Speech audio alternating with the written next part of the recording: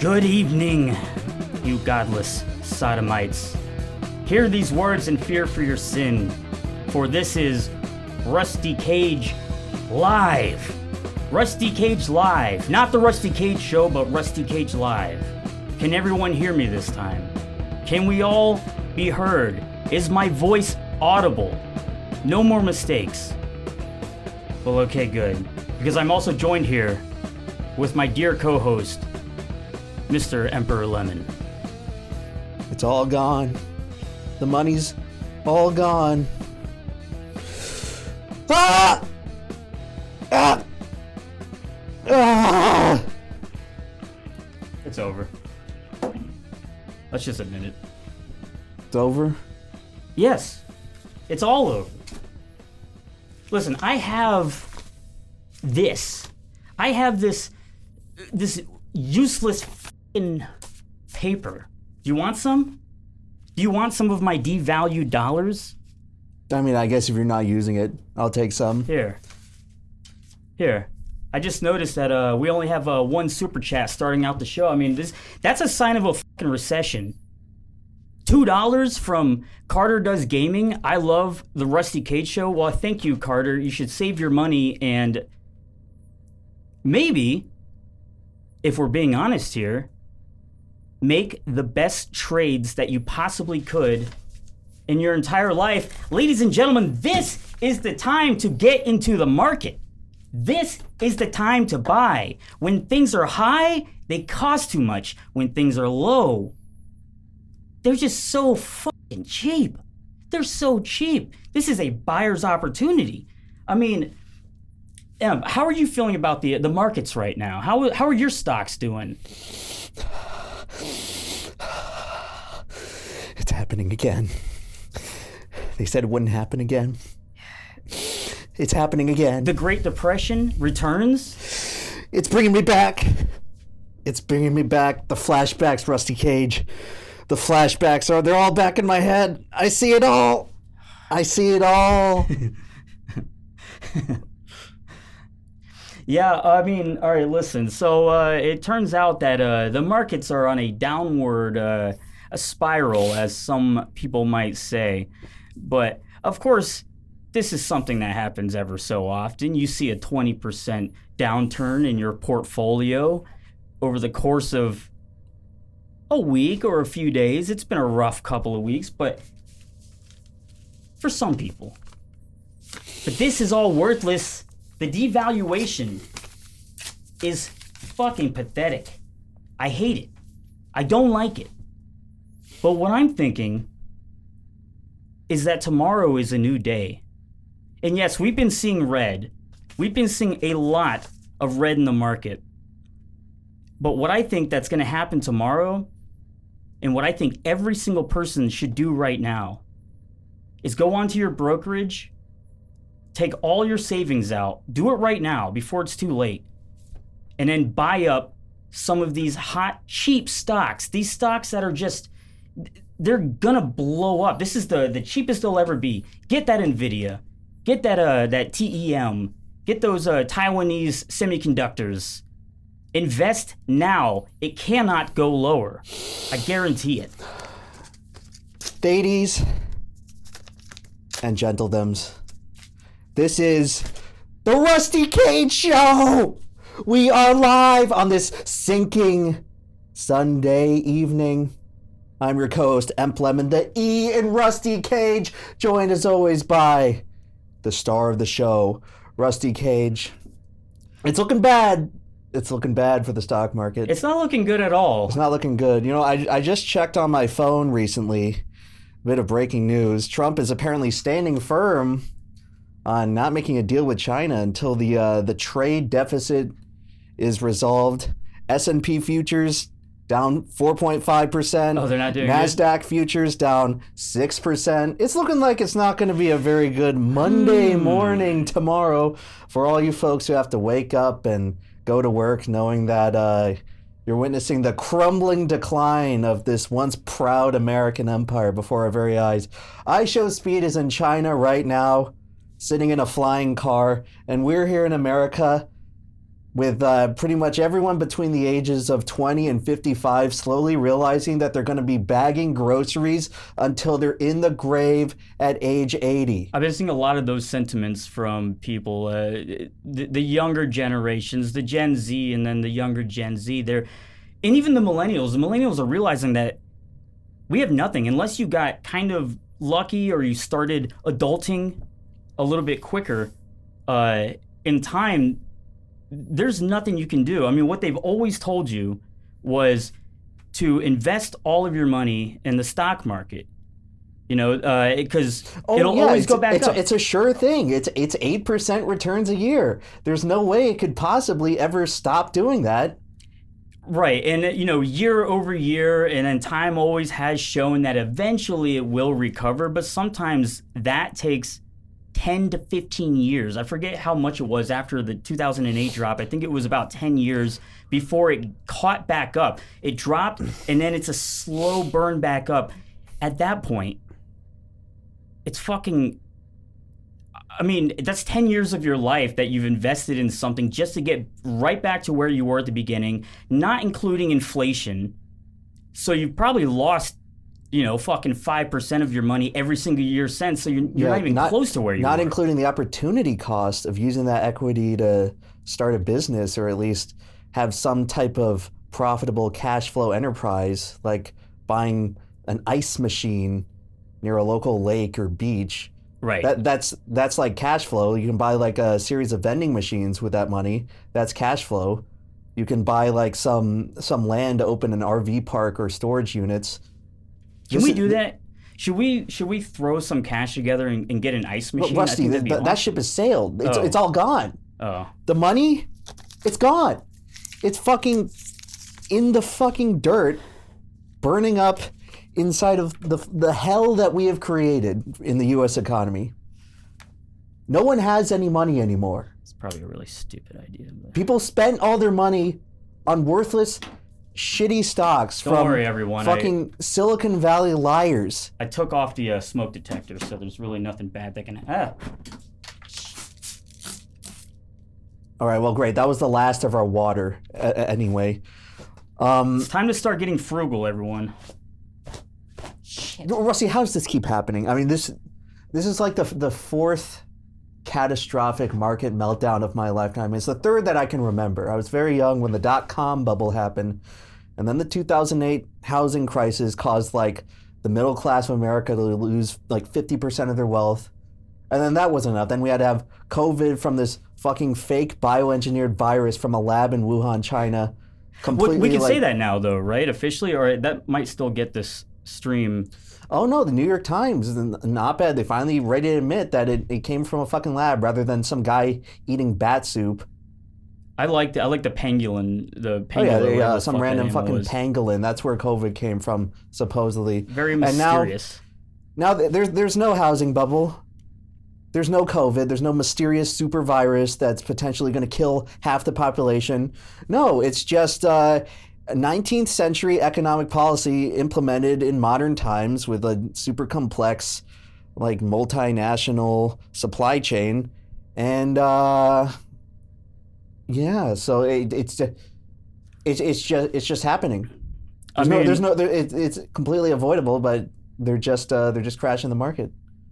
Yeah, you were talking about iShow Speed earlier, and one of the things that I was surprised by was the response to iShow Speed going to all these various places in China and showing their industrious nature, where their technology's at, how colorful their buildings are, and obviously the Great Wall of China and Kung Fu or whatever else they prop themselves up on.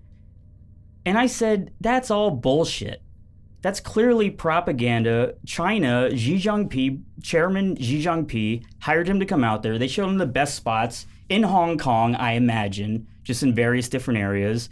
And then he goes, whoa, oh, look, they're so accepting of black people here in China.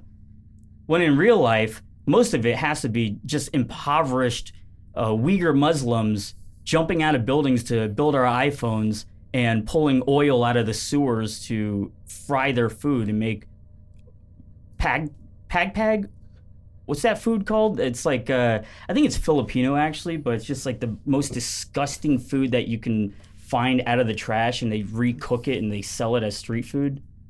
Well, everyone's been saying that all the supposed China progress is just this big psyop trying to destabilize the U.S. But you know what? I'm starting to believe it. I'm starting to believe I Show Speed, because my parents, coincidentally, they spent a month in China like a few weeks ago, and from what they're telling me, what they're seeing with their own eyes and just directly relaying back to me, we have fallen behind in the U.S. It's like starting to get not even close as to the level of technological progress and day-to-day standard of living in China versus that of the average American citizen. They had autonomous robots delivering food and meals to them in their hotel. Yeah, well, okay. Well, fucking, that's probably remote control, I would imagine. No, they put like a little person inside. No, I mean, that would be even funnier if they actually just had a box that look. This is still better than what Elon Musk was doing whenever he had his little Tesla robots and it was all remote controlled and people speaking through speakers. What a fucking shill asshole. I'm glad this is finally all coming down. You know what? I'm speaking too ill of America right now. How about this? Let's see how this works. Do you think that China is superior in economy and technology to America? Yes. Okay, how about now? How about now? Yeah. I mean, it's hard. It's just one. That's $200. It's not easy money.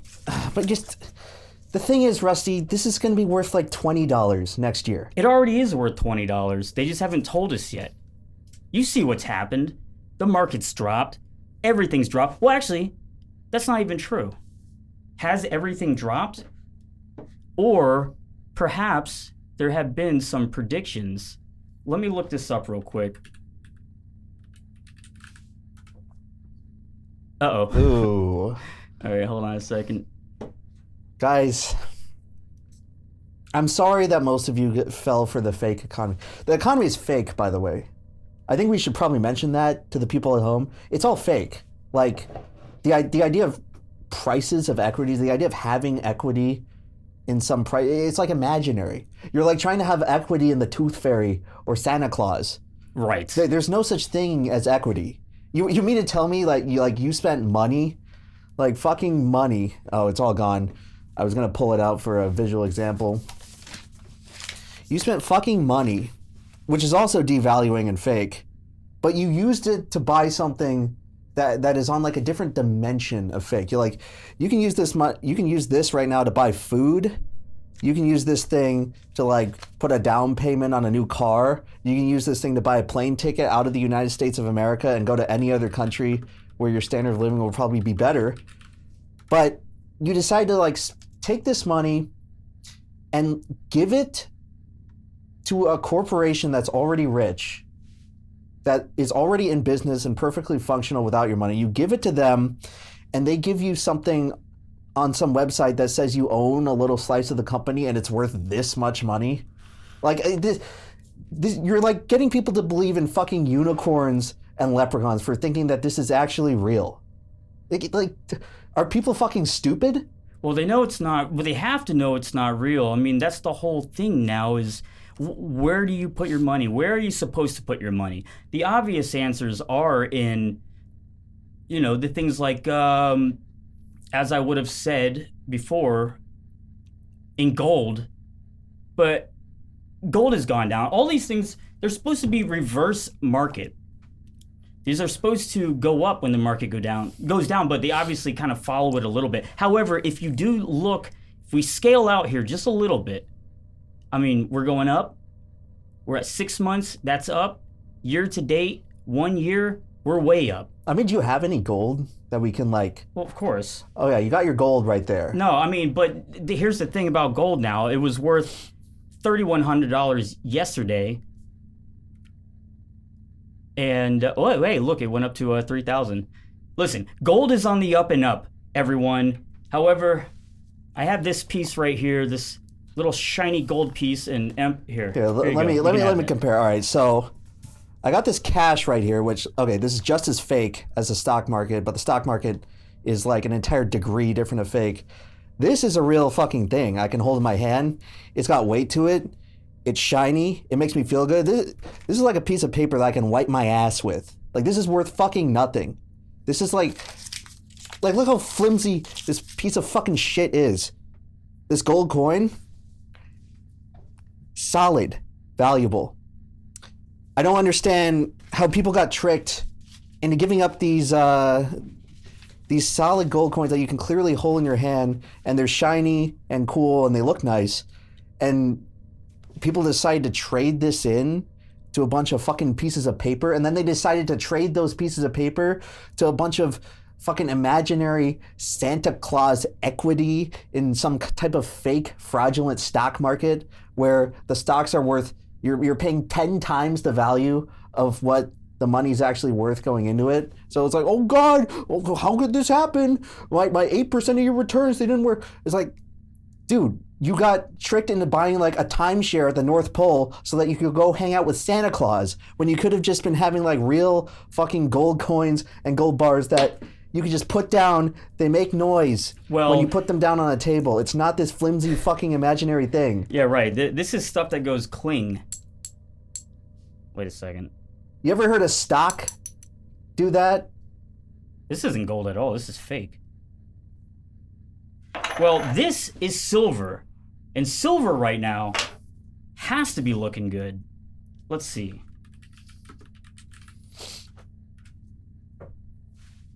Oh. The chart is down, but it says it's up. Is it green? I think, Well, silver's always kind of been a little bit, it's like the gayest of the precious metals. You know what? Mr. Emperor Lemon, I'm going to gift you this silver coin. This is a buffalo, by the way. This has the face of a Native American on it. Oh, it's worth. That's a good omen. We all know what happened to the Native Americans, right? Yeah, they stole all their silver. Well, you know, someone did mention that. Here's the thing: everyone's known for a long time that the value of the dollar is constantly dropping. That it's an impossible task to keep it as the world's reserve currency. The stock market is held up by lies and false profits, and it's all just money and manipulation to make things look like it's going good and going up, which it is, but it has to drop first. And so again, I'm urging everyone, take out your savings, put it all in the stock market on Monday morning. This is financial advice. Can you actually get sued for that? I think you can. This is not financial advice, but buy cheap, sell high. It's only going to go up. Mark my words now. This is a money suckle reunion, and we have to make sure that we give people the honest stock picks. And you know what? Another good stock pick. If you're trying, sorry, not a stock. If you're trying to get in some sort of asset class that isn't fake and made up and is certainly backed by actual value, then I suggest that you go in and do a 50-50 split. Half of your savings put into the stock market. The other half, if you're not going to put it in gold, do the next best thing, and that, of course, is... Rusty, wasn't it just like at 100,000? Now it's below 80,000? When did that happen? I don't know. It looks like the last few days. It's taking a bit of a beating. It was just $106. Oh, it's about to be $106.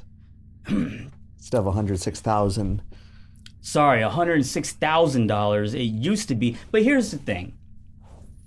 It's still green here. That's a 1-year thing. And when they say, when in doubt, zoom out. There we go. That's what I like to see. Volatility. I like to see something that goes up to the 60s, down, splits in half, goes back up. And the good thing about trading Bitcoin is that it costs a lot of money to transfer, buy, and sell. And and then the various crypto exchanges can just lock your account. They can lock your account. Prevent you from even extracting your... But no, like, guys, this is we invest, we pay money and like gold and precious metals into real things, like real companies like Tesla's, where currently the stock price of Tesla was valuing each unit sold as like $110 million. How about we just have something that's not even a company? It's just a vague thing that produces nothing. It's just valuable because we say it is, you know? Well, I will say this. I will go back on my gold, my love of precious metals. It's the most mocked thing, but it's what all banks hold on to. And as long as I have that, that's the only thing that's gone up over the past year. Supposedly. Well, not the only thing. Supposedly there's no gold left in Fort Knox. Someone took it. What the fuck happened with that? Weren't they supposed to go to Fort Knox recently? Oh yeah, weren't they supposed to reveal the MLK files and the JFK files and the Epstein files? Yeah, well, there's a reason why we didn't, and it probably has something to do with national security. I can't imagine what that is. Ladies and gentlemen, it has been over a month since the last time that we streamed. And I know a lot of you are saying, hallelujah, this channel sucks. This is the new terrible content that you have been trying to avoid for so long, and now you're stuck here watching it. I imagine there's a lot of people viewing this stream right now who are saying to themselves, what the fuck is this? This is the best they have? This is their new channel? This is the new content coming out of, our two favorited creators? But unfortunately it is. This is the live stream. I mean, we released a video earlier on this channel, the Rusty Cage Show. It actually appears to be doing pretty well, surprisingly. It's number 1 out of 5. Well, Rusty, as they say, the news sells in this country specifically. In China, America, gold, what? I don't know. Breaking news. The breaking We have news. breaking news. Stocks are tanking. Breaking news. Trump not backing down from the tariffs. I don't actually know if the tariffs are a good or bad idea, and I realize that I just don't have time to focus that much on it. I mean, I really should. To be like fucking Berkshire Hathaway, to know when to fold them and when to sold them. When to take money out. Didn't you say the tariffs are affecting you because you can't like ship stuff to Canada anymore? That was a strike. I think that was like some sort of postal worker strike that was happening in Canada. But for about 3 months, I couldn't ship anything to Canada. But it is coming back. I mean, there's other issues that are happening, like shit like VAT. It's so fucking stupid. If you want to ship something to a European Union, I think it's just European Union, or it might just be UK. They charge you a VAT fee, a VAT tax. It's like, it's the Queen's tax. So like you as the vendor have to pay. But isn't that what we do with sales tax anyway? Where like part of the sales tax comes out of your end as the merchant? This never happened for years before. Whenever I would ship something to Wales or whatever, I would just pay the cost of shipping, which back in the day used to be about fucking $9, and now it's about $27. Not a good indicator. Now they're saying, oh, but first you must fill out your customs and your tariff forms and tell us exactly what is in your package. I'm selling a book on how to build a fucking guillotine. What do I type in? I have it set as comic book. Yeah, well, you think the French would already have that figured out by now. Yeah, well, the French got fucking taken over and manipulated. They're insane now. And fuck you, I'm not paying the Queen's tax. She's dead. Oh yeah, the Queen. I don't even know who's in charge right now. We have to give the Queen a little bit more money, just because the Crown is not earning enough money right now. We need a few more extra plantations and colonies in the New World, just for them to send us more of their duties and more pounds and pence for us in our sophisticated country. Their pence and their shekels. No, not shekels. I don't know. UK is not even part of the EU anymore. Oh yeah, yeah. All right, sorry, whatever. Yeah, UK. No, listen, if you live in the EU, you're still British. Let's face it.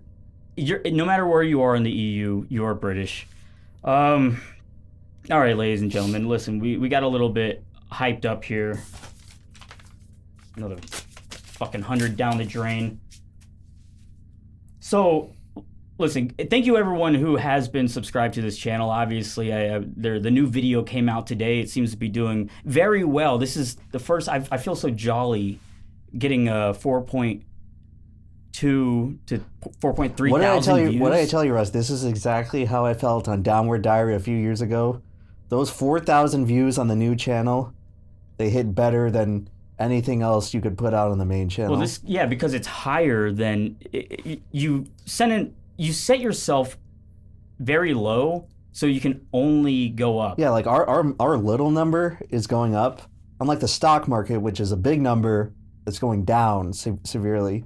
See like the difference in how it feels watching the arrow go down versus a little tiny arrow going up. I'm not gonna lie, man. My stupid accountant, I'm sure he's a great guy. His whole boomer mentality is always the same. Oh, I mean, you're young. Just invest in the stock market. It's always going to go up. They all say that. It always does go up until it doesn't. And then he's like, well, you're young. How long does he think I'm going to live? Because I'm not really too sure. In fact, I was thinking earlier today, whenever I saw, not today, but on Friday, I should start drinking again. And jump out of my window like a good stock losing investor does, except I'm on the fucking first floor, so I'm just going to jump in a bush and hurt myself. Yeah, this is Florida. There's no skyscrapers. But if you were in New York, you just recreate the intro for Mad Men, which is probably what's going to happen tomorrow as soon as the market opens on Wall Street. So if you're in New York and you want to get like a nice Rolex, comb the streets around Wall Street tomorrow. You'd probably be able to loot the bodies of a bunch of investors that are going to be pancaking on the sidewalk tomorrow. Yeah, I know. I broke my sobriety just for this stream and to kind of mitigate the stress of what we're about to see. Now, I know probably most of the people who came to watch this live stream are here to watch us talk about stocks and losing everything and our as we know, Moneysuckle was one of the most popular projects we ever put out. So of course people are here to listen to that. 8% a year returns, Rusty. It's that easy. Just dump your money in an ETF and you get 8% of returns a year forever. There's just infinite value in the world, and the values of stocks are just going to go up forever. Never you mind the fact that every empire in history has collapsed without a single exception. And we happen to be about 25 years overdue for the standard collapse. At least that's what Ray Dalio says. And of course, he's selling a book and a course. So who knows how trustworthy he is. He's a cult leader who seems to love China. But who isn't? I show speed? 8% a year, Rusty. It's that easy. You think it's so easy that everyone else in all of history would have figured it out. But for some reason, they had a hard time. But we're different. We've got that American can-do attitude, and we're just gonna make fucking money on invisible things that you can never see or interact with, and you just take it at other people's word that it's valuable, and then it's suddenly not valuable. Let's do a little poll, and this should be anonymous. What is it right here? Yeah. Let's do a poll to see, because I actually am curious. I'm curious to see where everyone stands in the sense of how comfortable they feel financially. I see a lot of younger people, millennials down. I don't really know what the age group of the people watching this live stream right now is, but I would imagine somewhere between like 20 and 30-ish. And so that's kind of two different generations. I want to know how secure you feel in this market. Not in this market, just not even like recently, not this administration, not even in the past 4 years, but just in the past 10 years. Do you feel like you have a chance of doing well, a chance of retiring, a chance of getting into a job that can actually pay you well enough to... So we got some 40-year-olds help sell out the country. Well, they're fucked. Yeah, drinking out of a fucking water hose. The last generation. Time's running out. What are these questions here? What should I ask? Let's see. Let's see. Ask like, what's how much you have in your bank account? Sure. Yeah, how much you have in savings? Pure liquid savings, not stuff invested in the market or tied up in home equity or car equity. Just like pure cash in your savings account in the bank right now or under your mattress. Let's go. So should we do like less than 100, less than 1,000, less than 10,000, or just more than? I think they only let you do like 4 options. Oh, why do I have to say yes or no? No, you can just type I think you can just like click on them and type in a new query. So what? No, like click on yes. Oh yeah, you're right. It's a text box. Well, all right. This is gonna be a little awkward looking, but let's see.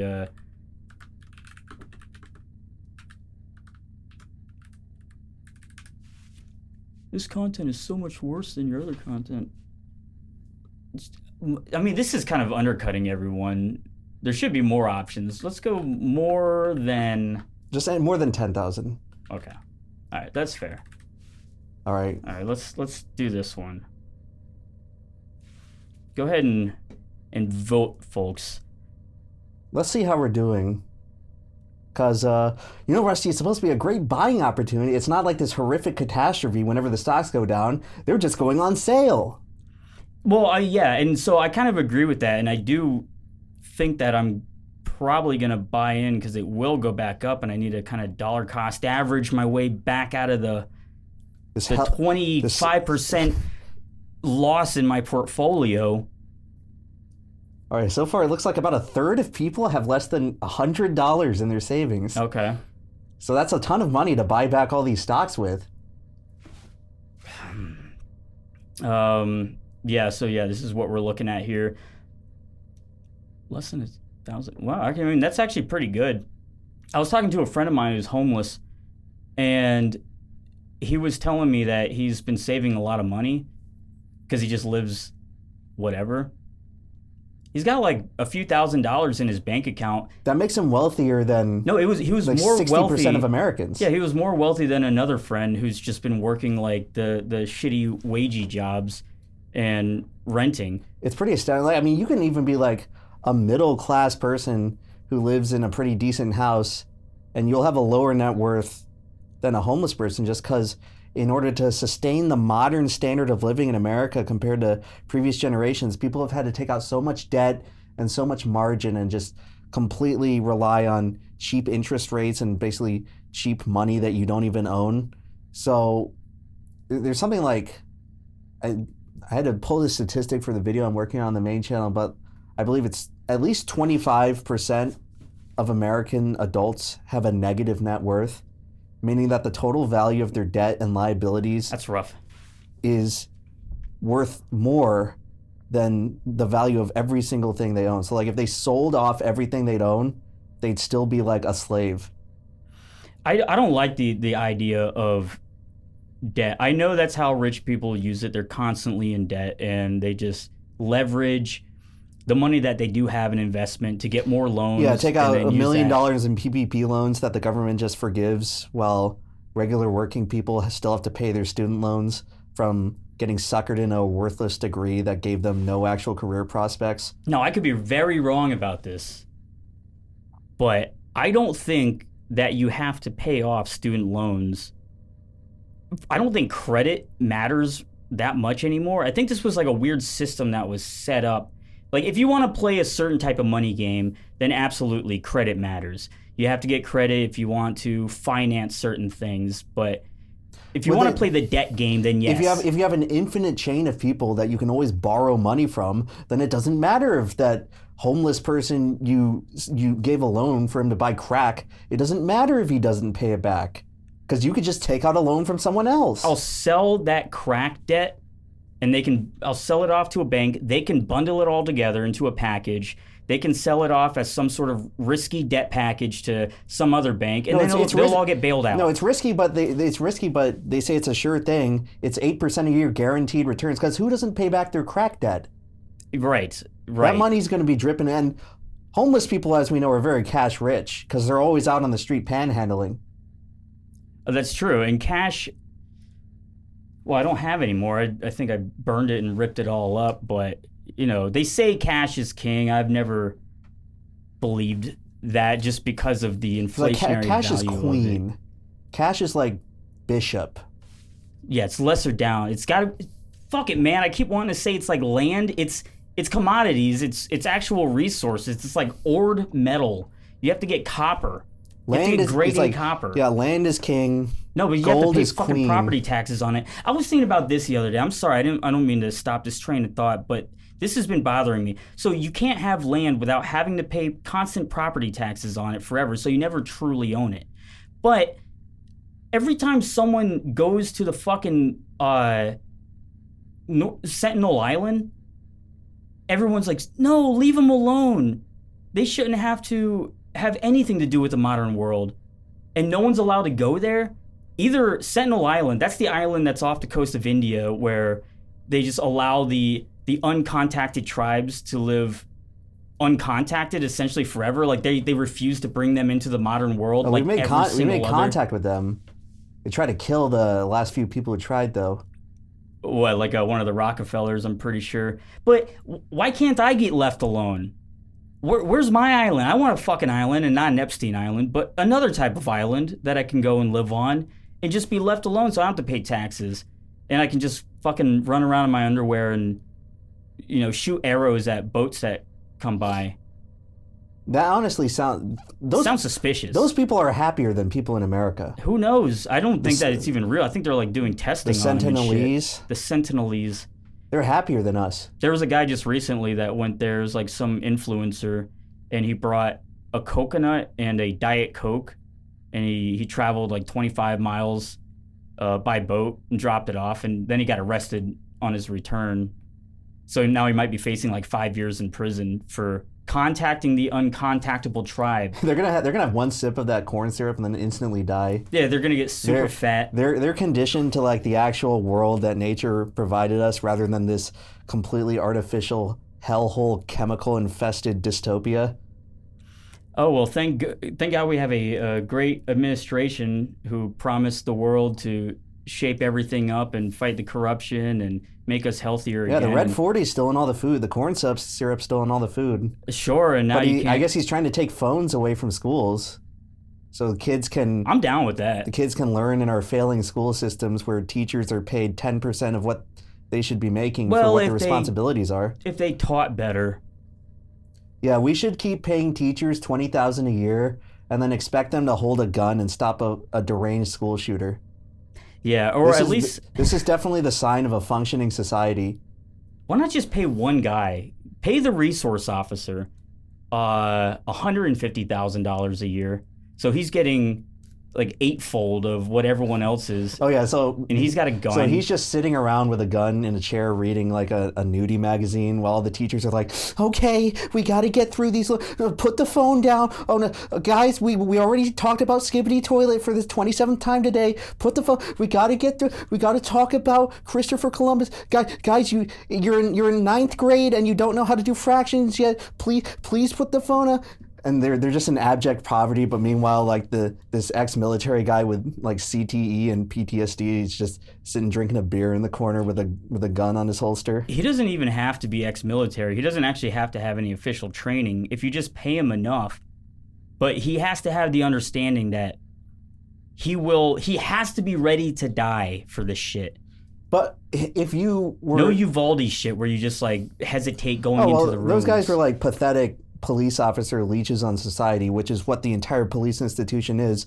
We're talking about like private mercenary security, but that raises the question, why would you sit around protecting a bunch of snot-nosed brats that are probably just gonna say that you have no riz and make fun of you for not knowing what Skibbity Toilet is, when you could just like protect Elon Musk as part of his entourage and probably make like $1 million a day. Now that people want to try to reenact what Luigi Mangione did, all the billionaires are suddenly super interested in private security. So you would make a lot more as that. So again, you'd be underpaid, even making $100,000 protecting like 4,000 kids in an elementary school. Yeah, versus one billionaire who's probably should have died 5 years ago, but he stole the blood of like some 20-year-old like super athlete that he killed. Or some fucking child. Yes. They got like child blood flowing that through shit their works, veins. right? Supposedly. Yeah, transferring younger blood. Just gotta make sure not get AIDS. That's true. So you have to figure out which But I mean, children like have been around if you're rich Bill like Magic Gates. Johnson, you don't even die of AIDS anyway. So it's like no consequence basically. I remember I was on a stream with this guy Joe on a boat. He was kind of like a meme character he was getting popular at one point, but Magic Johnson came up and I brought up how I had heard that he had to pretend like he had AIDS in order to mitigate probably something bad that he had done. This was like his humiliation ritual. Was he had to go out there and say, I have AIDS and I market these drugs. Or else they would say, well, we'll just tell them about, those people you killed or those children that you R-worded. It's always the people from LA. Yeah, and then the guy was like, some weird stuff going on. The host was like, oh, I know Magic Johnson. I sell pants to him. Because he used to work at like a J.C. Penney's or something. I was like, oh shit, okay, I'm sorry about that. Magic Johnson shops at a J.C. Penney with his millions of dollars. Or Macy's, I forget what the fuck it was. Well, okay, let's see. How much do you have in savings? Let's end the poll now. Yeah. All right, the poll results. So 29% of people have less than $100 in their savings accounts. That is extremely concerning. Do you know how little $100 is worth nowadays? And they have less than, they could have like, that's between 0 and 100. Yeah, it's like 3 DoorDash meals. They could have 100 cents. If one minor thing breaks down in your car, that's like $250. Right. If you have like one minor visit to the hospital without insurance, it's like $200. See, now this would be good to do in an age group, but obviously this would get so complicated. Because I would like to see the different variations between, people between 18 and 22, 22 and 25, 25 and 28, going forward to see where everyone kind of sits on this aspect. Yeah, so an additional 16% have less than 1,000, so that gives you a little bit more leeway, but you're still like not in a position where you can take off like more than one pay cycle of work, or else you're just homeless, realistically. So if you get in like some accident and you have less than $1,000 in your savings, you're just on the fucking streets or in the shelters. Oh yeah, that was the point. I don't know if you actually have to pay back any of these debts. Do you have to pay off medical debt? Or else what? If you have nothing, what are they going to take from you? I mean, I know there still is technically debtor's prison and debtor's jail, but to what degree? I think most debt you can settle through bankruptcy or filing through bankruptcy. There's certain debt like court-imposed fines, kind of like what Carl Jobs is about to have to pay Billy Mitchell, where you can declare for bankruptcy and that shit stays with you. That'll be with you forever, and I think it can even be inherited by your children after you die. Still? Yes. Dude, fuck that shit. There is no way if I have kids that they're going to get any fucking debt of mine. They're not going to be legally... I think that's a procedure that happens in some cases of outstanding debt, or at least they'll try. Or it might be like this legal gray area where they'll still send the collectors after you, hoping you pay, even though they might not have legal standing. But people have more expertise in like estate law and that type of stuff, can probably feel free to correct me. But I think there are certain types of debts that you're like, if you die, your children will be required to pay it on your behalf. Let's do this. And I know there's a lot of super chats, and I'm going to read these right after this, but I'm giving everyone a break just for the sake of conversation. I know it's not fair to charge everyone to... That's my laptop. That's just the computer in the background. I want to know, what's everyone's opinion on not paying off debt, not paying off medical debt, not paying off school, whatever, educational debt. Like student loans. Yeah, student loans. And have you seen any repercussions? Have you had anything seized? Is it like the old days where they would come into your house and they'd steal your couch? Even stuff like business loans. Anyone who's fucked around with like opening a restaurant and you had to like bail out and you... That's a little different though. Like a business loan is something that's like... But like medical debt? Fuck, you don't have to pay that because they're overcharging you anyways. It's ridiculous. Well, the whole medical system is fucked up, but I assume it works like any other debt where they just hire a collector to come after you, but I think what usually happens is that when debt becomes delinquent enough, they sell it off to like a different buyer who will try to harass you to get you to pay them instead. And usually the can gets kicked down the line where it's some guy overseas in Russia where they're going to really have no means of actually affecting your life. But when they'll get your phone number, they'll get your address, and they'll harass you. Yeah, they'll harass you and threaten you to like pay up. But if your debt holder's in a different country, I really think there's nothing you legally have to do. I was telling you, I used to work this job where, let me save this idea. Let's read through this real quick before I change too much. So medical debt is not required to pay off, but does rock your credit score. So then that goes back to a credit score. How many times has anyone even used their credit score recently to buy something, like buy a house? Back in my before life, I was able to purchase a home without any debt. Without any credit, because I didn't have a credit card. You had no credit cards or lines of credit. And my credit rate is like fucking 2 points lower than what it is now. So you had to settle for what back then was bad. Was a higher interest rate. Yeah. But even compared to interest rates now, it's still low. So I don't know, there's a lot of fear and intimidation to first of all put you into debt, and the second of all keep you paying that debt. Even though in a lot of the cases you can pretty much just declare for bankruptcy and not have to pay it. Yeah, or do anything. I mean, I have so many friends that just don't do shit. Like child support debt can land you in jail. That's true. All right, do you want to read some super chats here? No, let me, because I did ask him this question. So okay, yeah. We'll look at we'll see what the chat weighs in on this, and then we'll get to the super chats, and then maybe we could talk about this Carl Jobst drama. Yes, because it seems like a few people are interested in hearing our opinions on that. All right, I just let my medical debt vanish with the passing of time. All right. Bankruptcy is 10 years and not inherited. So that's good. Older, probably, blah, blah, blah.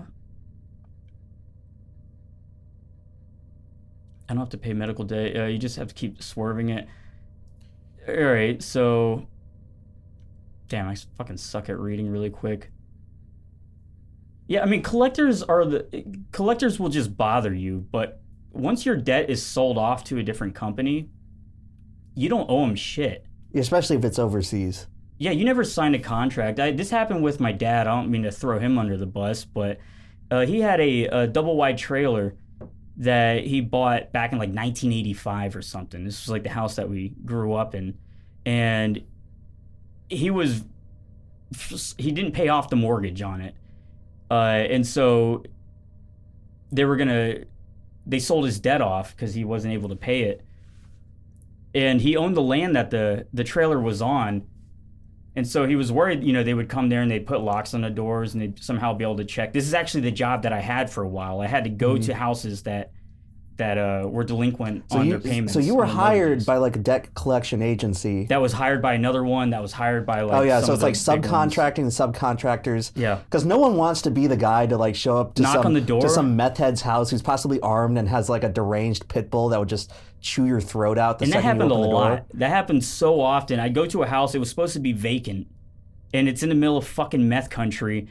Any house that's supposed to be vacant in an extremely ghetto, derelict area is not vacant. No, and so you go up there, you go down this long driveway in these rural areas, and then you pull up to this house, and there's a whole family of people just all sitting out there on the porch, like staring at you. And so I would just back up, pull out of the driveway, and I kept a no trespassing sign behind my seat, and I would put that up in front of the driveway and take a picture of it, because if they had a sign that said no trespassing, then you legally had to abide by that, and you couldn't trespass. And so that was my way of getting out of sticky situations. A lot of these vacant houses, I've been to some that were grow houses, so they had like weed and shit growing inside. I'm like, I gotta get the fuck out of here. That's the shit. That's the shit where they will kill you and they won't feel bad about it. Dude, just here in town, I remember this fucking place was ghetto at the point, and you're supposed to drive by and you're supposed to take a picture of one side of the house,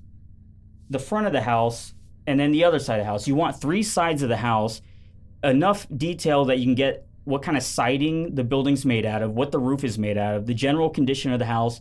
It has to have the number of the house in it, and for a few other things like that. But I'd drive by, and this place, they were clearly selling drugs out of it. Like, cars would pull up, and they'd honk their horn, and then a guy would walk out, and they'd hand him something. And so I'm a fucking 110-pound, like, scared, skinny little white boy driving up in the ghetto with my camera, and I'm just sir, like... you guys are unlawfully present in this property? Taking pictures... I've had some other people that worked with us. They got like guns pulled on them and shit. It was a really fun job, but not very safe. Yeah, that's one we could just like get killed any day on the job, and it wouldn't really even be all that surprising. I stopped paying my $10,000 credit card debt. Now they're charging to settle for $1,000. That is right. Money is not real. Well, that's because sometimes when the debt gets sold, they buy it for like pennies on the dollar. That's what I was going to say. Even if they can recoup 10% of it when they only paid 5% of the total outstanding debt to acquire it, that's still profitable for the company. So my dad was he's like OCD like this with finances somehow, even though he was in debt. But he owned the land that this shed was on, and he's writing them certified letters to these debt collectors who bought his debt from the bank, and they're, calling him every day. And he's a fucking boomer, so he still thinks that they're gonna, I don't know, walk into your house and then start taking your old ass TV that's worth nothing. Boomers are super law paranoid, but like as long as you don't piss off a rich person, then you're probably going to be safe in terms of the law. Yeah, who the fuck are these people? You didn't sign a contract with them. And I was telling him, I was like, Dad, just close the fucking gate and put a no trespassing sign on. No one can come down into the property and do anything. You can keep living in your house. No one wants a 25-year-old double-wide trailer from 1985. They're worth nothing. And the price that it would cost for them to even take that off of the land would mean that they'd have to level trees, which they can't do because it's not their trees, it's not their property. They'd have to destroy your property to extract the home. They either have to just tow it away or demolish it and pay for like land reclamation and land clearing of debris, which is also thousands and thousands of dollars. And most of these debt collectors, they're not in the land acquisition business. No, they don't have the authority to do that. They're just in the intimidation and threats business. And again, now you said they're all in India. Cough it up, folks. Right, just to harass you. Well, in India, they also have real-life indentured servants. Like I saw something the other day where, those like Kit Boga scammer revenge videos where they were like, sir, do not redeem, stuff like that, where like apparently when the people freak out after like the revenge hacker goes in and like pulls up their identity, apparently a bunch of them are like in danger of getting killed because I guess they went into some type of debt and then they just got picked up to these companies as indentured servants to pay off the debt by like scamming elderly or oblivious Americans. And if they get found out and their identity's exposed, the rumor is that a lot of the landowners will just go back and kill them because they're no longer of use, because they're already in debt and they're no longer able to pay it off or offer their services. Them? It just says a show of force to. Well, like you got to set the tone to get the other people working hard and paying their debt back. That's right.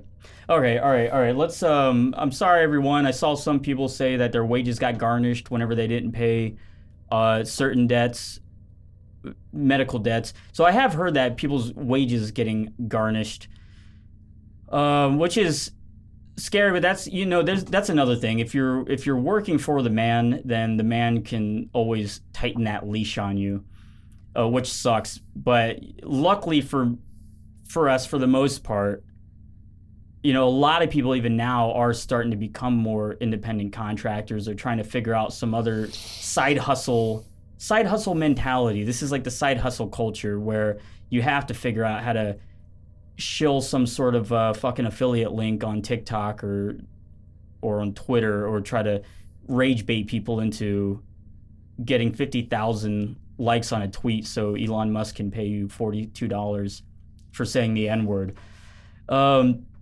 You want to read some of these super chats now? Yeah, absolutely. So Stumbo for $10, shades up, finger forward, right back at you. Thank you, Stumbo. It's actually a fist, Rusty. He's giving you a fist bump. No, that's a finger. Look. That's not a finger. It's a fist. Get closer to that TV. I guarantee you'll be wrong. I'm already sitting closer. I forgot. You're immobile because of your lav mic. Okay, maybe I was. It's hard to see on the display. There's not enough contrast on the YouTube emote. All right, I was wrong. It looks a lot like a fist, though. There's one above that. Let's just get that out of the way. Wait, I thought... Did I read that earlier? That was the first one. Oh, Carter Does Gaming with the $2 saying, I love the Rusty Cage show. Thank you, Carter. We love you, too. Pumpkin D Dreams. Have some more Monopoly money on me. Hashtag nuke the middle class. I think that in about 25 years, the middle class will cease to exist entirely. This is what my fucking accountant was saying. He's always saying... Oh, they've been saying all this for years and nothing ever happens. This motherfucker was talking about this. He's like, oh, since the 70s, they're saying how the markets are going to drop. Yeah, they took us off the gold standard in that time. We got Bitcoin, the internet. There's so much other fucking financial shit that happened during that period of time. To act like we're still living in the 1950s, it's insane. It's asinine. I'm not putting my money in a Roth IRA hoping that nothing is going to happen by the time I'm 65. Yeah. It seems like it's happening currently, or maybe that's just what everyone thinks because I'm young and stupid and I'll die broke, stupid broke. I'm pretty confident. Well, everyone will in 25 years will either be broke or wealthy. There's not going to be like this fake fabricated class of people where it's like, oh, we're not like that poor, even though you don't own any of the, you don't own anything. You don't own any of the means of production. So you're on the same side as the poor, but it's like a dirty word to call yourself poor. So people invented the middle class as like this semantic thing so that they say like, well, no, we're not part of them. We're not part of them. We're middle class, okay? The middle class was invented so that people could sell them diamonds and 2-story homes and 2 cars. They're like the consumer class, the ones who can just afford to buy shit that's marketed towards them. The money's going to be gone in 25 years. There's going to be no more savings, no more cash, no more credit. And you're just going to be left back in like Victorian England. There's only the asset owners and then the asset consumers. Rich and poor. I want to die free. I don't really know what that's going to mean, but I want to have some land and just enough money that's going to ride me out to pay off the taxes. And if it doesn't, I'm going out like the fucking Bundys or some of these people out west, standing my ground and just having an arsenal of and a bunch of other things that I probably shouldn't say on a live stream. Okay, so you should probably read this one. Buttered bread slice with $1.99 saying M. Lemon is my favorite homosexual. You're going to donate just $2 and then run your mouth like that? How dare you? It's money. I don't have to take this abuse. I fought for this country. I was in the Corps. And this is my repayment? This type of slander? Soldier. You better be careful slandering. The cases this past week are pretty good in favor of suing for slander and taking all your money. So we'll have to see about that, Mr. Buttered Bread Slice. Hater Headquarters with the $10 saying it's called Wu Wei, Mandate of Heaven. China won by working. We railroaded Nixon, who loved Deng Xiaoping, for fiat and boomers cashing in. We know what happened in 1971. We're all Keynesians now. What was the Keynesian thing? I know a little bit about like the People's Revolution, and we were actually talking about this before the show about how China just got smacked around for so long by the British during the Opium Wars. They entered the 100 years of humiliation. Japan was just literally raping their Nan king, and then they said, nah, you know what, fuck this shit. We're going to have to do a hard reset. We're going to start over, and we're going to come out strong. And a lot of people died, and a lot of unfortunate events occurred. But they seem to be doing very well now. Their infrastructure is building up Africa. They had a plan and they stuck to it, and they didn't get lost in this weird sense of materialism and self-worth that just infected the minds of people in America, where you have to like waste all your money and not use it to be industrious or actually pave a path or an estate or have the sense of stewardship for the next generation. No, just spend it all on 10 different Mercedes during your lifetime. That's the Mercedes money destroyer, Class C. And then you retire and just spend all the rest of your money on medical debt from your bloated, obese, plaque-filled body that's just you're desperately trying to spend $100,000 a year to prolong. It's a mess here, and I think that China the U.S. had a chance to stay ahead of China in a lot of ways, and we completely blew it, and now the rest of Rusty and I's life is going to be seeing the downfall. So yeah, I mean, we'll have to wait and see. Where are they at? They spent all their time, instead of putting all their trillions of dollars into setting up bases so that they can bomb Iran and do the bidding of other countries such as, this is real, but they started building infrastructure and mining out of areas where they can get good minerals and putting all that money back into their own economy. Yeah, they built bullet trains. So you can get... We had fucking trains. We had cross-continental trains, and then they took it down because they wanted more fucking We got rid of them all so that automobiles. you'd have to buy your Mercedes C-Class that destroys $80,000 of your equity in 5 years. But it doesn't matter because it makes you feel good, and it makes you think that you're better than other people around you. So who are the Keynesians?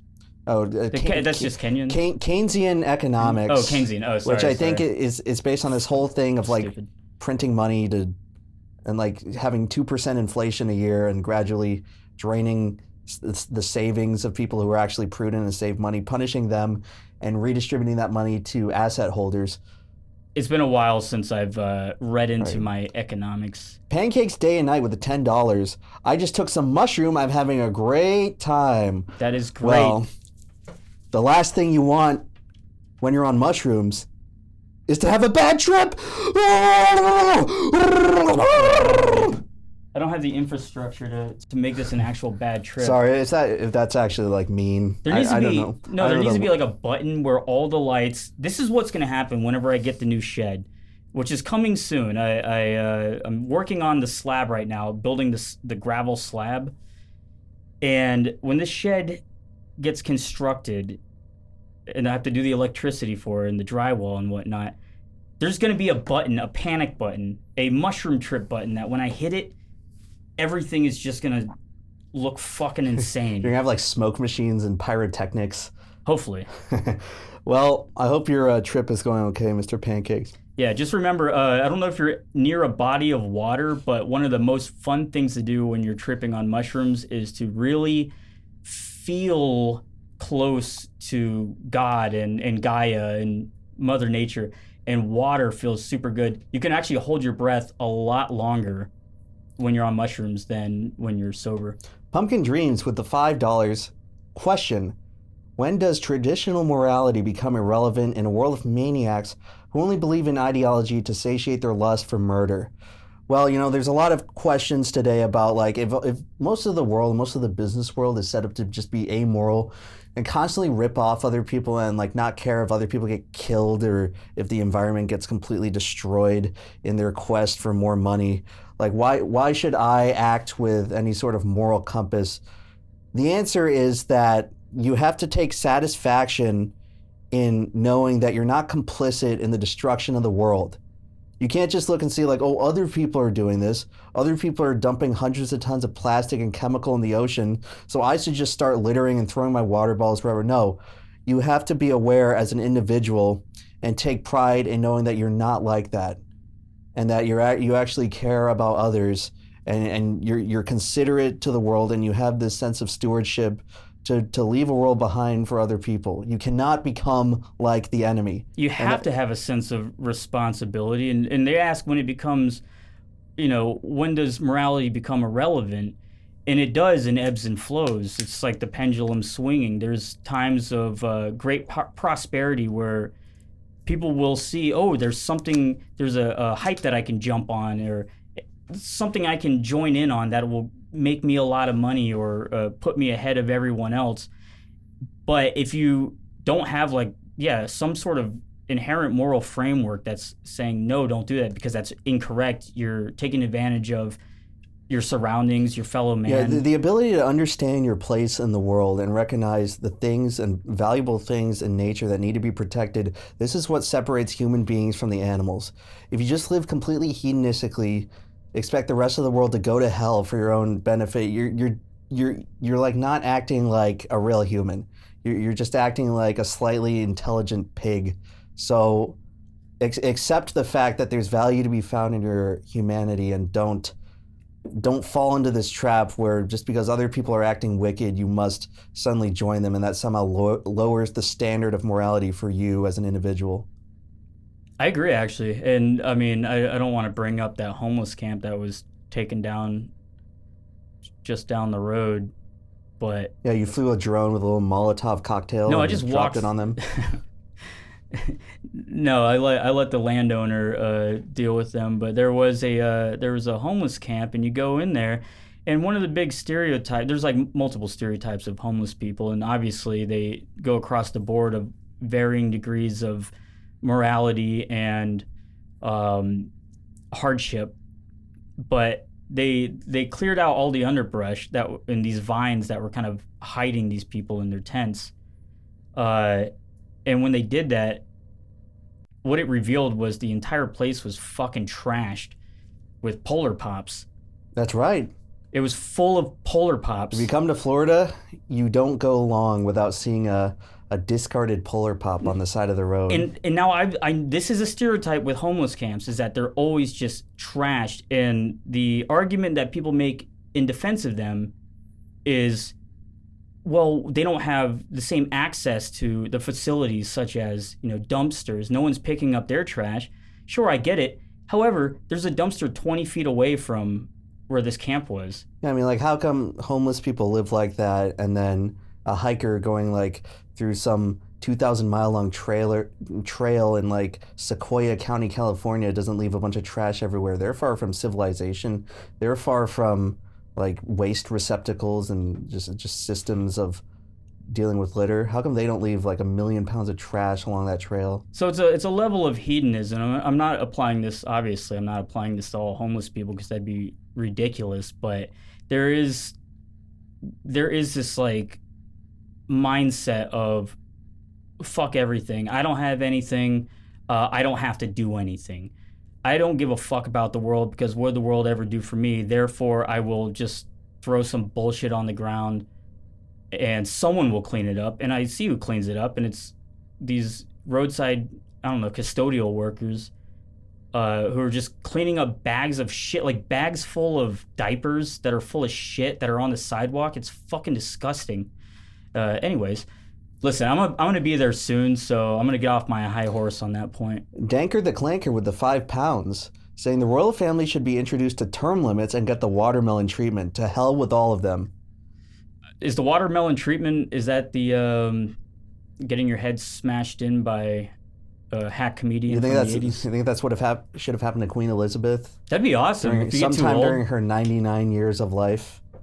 No, they love the Queen over there. It was a big deal when she died. Prince Harry, on the other hand, wait, who's the guy who was like extremely elderly and then almost became the king? Was that Philip or was that Charles? I think it was Philip. Who's right now? I have no idea. Is it Philip? Is it King Philip right now? It doesn't matter. These people have no institutional power anyway. Anyway, Paul with the $20 saying YouTube censored nonsense. Land is king, gold is queen, cash is nice, lead is necessary. Well, apparently, I guess the boomers have a lot of lead in their bloodstream, which is probably contributing to the state of America that we see today. It's probably talking about ammunition. Oh, lead bullets. Yes. I see. So I have more than $100 in my sock. Paul, that is a great place to keep that $100. Now worth probably around $17, I imagine. Oh, shit. Hold on. Paul is blowing up the super chats. I have to expand this a little bit. Danker the Clanker with the £5 saying, my girlfriend has to fly back to Poland to write off an inherited debt in a couple of weeks. It's a real headache. So, God, can you imagine how nauseating that is? Where you suddenly have to derail your entire life to fly to a completely different country because you randomly inherited some debt from some person you probably didn't even know. I mean, I don't know the circumstances of this specific anecdote, but well, it seems like sounds so ridiculous. We've been tricked into thinking that this is just some old school medieval times era shit, like having to pay off indentured servitude and slavery and all this, but this is just the wishful thinking of the world that Americans have been presented over the past century, as though everything is supposed to be a certain way. There is none of this bad stuff you have to think about. You don't have to worry about inherited debt, but it's going to come back, and it is coming back now. And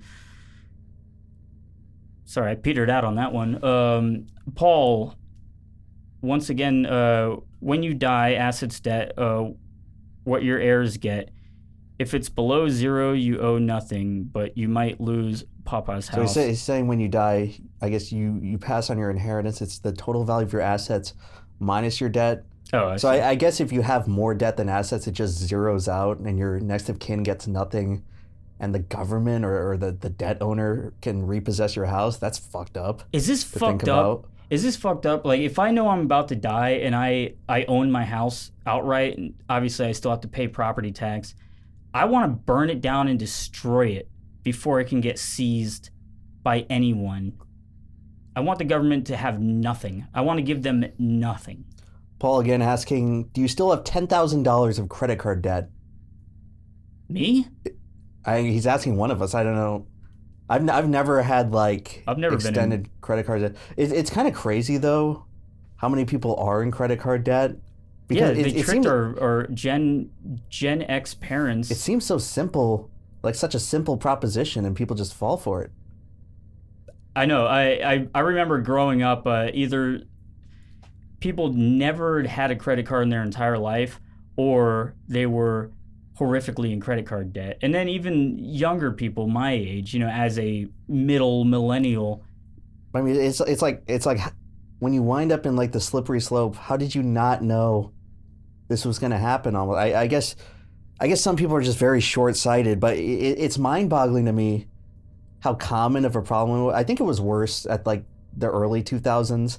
That was like the peak use of credit card. And then after the recession, a generation of people started to be a little bit more financially prudent.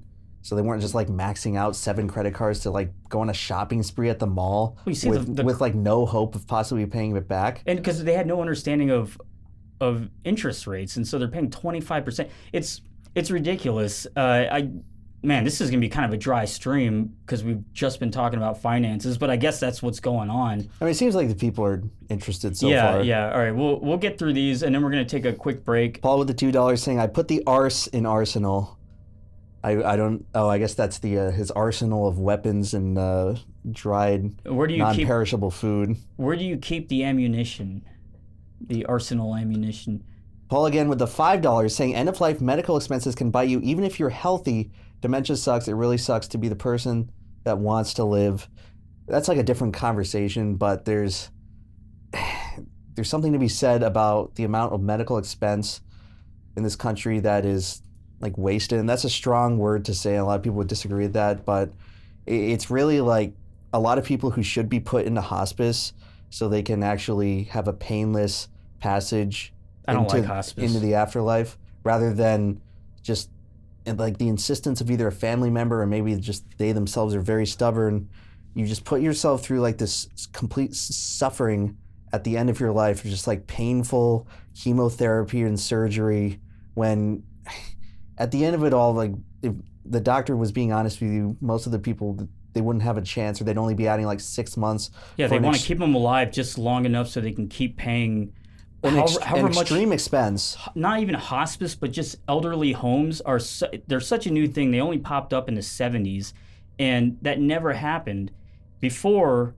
Back in the old days, and even still around the world in some more primitive people's tribes, whenever someone's so sick that they can't contribute, they get killed. A younger person will have to bring their grandfather or grandmother up to the mountain. She's demented.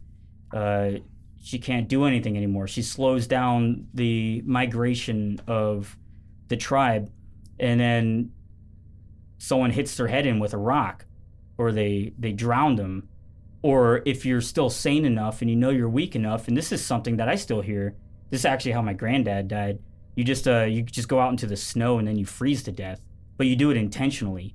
You say, I'm too old, this is going to cost too much money, I'm losing my mind, and the best thing that I can remember to do right now is to go to sleep and then remove my burden. These are very challenging ideas to think about in modern society, where a lot of what we do today runs contrary to sort of what human behavior adapted to be in living in a small group of people and not being a burden to those around you. But that's a tough conversation. Maybe something it is a tough we can elaborate on at a different time. Yeah. I just will add on to that. Like, I'm not saying that if you have an elderly, I think the family should always stay together, and it kind of is your responsibility to not just pass off your elders into hospice and let them spend all their inheritance to just live in some comfy chair in the fucking villages, getting overcharged by way too much.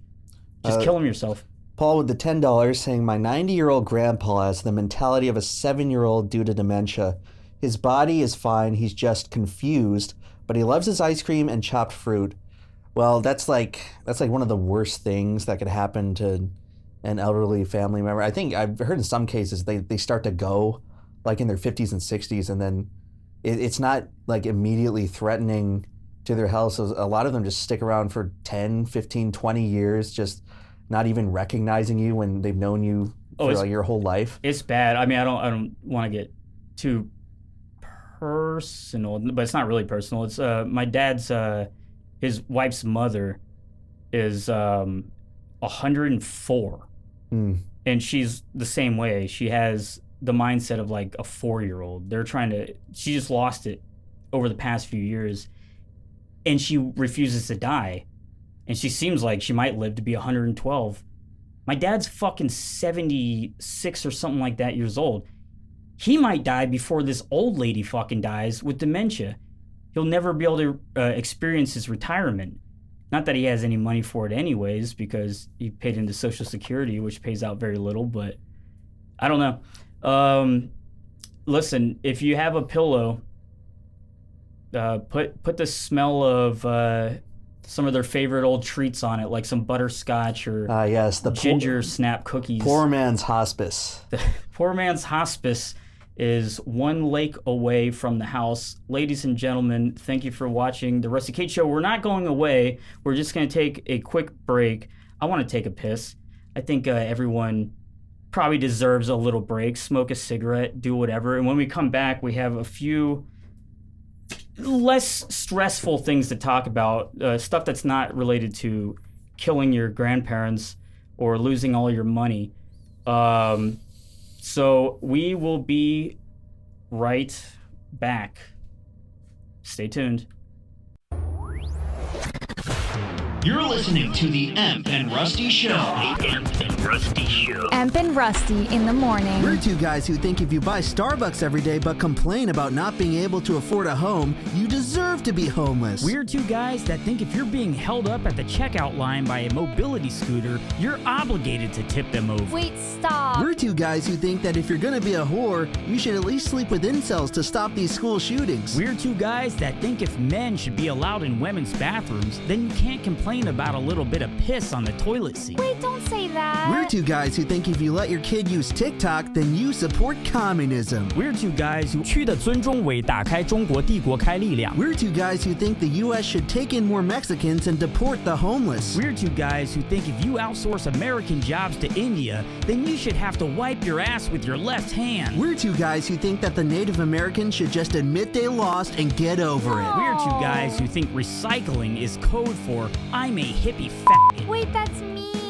We're two guys who think that celebrities dying of drug overdoses is really funny. We're two guys who think your student loan should be paid off by selling those avocado toasts you all love so much. We're two guys who think that Ted Kaczynski had a lot of good points about society. We're two guys who think if you ask for a tip at a coffee shop, it's time to get a real job in construction. We're two guys who think that fat people should be burned for fuel in the winter. No. We're two guys who think therapy is for crybabies who don't know how to fish. We're two guys guys who think that Sesame Street should go back to not being woke. We're two guys who think if you drive an electric car, you should have your genitals tortured with jumper cables. You don't mean that, do you? We're two guys who think that movie stars and politics don't mix. We're two guys who think if you text while driving, you should have a finger cut off. We're two guys who think it's okay to get diarrhea from Mexican food, but not Indian food. Real talk, real opinions. Zero fucks given. This is Emp and Rusty in the morning.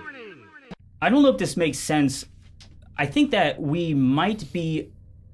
No, we should just make a decision right now. Are we going to move these live streams over to Rusty Cage Live instead of doing them on this main channel?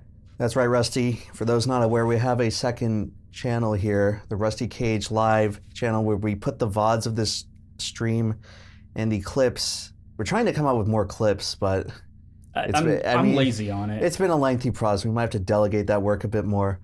But we've been thinking of moving this live show over to that channel. And maybe, I don't know if you wanted to gauge the audience opinion. No, I say fuck it. I say we do it, and I'll tell you why I think that's a good idea. I always underestimate people's ability to not be confused by what content appears where. I mean, obviously, this last video that was just posted on the Rusty Cage Show channel was talking about the fella who seemed to conflate these live streams as a comparison or a replacement for the old content, when in reality, it's like one part of the greater suite of content. Yeah, I'm just doing more. So, I mean...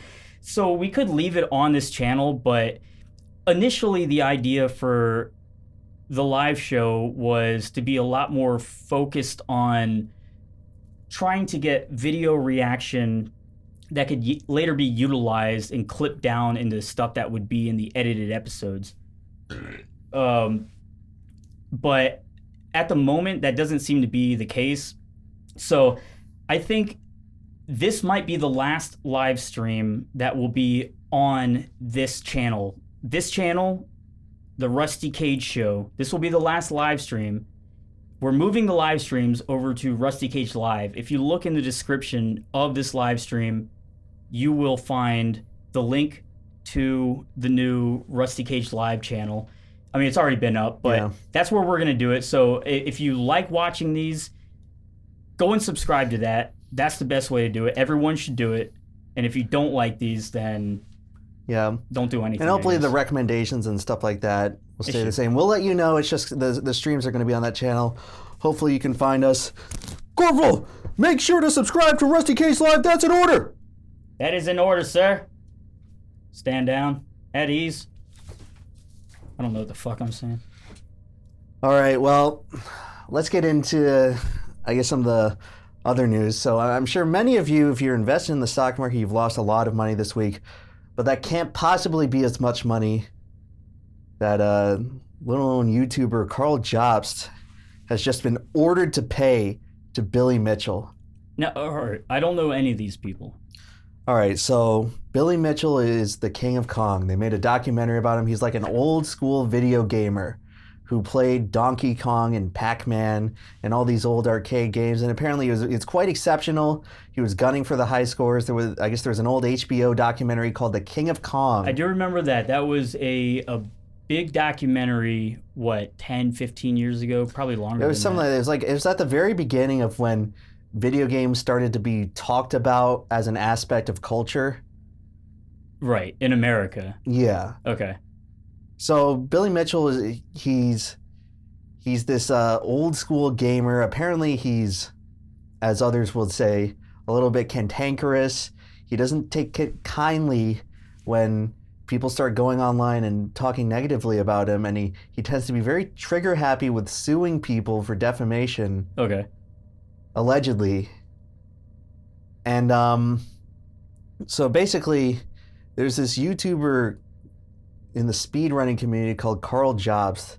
He made his whole career off of exposing cheaters and and like wrongdoing in speedrunning. Like people who would like splice together videos and cheat their score, or like use hacks in the game engine to cheat their score. He was sort of like this muckraker type guy who would try to expose the frauds of the speedrunning community. Now, I will say this, like, I don't play a lot of video games, but I love watching speedruns. But I don't like whenever people, I don't know what it's called, whenever they use these hacks or whatever, they modify the game to do the speedrun. They use whatever methods to like cheat their time. Right. Basically cut corners. Like I want to see the best gameplay. I want to see how much you can do this accurately. If the game is unmodified, I guess if you're doing some sort of hack that works within the game itself without any sort of modification, that is pretty tight. If you can beat Mario 64 by backwards jumping up the stairs into the final Bowser battle. Yeah. So basically this YouTuber, Carl Jobs, he got this pretty big following on YouTube. He was getting like millions of views on each of his videos, and he was very popular in, I guess, the general gaming community on YouTube. Mm-hmm. And then I guess a couple years ago, he decided to pick a fight with Billy Mitchell, because Billy Mitchell is like rather infamous in the gaming community because of his like constant antics of trying to sue people. So Carl basically wanted to become this self-imposed martyr and put himself in the crosshairs, like, okay, guys, we're going to take down Billy Mitchell and prove him as an idiot loser once and for all. And so basically he got involved with this lawsuit with Billy Mitchell and I guess his home province in Australia.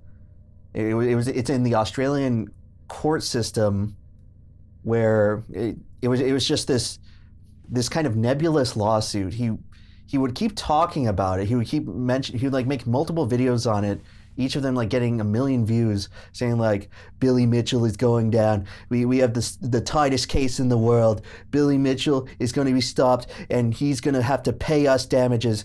So he basically had this court case and was constantly representing it like, we're winning. Billy Mitchell's going down. We're finally going to show him once and for all. And he started soliciting donations from his YouTube audience to pay for the legal fund, basically posturing the whole thing by saying like, we're gonna win, we're gonna bring Billy Mitchell to justice.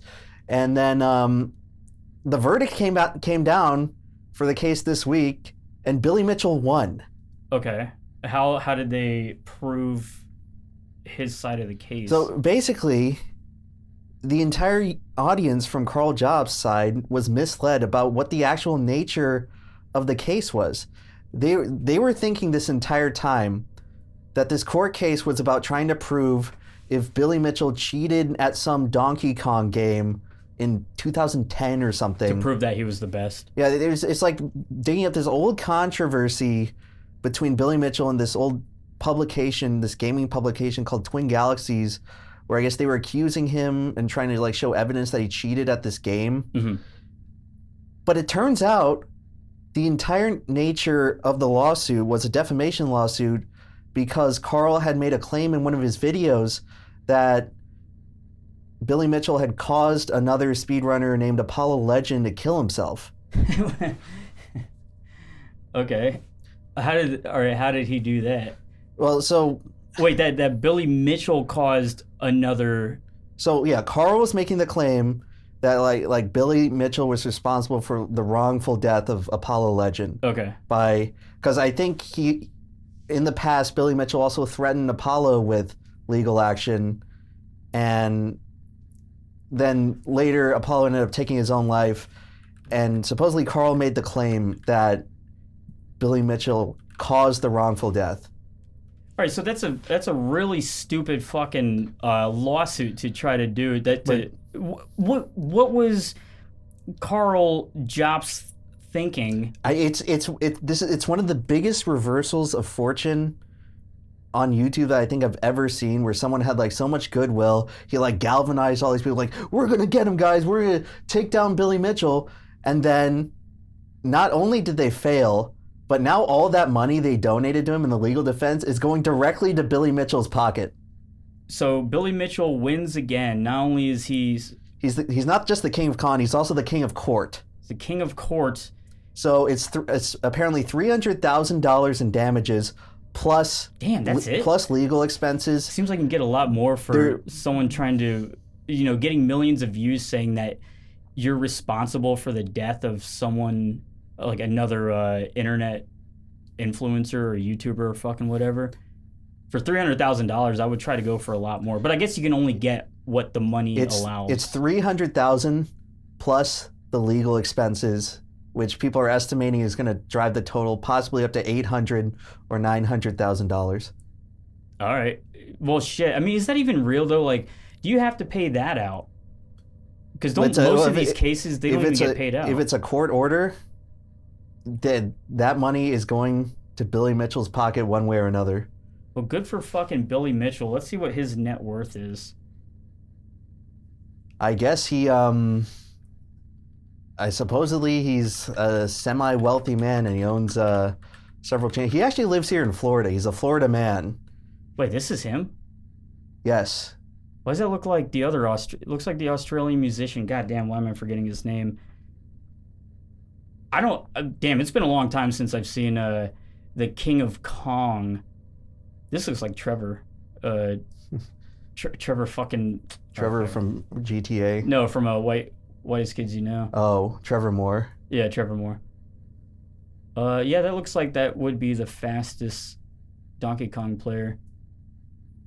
Dang, he's doing really good at branding to have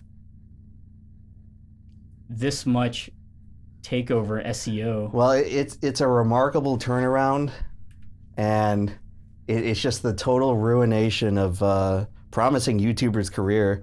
Kind of sad if you think about it, but it's one of those things where you fly too close to the sun, you become too big for your britches, and there were multiple points apparently where Billy Mitchell was just saying like, look, just issue a retraction, take this down, and we can just settle this.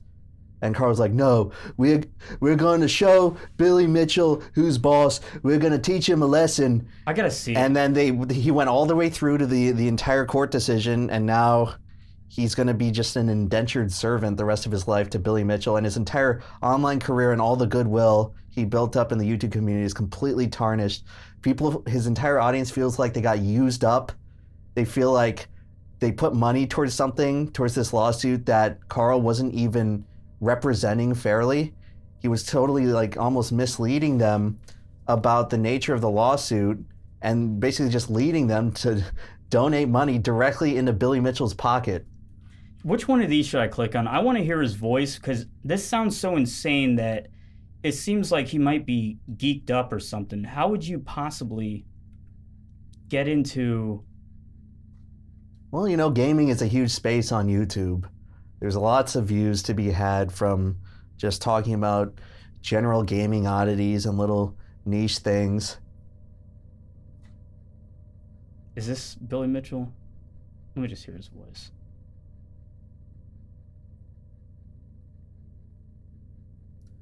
Okay, it's so rough watching the videos back.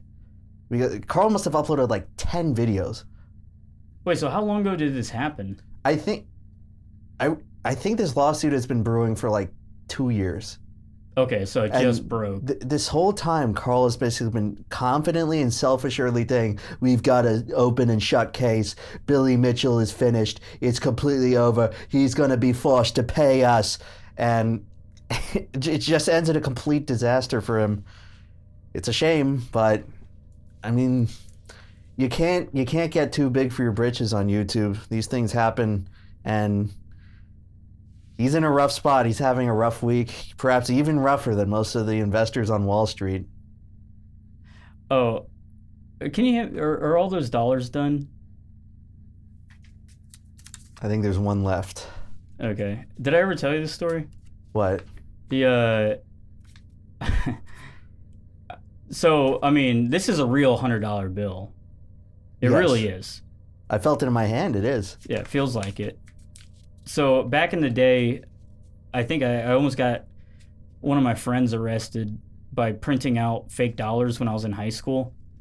Like, we used to go to the McDonald's or Burger King, I forget which one it was, that was right outside of our high school. And this is when you can still get like a $2 double patty, whatever. I think it was like a double patty for like $1 or $2. Like the McDouble off the dollar menu. Yeah, exactly. So I was like, I printed out a bunch of fake 5s and 1s. Wait, like on a paper printer? On an inkjet printer, just at my house. Very stupidly. Because I didn't really know anything. I mean, I don't know if this was before or after I got Sounds arrested. like some scheme that Beavis and Butthead would do. Yes, it really was. And they didn't look good at all. Like, whenever I printed it out, the color was all off. They were all purple and green because I couldn't match the color. And you had to get them off Wikipedia or somewhere offline and then meticulously do a test print to make sure the size was right because I didn't know how to do any of that shit. So I just cut up a bunch, like maybe about $100 worth of fake 5s. And so we would go to the McDonald's after school and we'd give them a fake 5. First, you take the dollar that's printed on printer paper. It looks bad. It's very colorful. You crumple it up a lot. You get a lot of sweat on it. And then once it's like super cottony, it feels a lot more real. It just seems like it's a folded up dollar bill that you would have. And no one's going to be like, oh, this is fake. And you mix that in with like real dollars? I don't think we were doing that. No, we would just buy a $1, whatever, $1, $2 burger, and we get $3 real dollars back. And then we would just buy more burgers or whatever. Oh, okay. I had a buddy of mine, he would go to like flea markets and do this shit. I think rich people do something similar like that for money laundering. This is poor people money laundering. Well, Yeah. what happened was this was working for a little bit, but one of the dollars got given back to one of my classmates who I was friends with. Well, like it went through circulation and it somehow got back to them? Yeah, listen, all right, so I gave them a fake $5 bill. They gave me $3 real dollars back. One of my classmates paid with a $10 bill, and then they gave him one of these fake 5s back. And he looks at the 5 and he's like, wait, no, that's not it. He got the money back and then he tried to buy something later. And when he tried to use the same bill that they gave him, they're like, this looks fake. Oh, no. And he's like, you gave me that. So God. McDonald's gave him the fake dollar, so he tries to reuse it to like buy a drink or extra fries or something. Maybe they thought it was fake and they were saying like, we got to pawn this off to like some other guy. They held him. Quick. Actually, quite possibly, but they held him there, and I was still there because we all used to just hang out at the McDonald's for hours or whatever until, I don't know, I forget what the exact event was, but they held him in there and they called the police, and then it's like, oh shit, I forgot that the Secret Service is responsible for investigating, counterfeit money and stuff. So they're calling the cops. I'm like, shit, did I just get a buddy of mine sent to prison for, counterfeiting? Yeah, as we know, guys, counterfeiting U.S. currency is highly illegal. Only the Treasury has the power and the privilege to print money, something that they definitely don't abuse all the time. Well, nothing ended up happening, thank God, but there's a lot of reasons why that could have gone wrong, and I don't exactly know all the disadvantages of printing counterfeit money out on a home printer, but I imagine now, and what I've learned later, is that if you use a printer, there's secret coding, little ones and zeros, numbers that are underneath the ink that can be read, so they can actually tell on any printed document, most printed documents, unless you're doing something covert, they can tell what the serial number of the printer is, the IP address that it's connected to, the computer. They can get all the information on it, so you can't counterfeit stuff. And I kind of knew that at the time. I mean, this is like a little less than 20 years ago. But nothing ever happened. I believe the statute of limitations is over, so I shouldn't get in trouble. So take for that fucking McDonald's. Yeah, fuck Rusty's them. taking those free burgers all the way to the bank. Yeah, it's a good YouTube prank. Anyway, in other news, I guess out of other stuff that's going on, the Minecraft movie got released this week. Now, neither Rusty or I have seen it out of fear that Rusty's audience will be there to cannibalize him. Rust, wow, aren't you Rusty Cage? What are you doing here? Rusty, are you going to cheer for the chicken jockey? Chicken jockey? What is it? What are the catchphrases of the Minecraft Chicken movie? jockey, flint and steel. Now, I don't know anything about... I am Steve. I've never played Minecraft.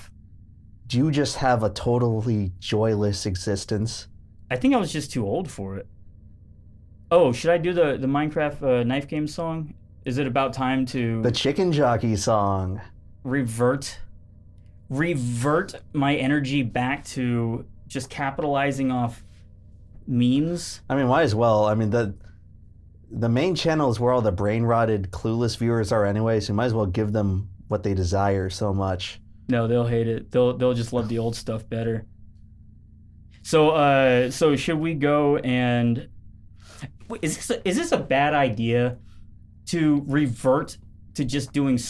This would be slop content for both of us to go and watch the Minecraft movie and to do a review. That just seems like something like, who gives a fuck? Live Rusty Cage show in the theater after the movie. With like what? With like a bunch of middle schoolers. With just your phone. Yeah, an optic fiber cable to hook up Rusty, to a Starlink. The sirens are playing outside. They're coming after you after telling that story. There's some... It turns out the statute of limitations is 21 years, and you just confessed to a serious federal crime. Oh, God. Are we getting swatted? I hope not. No, they wouldn't signal it first. Also, it'd be funny. They would just SWAT everyone else in the house, in the compound. Oh, sorry, we got the wrong address. They couldn't find this place. This is so far underground at this point. Damn. So yeah, I mean, why even make a Minecraft movie? Is that just Hollywood slop? Cash Are they grab. trying to... Did it actually make it's like money? free. It's making a shit ton of money already. It's like had a great opening weekend. It's probably going to be like the Barbie movie, the Mario movie. It's going to make $1 billion, and they really had to like put almost no effort into it at all because they knew. Why Minecraft? Just because everyone's autistic who likes Minecraft. Minecraft is a huge thing. I guess you're in the generation that's just too old for Minecraft. I was a kid when Minecraft was coming out. I remember playing Minecraft Alpha when it was just like you just build blocks and then join servers, and then my brother and I would join this guy's server and constantly grief their buildings. Pretty mean, but it was extremely funny at the time to just set off a bunch of TNT on this guy's meticulous pixel art that he probably took 18 hours to put together and then just completely wipe it out in 1 second. All right, maybe I'll get into some Minecraft to figure out just to do stuff like that. It's all like, I think now it's all just like mini games and modded servers. Yeah. So it's quite a different experience. But I do remember being quite into Minecraft when it first came out, and then like the survival mode and like building a base with your friends. It's like an all-time pop culture thing. Mm-hmm. So it stands to reason that the Minecraft movie would be like a big money maker for Hollywood. Yeah, but why would they bring in Jack Black, who is... I don't know if Jack Black permeates generations. Like, Jack Black, for some reason, was the coolest guy when I was in my mid to late teens. Not to me, but to the world. Yeah, like Tenacious D.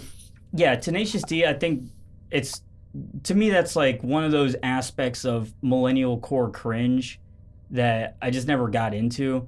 The skidoo, skibbity-doo, like all that shit was just kind of fucking whatever. Yeah, I only know that from the sound bites that got used in YouTube poops. Right. So like I didn't even watch the original but Tenacious I know he's D beloved. when it came out. Everyone loves School of Rock, and I actually like Shallow Hal. That was a good movie. It was a good movie about like mind control and MK Ultra and shit like that. If you watch it again, you will realize that. But I guess he's just a children's actor now because they cast him as Bowser in the Mario movie, and now one of 5 fucking actors. He's literally Chris Pratt. Yeah, he's literally Steve from Minecraft, one of the most iconic video game characters in the modern age, and they cast him. All right, the movie's not going to hold up. Well, people are already saying it's a bad movie, but apparently the theatrical experience for the Minecraft movie is rockin', where it's just it's a bunch of middle schoolers, and they've like memorized all the sound bites from the trailers. So and they go ronkus whenever they have like a 10-minute wild standing ovation whenever one of the meme lines is spoken in the movie. So this is the younger Gen Z's version of the Rocky Horror Picture Show, which was like the Gen X's, old Gen X's thing, wherever they would say the lines and it'd all throw the rice. This one, everyone just goes crazy whenever they say "munching loaf" or whatever. This is like catchphrases Shakespearean theater in the 16th century, where you had the lords in the upper deck with their viewing glasses going, yes, quite. And then in the lower decks, you have the commoners going, oh, yes, oh, what a good show. Yeah. It's such a good show. Throwing tomatoes and popcorn. Throwing grain and beer and mead all over the actors.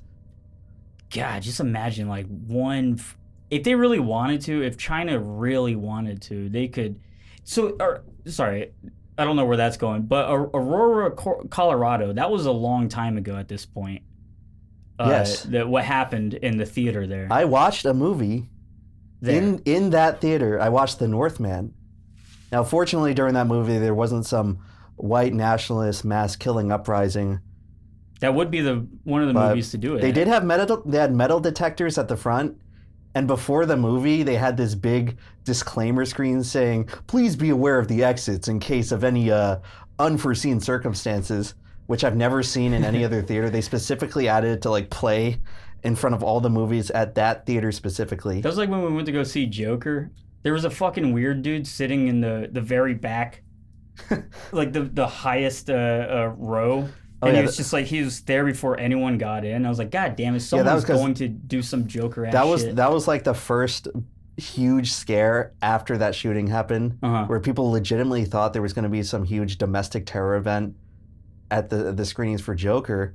And it's because the James Holmes, I guess, the Aurora, Colorado shooter, he got nicknamed by the media as the Joker, even though nothing about what he said had anything to do with the Joker. He never said he was affiliated or inspired by the Joker. He just had dyed hair and wasn't his hair pink and not green? It was like orange or something, and he was like kind of kooky and deranged. So the media started calling him the Joker because it was a Batman movie that was airing in the theater during the time. I think that it would be probably one of the, like a 9/11/2 type of event, if someone was to commit one of these acts during the Minecraft movie with Minecraft Steve. That'd be insane. Anyways, I'm not going to go see the movie until it comes out on a streaming service that I have to download and pay $40 for a 1-month trial before I start getting ads served to me. That's when I'll watch Minecraft. I might have to go try to see it in theaters. But I don't want to go when a bunch of I wouldn't if I was kids you. are there. I would stay out of the theaters. As much of it's probably quite a unique sight, like maybe a once in a lifetime thing. But I just can't bring myself to sit there watching a movie where a bunch of little kids are just talking the whole time and just like making jokes and like repeating the lines from the movie. No, I mean, it sounds like it's a bunch of really cool high school kids. All right, I got to try to go at like noon on a weekday. So hopefully there's like no kids. I like the crappy theater in town. The most pathetic thing that you could possibly do is go when there's no one in a theater. Spending good money to watch the Minecraft movie in a theater by myself. Why? All right. Here's actually a question I was thinking about the other day. But do they still use projectors at all? And wouldn't it be cheaper to just have a giant screens like it definitely is still a projector, but you're saying like just put the whole thing on a big ass LED screen?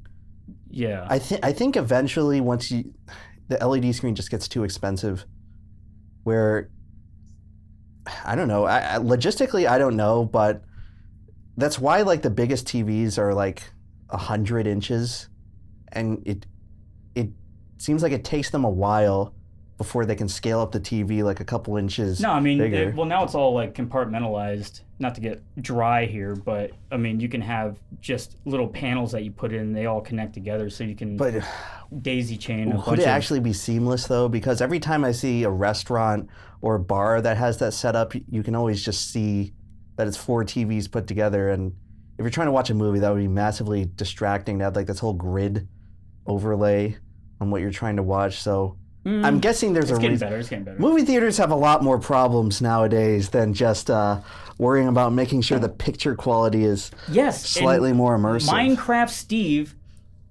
subliminally messaging young children into committing the next domestic terrorist act. That's the biggest problem that we have right now. Yeah, does anyone know what actually is going on in the movie? Is there, because I know they subliminally put Herobrine in the movie. That's at least what the reports are saying. What's that? That's like a Minecraft creepypasta lore cryptid where it's like supposedly Notch's twin brother died and his spirit haunts the game as the character Steve, but he's got like white ghosty eyes. What, does Notch actually have a twin brother? No, it's a made up story. Okay, all right. But apparently there was like a CG rendering error in the movie where Jack Black's eyes were supposed to turn purple, but they turned white instead, and they made him Herobrine. Oh, all right. I'm sure that made a lot of people very excited.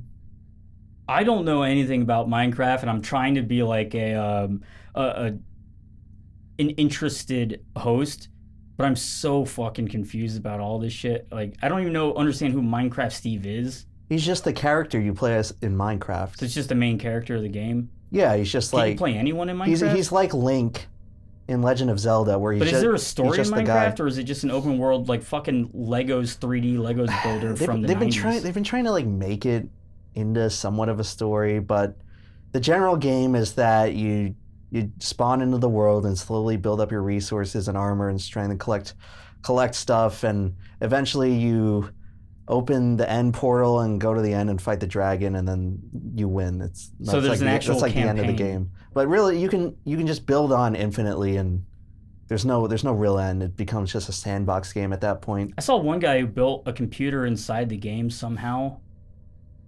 I don't even understand, because I don't know anything about how to build a computer. There's this element in Minecraft called redstone that can simulate electrical current, and people can use that to like create computer logic inside of the game. That's crazy. It's pretty interesting. I mean, Minecraft is just has so much longevity because is Minecraft the much simulation? Is that essentially, are we in Minecraft right now? Well, I'm sure there's plenty of young people that have spent more hours in Minecraft than actually participating in the real world.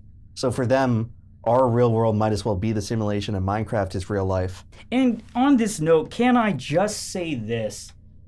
Not to put the burden of disparagement on the individual. I know everyone wants it to be, it's the capitalists, it's the robber barons, it's the Elon Musk, the Donald Trumps, it's the Warren Buffetts. But I see a lot of this younger generation, just to get back into finance for 1 second, I see a lot of this younger generation complaining about the price of Netflix as though that's a necessity to live. You don't need fucking Netflix. Like, what the fuck? They're taking everything away from us. Now Netflix is $30. It's like, just don't pay for it. And I've commented that before, and the backlash on it, this is on TikTok, mind you, which is supposed to be banned again today, but it was supposed to be. But the backlash of saying you don't actually have to pay for Netflix was like, oh, this is so fucking, like, as though people think that they're reserved Netflix. They get mad at the fact that Netflix raised the price. While you should, but here's the best thing about something like Netflix is you just don't have to participate in buying their fucking shitty product. Don't do it. If you want to save money, don't do it. Or just pay for 1 month and then just watch all the shit you need and then cancel. Yeah, scam it somehow. I mean, all these things, like, this was never meant to last. All these conveniences that we have are not supposed to be permanent conveniences. It's the business model. Yeah, to they're get never everyone supposed to on be free. board. I mean, this is what happened to cable TV before Netflix. Which is worse than cable TV now. I mean, like, cable TV would be great to watch right now. In fact, I could turn this TV, the monitor we're watching this on, over to like the smart TV shit, and there's a fucking Fear Factor channel that plays 24/7. Oh yeah, like that's on like Pluto TV. Yeah, Pluto TV is free. That stuff is like better than the TV I used to watch as a kid. Like there's an entire Avatar: The Last Airbender channel. There's a Pokemon channel.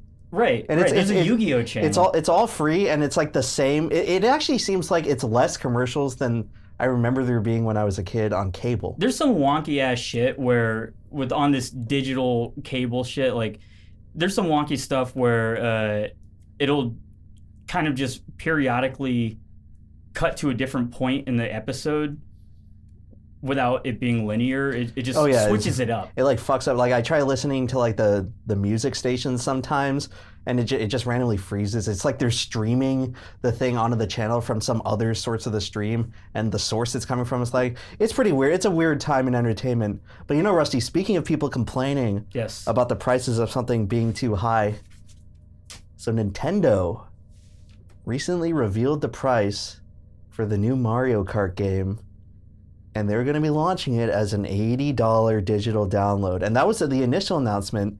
They've since, I guess, retracted that news and said, we're evaluating the tariffs of the Trump administration. So that's business speak for they could possibly sell it for even more expensive than $80. This is a really dumb thing, but tariffs include digital transactions. I don't know. It's like anything that's from a country based outside the U.S. is probably under fire right now. No, so you were just talking about this, though, about like the golden rule of video game pricing, where it's supposed to always have been $60, which I'm sure is it does not keep up with inflation from when they were selling games for $60 in the late 90s. Now, Rusty, this is you better watch your words right now, because this is a very contentious issue. I love contention among gamers. People are very unhappy to see that threshold finally be broken, because games are supposed to be around $60. They've been that way for 20 years now, and the floodgates, like the dam has finally been breached. 3 fucking DoorDash meals. If someone just bought cheap food and didn't, I don't know, cancel your Netflix for 2 months, and you can buy this game. Rusty, they're not going to like you saying that. What? It's supposed to be $60. They're not going to like it. Shouldn't the games be around $200? Well, in the 90s, when Mario Kart 64 is coming out, and adjusted for inflation, I think like Mario 64, Mario Kart 64, Ocarina of Time, they would have been sold for about the cash value of $140 or $150 today. Okay. But back then, the games came in like physical boxes, and would also contain like extra materials like manuals and other goodies and bonuses. Oh, a manual. That's good. That's a really fun goodie. Well, it's a box with a description of the game on the back. It's like a nice thing to have, and over time, that kind of stuff has been stripped away in favor of bare bones boxes, and now just totally digital release, where the company doesn't even have to focus on creating inventory or like manufacturing discs and cartridges and boxes to ship it in. It's just a direct download to the computer, so that entire manufacturing aspect is taken off the top. It's kind of like their expenses have dropped. So it's like the shrinkflation effect that you see in so many other consumer goods, where they keep the price the same, but they give you less actual stuff. And there's also the fact that companies can just sell unfinished games now and patch the rest of the content in later. That's fucking lame. That's and sell DLC lame. And microtransactions and like battle passes and like booster passes and all this other stuff, to where, I mean, keeping the prices in the same of the video game industry has not caused this stagnation in profits. In fact, the video game industry, year after year, they seem to be getting more profitable every single year. Yeah, $200 billion to make a GTA 6. Yeah, it's at this point, the video game industry, it's significantly bigger than the film industry, it's significantly bigger than the music industry. People are trying to argue they're doing fine. This idea that people have to raise the prices like this due to inflation or tariffs or any other aspect. No, it's people all are saying that's just a crock of shit designed to just price gouge the customer, because other industries and other things have raised their prices, so therefore we must too, and charge $80 to like download a game directly to your system through the cloud. Yeah, and so then they can repeal it whenever. Well, I mean, it's like the whole subscription economy that we've been in for a while. Was it Diablo? I forget which one of these, like the first games, because I didn't really play them, but whenever you buy the game and then you still have to pay a monthly subscription to continue to play the game, it's like fucking, that's enough to... Apparently Nintendo's coming out with like... You'll never own it. Digital cartridge keys now, where it's a physical thing. It's supposed to offer the impression of like a cartridge or card or disc that you put into your system. But all it is a key. It doesn't have any of the actual game files on there. All it does is like have like a product activation code that you enter into the online store and then you download the game. So it's this completely pointless thing, but I guess it's for people who prefer to have the physical box, but also have Nintendo not have the expense of manufacturing anything with the game actually encoded onto hardware that you put in your machine. So you have to like buy this physical thing, stick it into the Nintendo Switch 2 console, and then download it. It's like this ridiculous, pointless thing. It used to be like that with music editing software. If you bought Pro Tools back in the day, you would have to have, this was mitigation against pirating, so you'd have to have like this USB stick that would go in there that would verify that you owned the software that you were using. Yeah, it takes more power away from the consumer where, I mean, like you can't share that game like you can with a physical disc with a friend. If like your buddy asks like, can I borrow your Mario Kart? No. It's like, no, because it only works on my specific account because it's just a key and it's not the actual game. Okay, first off, fuck Mario Kart, because how many different ways can you make variations of Mario Kart? Just different worlds? It's the same fucking game over and over and over again. It's like Mario Party. The new Mario game actually does look quite ambitious. They basically turned Mario into the Forza Horizon. You're talking about Mario Kart or... Yeah, Mario Kart. Okay. They turned Mario Kart into Forza Horizon, where it's this big open world and you can like drive around from track to track. That sounds slightly interesting. I mean, listen. It's interesting. I'm old now. It's probably been... People complain about GTA 6 being in development I didn't for 12 like it years. because they had a fucking Puerto Rican woman as the protagonist. It's supposed to be a white guy. Yeah. Or a black guy if you play San Andreas. It's supposed to be a strong man for me to carry out my male power fantasy on the rest of the world. Yes. That torments me so. I can't do that. I can't do that as a woman. We'll see. They might have options. But the new Mario Kart, it does look quite ambitious. And people could say like, oh, we got all this stuff before GTA 6 dropped. I think Mario Kart World has been in production longer than GTA 6. Because Mario Kart 8 came out in what, 2014? I think I have Mario Kart. Which one? 8? So like Mario Kart 8 is still They're all saying they love current Mario Kart. Okay, yeah. And then they released it as Mario Kart 8 Deluxe version on the Switch, but it was still the same base game. They just had a bunch of DLC and other stuff added on, like more tracks, more characters, but it's the same base game. So in terms of like a new Mario Kart with like a different engine and new mechanics, this is the first Mario Kart in over 10 years. Yeah, and I'm sure it's going to blow everything out of the water. Now we have to wait 10 years between these games just to get something to distract us from the sad reality of which we live in. Another Mario Kart.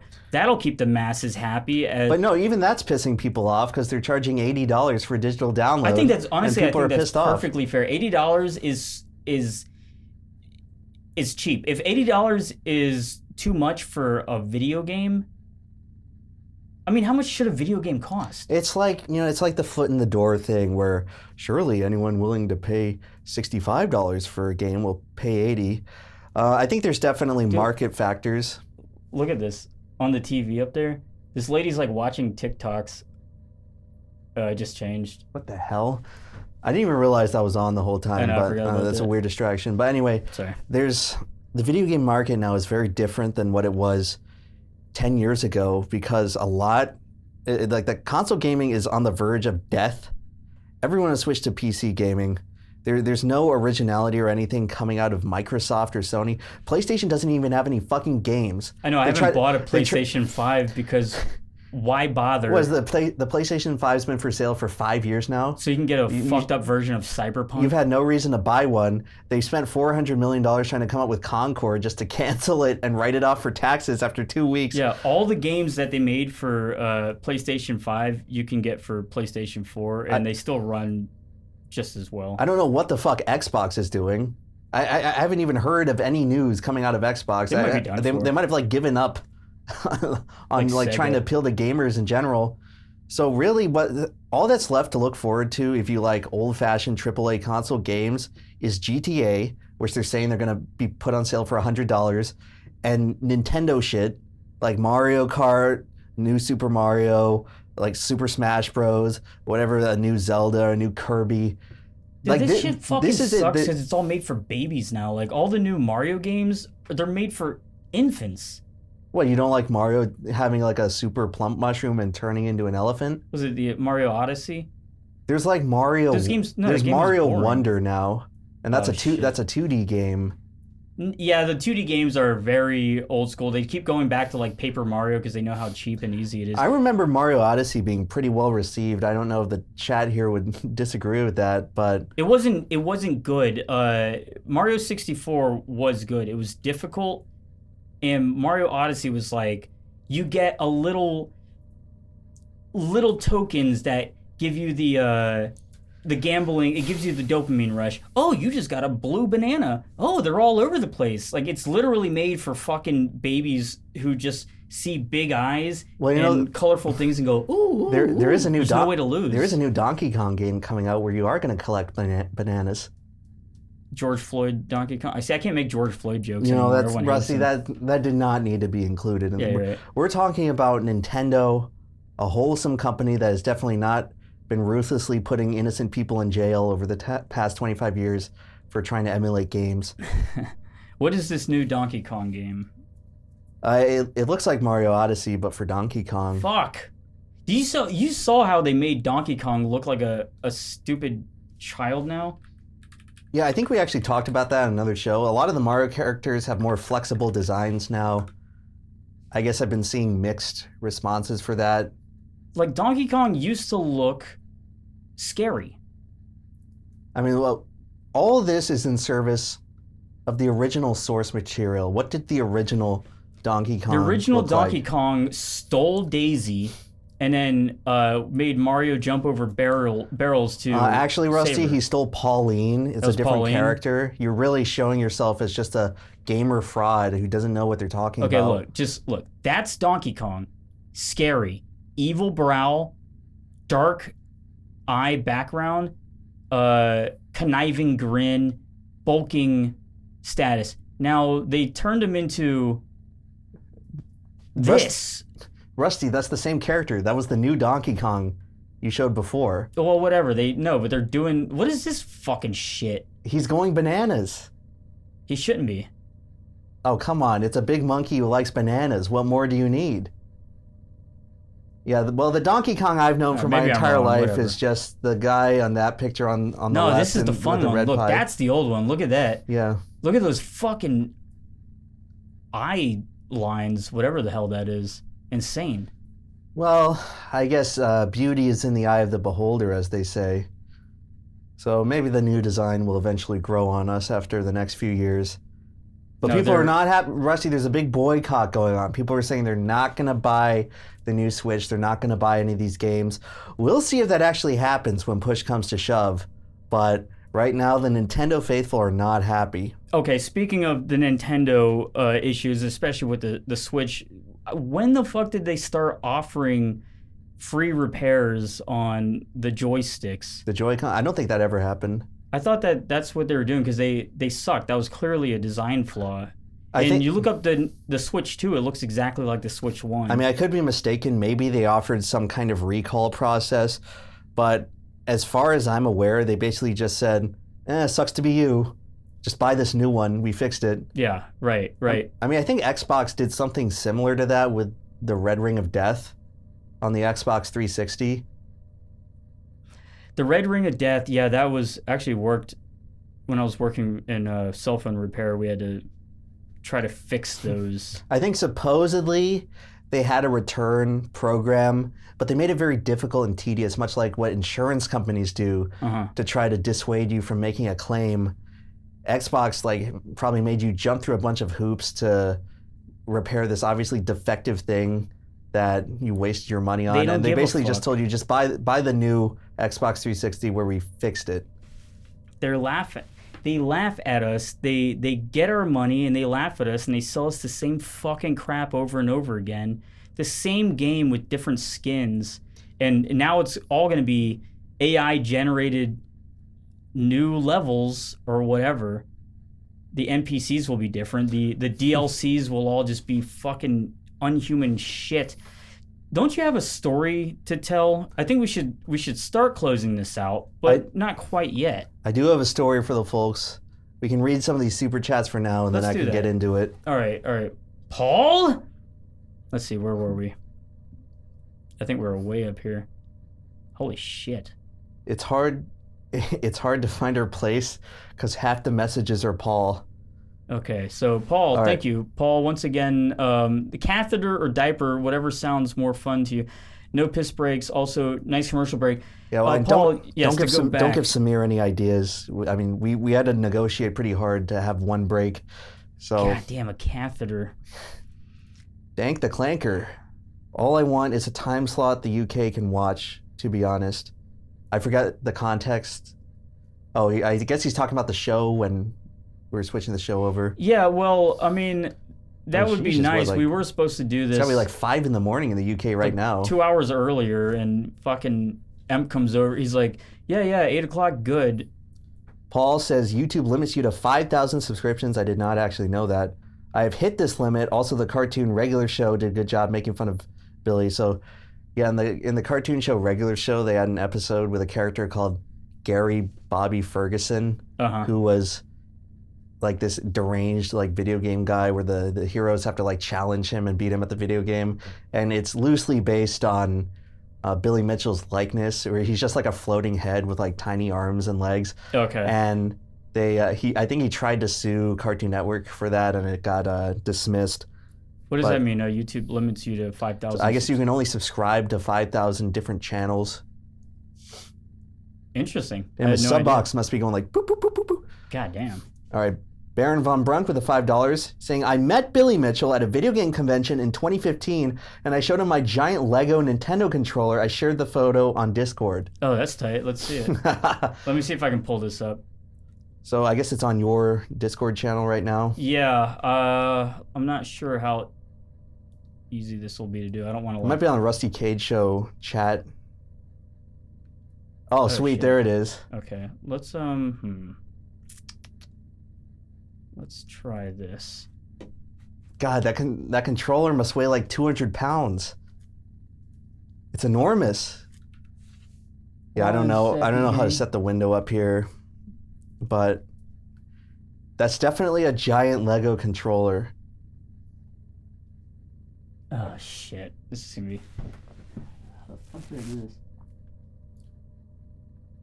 All right, we might not be able to set this up, folks. I'm you're gonna have to check out the Discord, Rusty Cage Discord later, and the Rusty Cage Show channel to see Baron's picture. But it is him and Billy Mitchell and a giant Lego controller. Wait, so let's just look at it again. That's rather amusing. We can explain it to him. Holy shit! So his hair is still. He looks exactly the same. It's so odd that when you're a celebrity. Yeah. Or a lot of these celebrities, they have to come up with an image and then they stick with it for the rest of their life. Yeah, like Gordon Ramsay. Yeah, Gordon Ramsay has looked the same since 1998. So for Billy Mitchell to be I'll never change my hair. God damn, that is a big controller. Oh man, I want to show them at least one picture. Let's see if I can do this. Okay, let's try this. Oh, there we go. All right. Folks, stuff like this is, it just keeps getting better as the story of time moves on, and we get to learn more and more about everyone else in the rest of the world. All right, well, that is a gigantic... Goddamn, how many Legos is that? There's got to be thousands of Legos. All right, let's get back to the chats here. You guys got to see that amusing image. Hogrider with the $5 saying, please pay Mumkey and Eggy to the old Trash Rat studio to stew up M's Taco Bell story part 2 for the Trash Rats International show. Well, we're going to try to get together in person here in Florida, and I will discuss the second Taco Bell incident. Yeah, we'll probably have them down. I know a lot of people are very autistic. Paul with the $10 saying, hey, Emp, DM me. I already have a life insurance policy on Rusty. Damn. So, Rusty, when you croak, it pays out even more money to Paul, so the rich get richer. There's no way any insurance would offer a policy on me. Paul with a 5 saying 2004 is when laser printers had to dot code mandatory. So buy a laser printer made before 2004. That's right. And I guess you can print money to your heart's content. Yeah. The Badabook with 50 euros saying you got to monetize the RCL live channel before you start streaming there. I believe we already have monetization on that channel. It should be monetized now. So I didn't put any monetization on this particular live stream because I don't think any money's come from the ads, and so I think it just kind of ruins people's experience. All right. But yeah, we will. That'll be something we're going to be looking into. All right, Shiloh Joe with the $5 saying, make another album? Yes, yes, the slowest car in the race. I am making another album. Well, look, Rusty, not everyone can stick around to watch the 6 other streams. Why doesn't every single person who's ever followed me keep up to date with every update I come out with? Shiloh Joe, yes, I am making another album, and I'm currently building the studio in which I can record it in. I can record some in here, but there's not a lot of room, and I need to set up quite a bit of equipment. But I need isolation. Isolation is the main reason why I need a separate space. Paul with the 5 saying, as someone who played Minecraft beta and then quit when they made Microsoft login mandatory, current reality hurts. Yeah, I didn't even know you have to have a Microsoft login to play fucking Minecraft now. That's fucking lame. That's gay. Hog Rider with the $2. You talked about Netflix stuff on Trash Rats already, Rusty. Oh, a double dipper. Someone who's listened to, sorry, I don't have any original thoughts left in my head, Hog Rider, and also a great avatar. If you look at that, I can kind of make out what it is from here, but it's kind of hard. It looks like a large, darker gentleman with, let's see, what is it? You're going up physically to the computer screen. I can't make it out. Paul with the $5 saying, Rusty, thanks for the Netflix example. My grandparents grew up in real poverty where they were thankful to get an orange for your birthday. Now, oranges grow free on trees. Well, they say the best things in life are free, so maybe that's some more advice from the past. Paul with the $10 saying, shitty video games are a major problem for the U.S. military. Lots of soldiers with consoles and discs, but no internet access. So yeah, these things from a Japanese company definitely do not support our troops overseas. All right. Well, thank you, Paul, for all of your... I appreciate all of your support, but we can't dominate the... Okay, no, we'll read through it. All right, Paul, modern video games aren't made for infants. They actually learn pretty fast. They're made for boomers with lots of money and a lack of quick muscle control. Yeah, I guess some are. Boomers play video games? There's a lot of man children now that are big fans of Nintendo, and it's unclear whether they outnumber the actual children who play Nintendo games. But with that being said, I think it might be time to get into another classic Lemon story. Are you excited? I know you guys are excited. Let's see if this does anything. Rusty, I need to hear that you're excited for the story. Now, Emp, I've been jaded. I've become a broken man. I had such high hopes for this live stream. It was supposed to be like the most interesting deep dives into government corruption, and we're pulling out the information from all over the web and we're delivering it directly to the audience. But after the last time, you had a long... First off, there was a new Coke on one of the lost episodes of the Rusty Cage Show, which I deliberately took down and deleted because I was so embarrassed. I was ashamed of myself. New Coke will be featured in the upcoming story. Now, then there was... it was probably an hour and a half long, you talking about your Wawa story, the classic, legendary Wawa story. The sub-sandwich story, yes. Yeah, that lasted somewhere between Folks, unfortunately, this will not be featuring anything to do with Wawa subs. Okay, so now I've been pimped. I've had my jaw slapped, backhanded, my sensibilities rattled, and all my hopes and dreams destroyed. I've started from rock bottom, so anything that I hear right now sounds to be the most entertaining thing that I'll ever hear. Yeah, come on, Rusty. Everyone loves a good story. Let's see if I can get the emp cam working. Oh shit, it is. Perfect. All right, folks. This is going to be the story about my trip to Atlanta, Georgia. A trip full of trials and tribulations and dysfunction. Now, this transpired over the New Year's weekend. I'm listening. I'm just going right around the corner. Of this past year. So let me first say that right from the beginning, this trip had some bad omens. So this is something where I'm supposed to meet all of my friends in Atlanta for a weekend like after Christmas and like that period between Christmas and New Year's when everyone has off. It's supposed to be this fun time, this fun get together. And even in the lead up to this trip, there was problems. So I kept trying to coordinate with my friends. I'd ask them like, okay, everyone make sure you can let us know ahead of time if you can come, because it's like we're all in their mid-20s, everyone's like working, or even a few people are still in like grad school right now. And this had to have been like 3 months ahead of time. We kept trying to ask people, all right, let us know if you can come, let us know your availability, like reminding them over and over again. And for some reason, like, do you ever get certain people where they can't tell you if they're going to be available in like this specific time period in the near future? Like it's just mind blowing to me. I'm definitely, well, how quick in the future are we talking? So this is like 3 months warning. I'm like that. I don't know. I have so many plans set up for this year and I have no idea. Rusty, you and I have irregular schedules. We do irregular work. There's like different amounts of work to be done each day, and plans are constantly up in the air.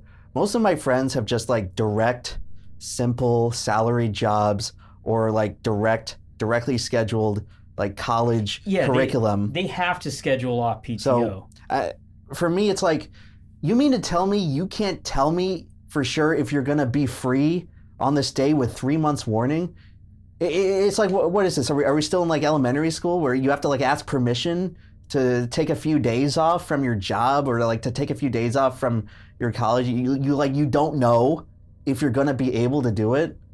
Is this not speaking from a privileged mindset where we can maybe have the free time to go on a trip, but they probably can. If they're working a job, you don't only have so much time We're off. giving plenty, when you give like 3 months warning, I'm just wondering, like, how hard is it to just go to your boss or go to your professor and say, like, hey, can I take these days off? Okay, I can, or sorry, I can't, and then let me know in the chat, because we're like trying to book accommodations. Okay. And this comes into play later, as you all see. We're trying to book the accommodations on Airbnb, and they like require you to put in like, do you need 6, 7, or 8 people, because that affects the price. Yeah, I got you. And then if you like have too many people and it's like more than the listed number you sign up for, then they're gonna like try to make a stink or charge you afterwards and kick you out. So we like got to figure out like who the hell is coming to this thing. Who's committing? If you're going to do it, we have to commit, because you have to know how many people will be there. So it was like 3 months. It was probably like October when we were trying to put this together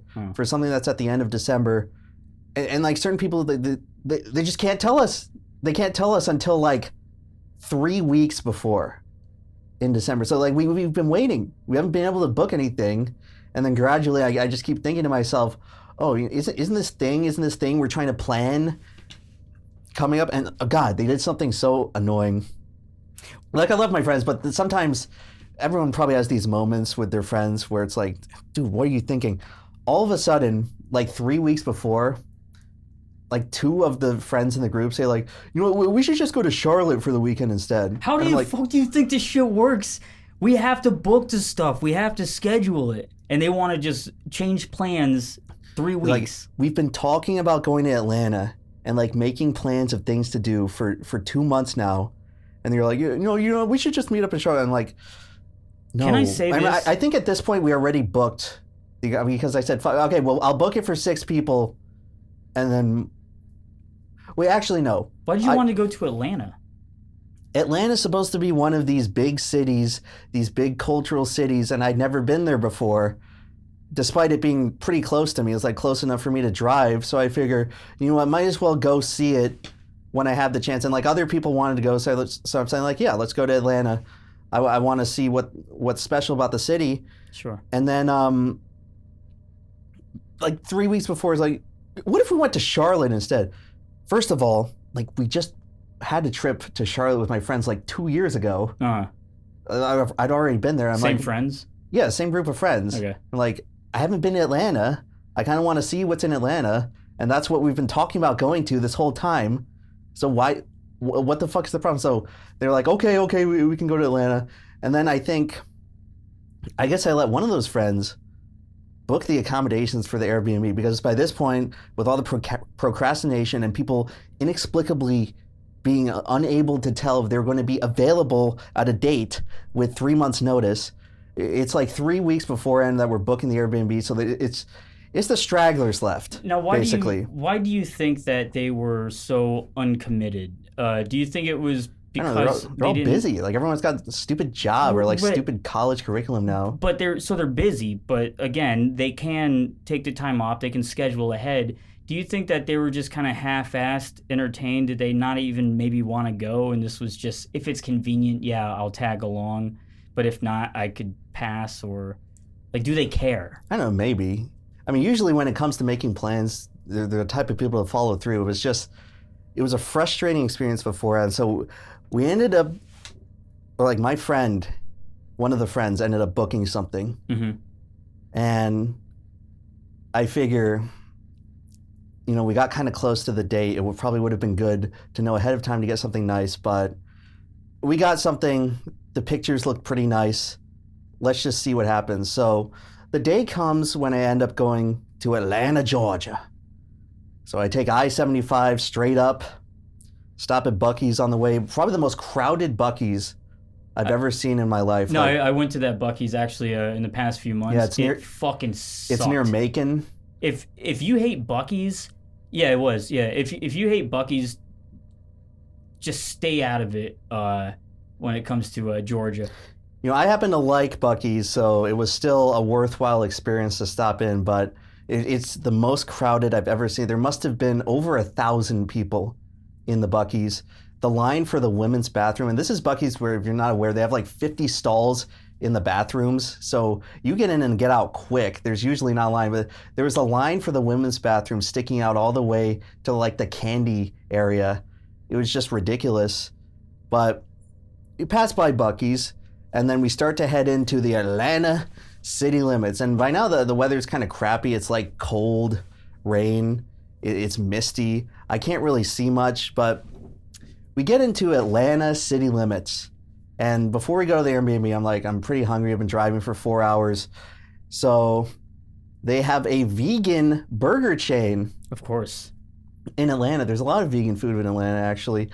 And so I decided to stop by, but I guess the entire chain is basically like a kitchen only, where you can't like dine in. They just serve you the food and everything's to go, and you're supposed to take it back.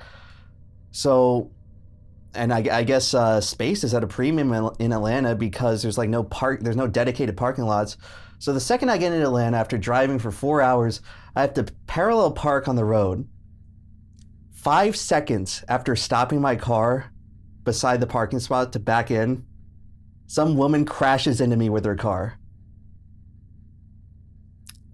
So sorry.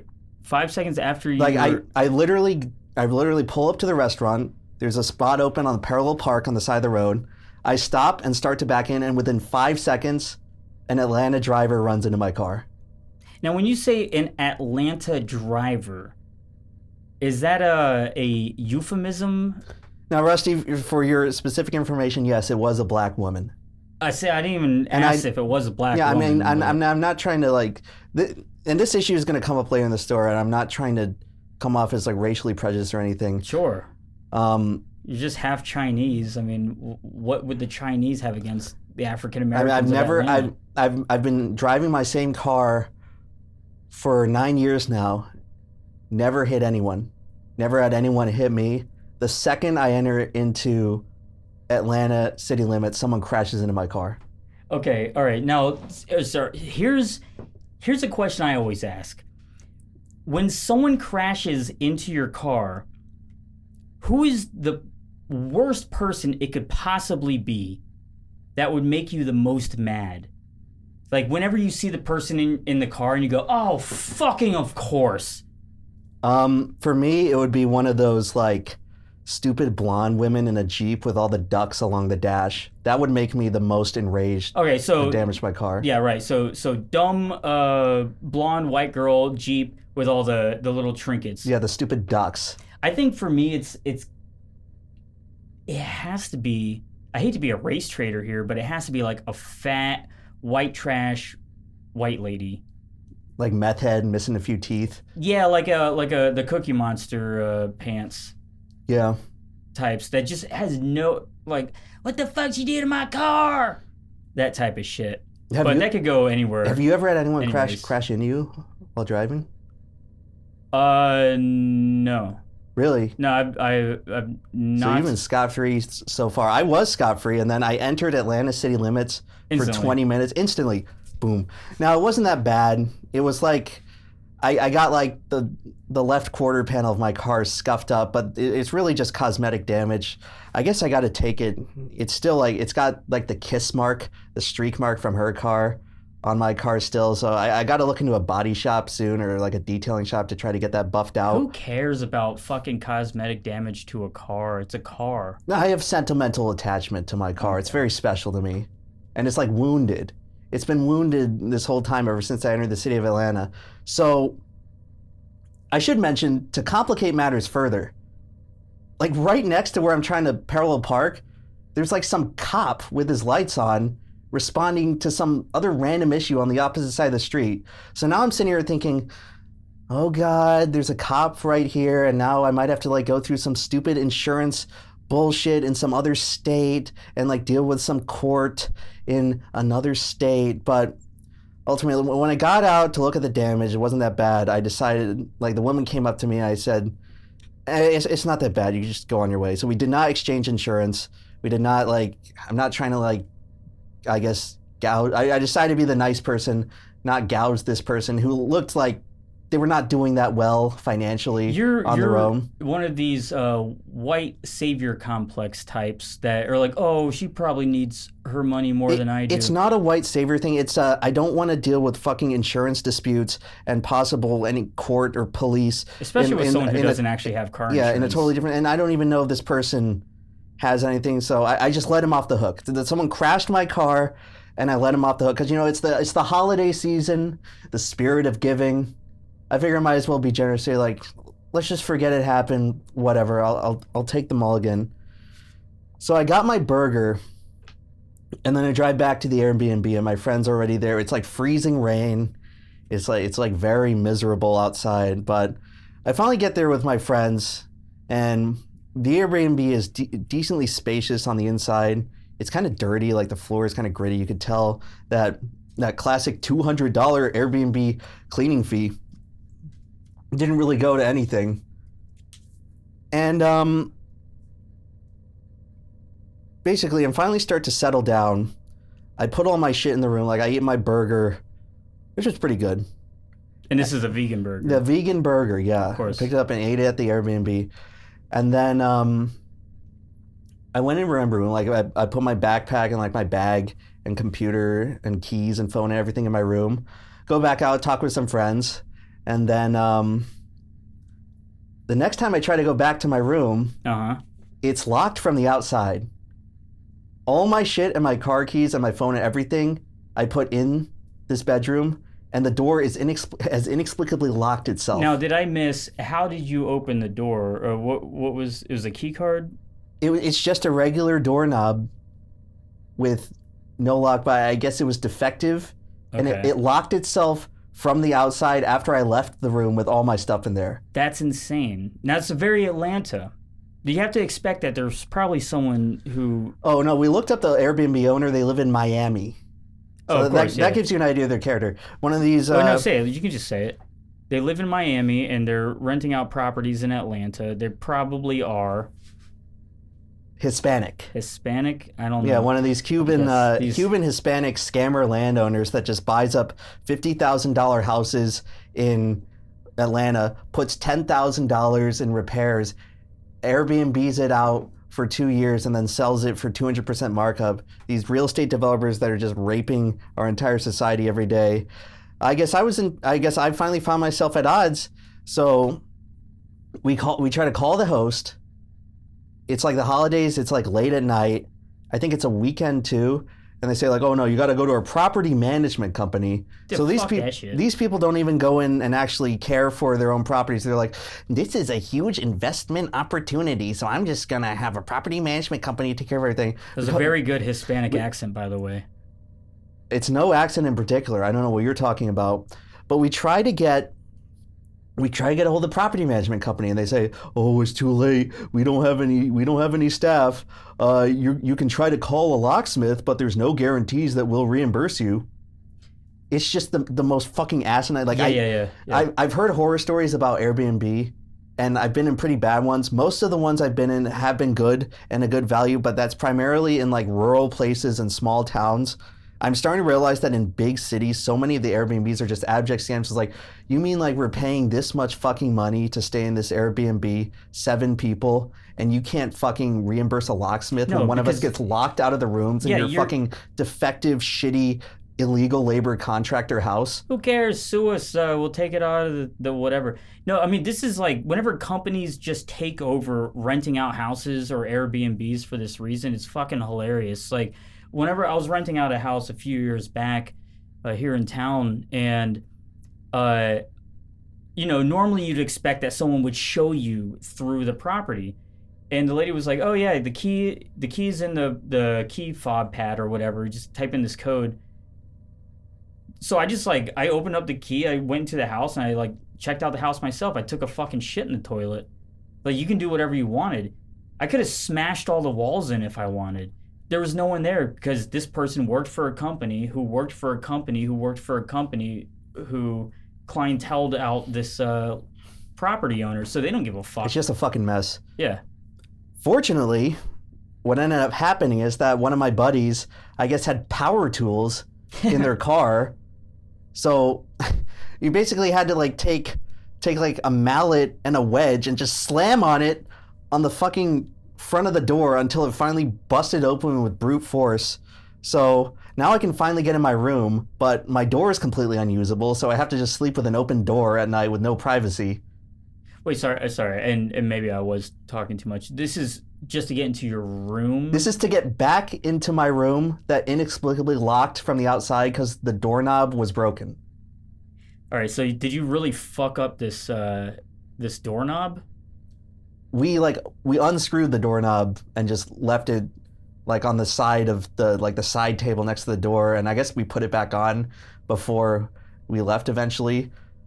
But all right, the power tools seem a little bit. First of all, you said power tools, and it sounds like someone's just smashing it with a fucking crowbar. I mean, he had tools, and it ended up opening the door out of brute force. So good. That's all that's necessary for the story. So had that happen. Finally get ready to go to bed, and this is an urban area, so... What does that mean? Urban? This is like far away from rural farmland. Okay, gotcha. So it might surprise you to know that starting at 4 o'clock in the morning, a chicken right next door started cawing constantly up until probably about noon the next day. That's half the fun. That's Georgia. You want a chicken. I mean, that's how you know that it's time to wake up in Atlanta. When you hear the chicken crow. Yeah, just a chicken strapped in a fucking dog crate or a tiny cage in the backyard of some hoarder house that looked like a bomb went off and no one bothered to clean up. So got pretty crappy sleep all night with a chicken going off constantly in the house next door. But this is it's a new day. The storms have passed through. The sun is shining. This is my first time to actually look around and see what the city of Atlanta and my surrounding regions actually look like. The beauty of Atlanta, this old city. The beauty of Atlanta, Georgia, the gem of the South. This is the gem of the South where they told even the greatest of the darker complexion entertainers such as that blind Ray Charles, get the hell out and stay out. And he said no. So they have a rich history and a rich culture. And, well, I don't know. I haven't been there in a long time. Well, let's just say I get up in the morning. It's finally light out. I get to step outside the house and look around for the first time. And it is like some of the most destitute ghetto I've ever seen. Now, why destitute? I think on the street that our Airbnb was on, a majority of the houses had no one living in them.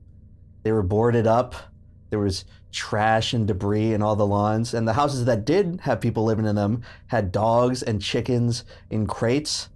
So suffice to say, I could suddenly start to tell why something like my door was possibly so defective that it fucking inexplicably locked from the outside, is because these houses, you can scoop them up for $50,000 and just own it.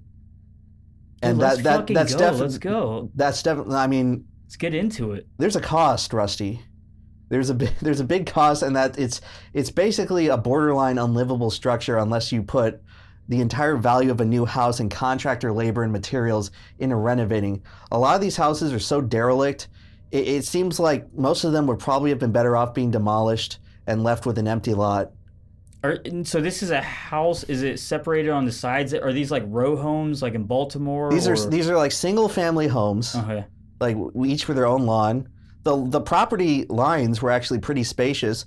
I imagine at one point, possibly 75 years ago, it couldn't have been too bad to live there, but it was just in ruins.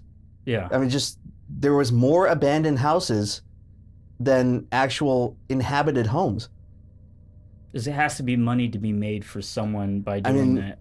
So I said, oh geez, well I can see why this happened after we waited so long to book the damn Airbnb.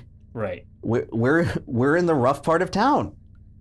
And I just want to say there was like never a point where I felt unsafe. It was like the people there were pretty normal, but you just felt disgusted. I mean, there's so much blight.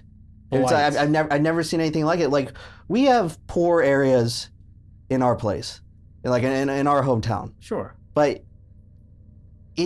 it doesn't go on for miles and miles, and there aren't places where it seems like there's no grocery stores, there's no gas stations. It's just like a bunch of empty and abandoned structures. Could you point out where in Atlanta this is? It was near it was like near the Bankhead seafood restaurant. Is anyone anyone in the chat from Atlanta? Oh yeah, I'd be interested to hear after I complete this story. That Bankhead seafood market or seafood restaurant or whatever, that was the only like notable landmark nearby that was not an abandoned building, or just like endless sprawl of mostly empty houses that were boarded up with like trash and empty mattresses in front of them. Oh shit. Okay, so this is like right to the So we're west. We're like, let's see if I can get this up for them. We're west of that center line. We got the map pulled up here. My computer has stopped letting me use the hotkeys because we've gone on too long. Uh-oh. Well, Here, I guess so it's like right around this area. We're left of that we're to the left of that median line, like I-75, and in between I-20 and Highway 78 there. Okay. So I'm like slightly rattled by looking around me, seeing like, sheesh, this area has seen better days. And I say to my wife, like, okay, let's just go into town and try to find some more vegan food to eat, because apparently Atlanta has a lot of vegan food. And we were doing research beforehand, and apparently on Google there was some vegan brunch buffet.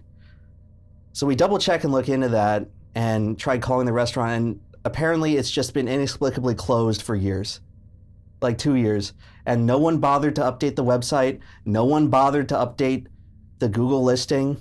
We just had to like look at the reviews. They're vegans. And tell people that it's a cash grab. It's not Rusty, as you'll find, this was not just a vegan. This is an Atlanta thing. And so it turns out, I was like, okay, we were looking forward to this place. It turns out it just doesn't seem to exist. And they just fucking disappeared without telling anyone and expected people to just figure it out for themselves. So... Which is kind of funny, though. I mean, it is funny. It's like, if you have a business, like, why the fuck, if you go out of business, why the fuck would you be alerting anyone? You'd probably say, fuck it's them not all. even like the business owner. Like, even on Google, they give, like... Because Google's not paying attention. They give community people the options to go to the listings and report if something is out of business or not, or if it's closed, so that other people don't have to waste their time to drive all the way up there and find out for themselves. So we find another place that's like close to downtown Atlanta. Okay. So I get on the road. As I'm driving to the city, I'm like thinking to myself, okay, we must just be in a bad area. As we get closer to downtown, stuff should probably get better and start to look more like a livable area. Dude, it's just like endless sprawl of empty and abandoned derelict buildings. I mean, So you're driving through Atlanta and you didn't see... You came to the first vegan restaurant that you found and it was closed, and it's like, you probably looked at your wife and you're like, oh, well, we should keep driving. Let's get out of here, imp. And then you keep driving. There's no vegan restaurants. This place is like the hills have eyes. Well, we did get to the real restaurant, but on the way there, it was miles and miles of blight and empty buildings, and it started to dawn on me. It's like, oh, it's no wonder they shot like the first few seasons of The Walking Dead here. They didn't have to do anything. They could just put the people on these roads with all these abandoned buildings, and it looks like a zombie apocalypse. And I got reminded, like, Left 4 Dead 2, the first mission, I think, is set in Atlanta.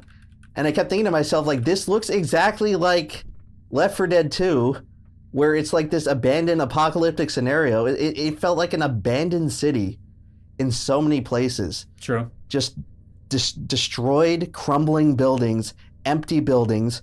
There must have been places where like 8 out of 10 buildings had no one in them, looked like they didn't have anyone in them for 20 years. I know these are dangerous, but do you ever have the urge, like, do you have that old Huckleberry Finn urge to say the N-word? No, actually what I meant to say was, like, do you have that old Huckleberry Finn urge to, like, go and live in one of these abandoned houses and make that your new camp? Something about it just feels so hostile and uninviting and cold. There's needles probably all over the place. It's just something that I've never really experienced. And I know there's rough places in the United States like Detroit and Baltimore and Camden, New Jersey. But I'd never been in anything like this until this point. So it was very disquieting to me, where I didn't realize it's just the extent and the scale of just almost like unlivable city. It was quite a lot to think about. But eventually we got the interstate, we got closer to downtown.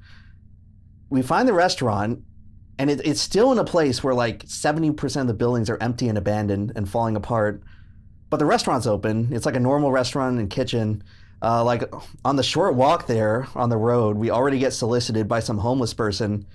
And the homeless people there aren't the same as they are here. They're like aggressive. Like, do you know when you get to okay. Like also in the inner city, how the squirrels aren't afraid of people, like the pigeons will come right up to you. Yeah. They don't like. Well, they here don't the really... homeless people are kind of like they will. Whenever I go to New York and there's a homeless person, they're so used to getting shut down. They'll have a sign. They might say like, "Hey," and then you can keep walking, and that's kind of what you're supposed to do. And then they'll leave you alone. Here, it's an insult. Yeah, here it's like you're in a Pokemon game and dealing with Pokemon NPCs. As long as you don't walk right in front of them and make eye contact, they'll tend to keep them themselves. Point, they walk right over to you and they go, "Hey, Mister, can I ask you a question?" In Atlanta, when you're trying to walk past them, they're like, "Hey, man, hey." And this person who said like, "Hey, you going to the restaurant? You gonna get me something on the way out, right? You gonna get me something, right?" Oh, gotcha. So they're already making requests for like. No, yeah, they're setting me up later. They're not asking you for money. They're saying, "Yeah, you're going to do this, and if you don't, then you're a piece of shit." I fucking hate dealing with homeless people, so I just try to like walk by and like, "Yeah, no, sorry, buddy." So we go to the restaurant. The meal's pretty decent. I will say one thing about Atlanta. The people there who are contributing to the economy, I got this really industrious feeling from them, like they are trying. Okay. And they're pretty decent, well put together people with like scruples. but they're just surrounded by just this wasteland. Atlanta has so much potential. It's a beautiful city. For the most part, like the infrastructure is there. There's a lot of nature mixed in with these buildings. These are old buildings. This place is historic. Well, they say it's the city of trees, and it's supposed to be very nice in the summer. They have like the most tree cover per square foot of any city in America. But that's awesome. I'm going in the middle of the winter, so all the trees are dead. Yeah. So it only adds to the feeling of dread as you're going through. There's just like this hugely ugly city of like horrible blight. So you don't like bricks? You don't like old mills and old factories that have been renovated into apartment complexes? And there's no renovation. It's just been like left in squalor to fall apart. There's no renovation. Yeah. And maybe like closest to the center part of the city. See, I want to go back to Atlanta. There's like small areas of renovation. I want to go back to Atlanta and stay there for a week and check everything out. Sorry, I don't mean to distract you. You're telling a story here. I'm trying to think to myself, so on this first day, I guess we eventually made plans to go to the aquarium because that's one of the biggest attractions in Atlanta. And actually, no, there's like this stupid shit with my friends where they wanted to just sit around and play fucking pickleball, which you can do anywhere, instead of going to see the actual unique attractions of Atlanta. In which case, I couldn't help but think to myself, why the hell are we here if we're just going to play fucking pickleball? Yeah, what are the unique attractions of Atlanta? So it's pretty much it's the aquarium and the Coca-Cola museum factory thing. Of course. And there's a few other things. There's like art museums. So I was out on my own with my girlfriend. We'd eat at different places because obviously vegan diet, don't want to like fuck up everyone else's plans. So we'd like go to different restaurants and then come together and meet at the event. So I guess we decided we'd go to the aquarium later. So in the meantime, I wanted to find something nearby just to do to pass the time before my friends were ready. And I look on Google Maps, like pull up the attractions. I'm like, let's go to a museum. Here, Museum of Modern Art. Let's go to that. Drive all the way over there. And this whole time, it's still just constant scary urban blight. Where most of the buildings when you say scary urban blight, it seems like you're implying something other than just... Like, what do you mean by blight? Do you mean that there's bricks falling it's like, off? It feels... The cornerstones have been stolen out of these buildings? It feels like it's the sense where there's such a lack of care from the municipality where it's like, oh yeah, we don't care if like half of our city looks like it's fucking falling apart and it's part of a zombie apocalypse. Like, we just don't care. So it instills this sense of lawlessness where there's no one around to help you if you were to supposedly get mugged. It's like this feeling where... Like, it doesn't feel lived in because all the buildings are so abandoned and derelict. The only people you can imagine running into in a place like this are either like mentally ill, addicts, scammers, or just people who want to give you a rough time. Now, why did they want to... I mean, there's a lot of reasons why people leave the infrastructure of certain parts of cities. Is either all the industry moves out, which is the main thing. I mean, when you say blight, like I know the term blight and urban blight mainly because that's how a lot of companies use that term to consider something to be unlivable so they can take it over using something like eminent domain. I definitely feel like there's something like that. It was at this point where I was getting the sense that, man, for Atlanta to look like this, it has to be a very corrupt city with the politics. And I know that Georgia has a history of extremely corrupt politicians, and I'm sure Atlanta is the modern center of that. So it wouldn't surprise me one bit where whatever money is being made in the city, it's not going to help the actual people of the city. So I go on my way to the Museum of Modern Art, and it's just nonstop blight. And at this point, I'm like driving 20 minutes around. I start thinking to myself, we're like a mile away from downtown. At what point does it stop looking like a fucking third world country? And then, so we park next to the museum. We park behind, like, some guy who's living out of his car. It's another scary area. Walk up to the museum. It's completely empty. The lights are off. It said it was open on Google, but it's just inexplicably closed. And there's no sign, no indication, no person there or anything. It's just like, oh, we're closed. We don't give a fuck. Figure it out on your own. And so I was like, Jesus Christ, okay, I guess we'll just go to Centennial Park and walk around. So we head down there and start looking for parking. All the parking is like $20 plus, which I guess I've been told is normal for a big city, but it still felt like there's really no cheaper parking than $20 when all I want to do is like walk around the park. And so that felt kind of scammy to me, where it's like, hey, do you want to enjoy anything other than fucking destruction and devastation of a once used to be city? Do you want to see a tree in the city of trees? $20 fucking dollars. Help us pay for these parks. I start looking around for parking, circling around, and then I pass by and I decide, you know what? I'm just gonna look at I'm just gonna park at the fucking museum parking because we're going to the museum, or like the aquarium parking because we're going there in like a few hours anyway. So I'll just pay to park there. And then I said, and at this point I had driven past that area, so I said I'll just go around the block and get there again. For whatever reason, there's like this exact part of Atlanta where I turned thinking I was just gonna loop around the block, where it's a city street, and then it instantaneously turns into 6 lanes of a highway where like people are freaking flying around, and I have to try to get to the right exit. And I was just on a city street 1 second ago, and now I have to cut across 6 lanes of traffic to get to the exit. So it took me so long, and the drivers there are like aggressive and ornery that you find in any other city. So it took me like 3 different exits.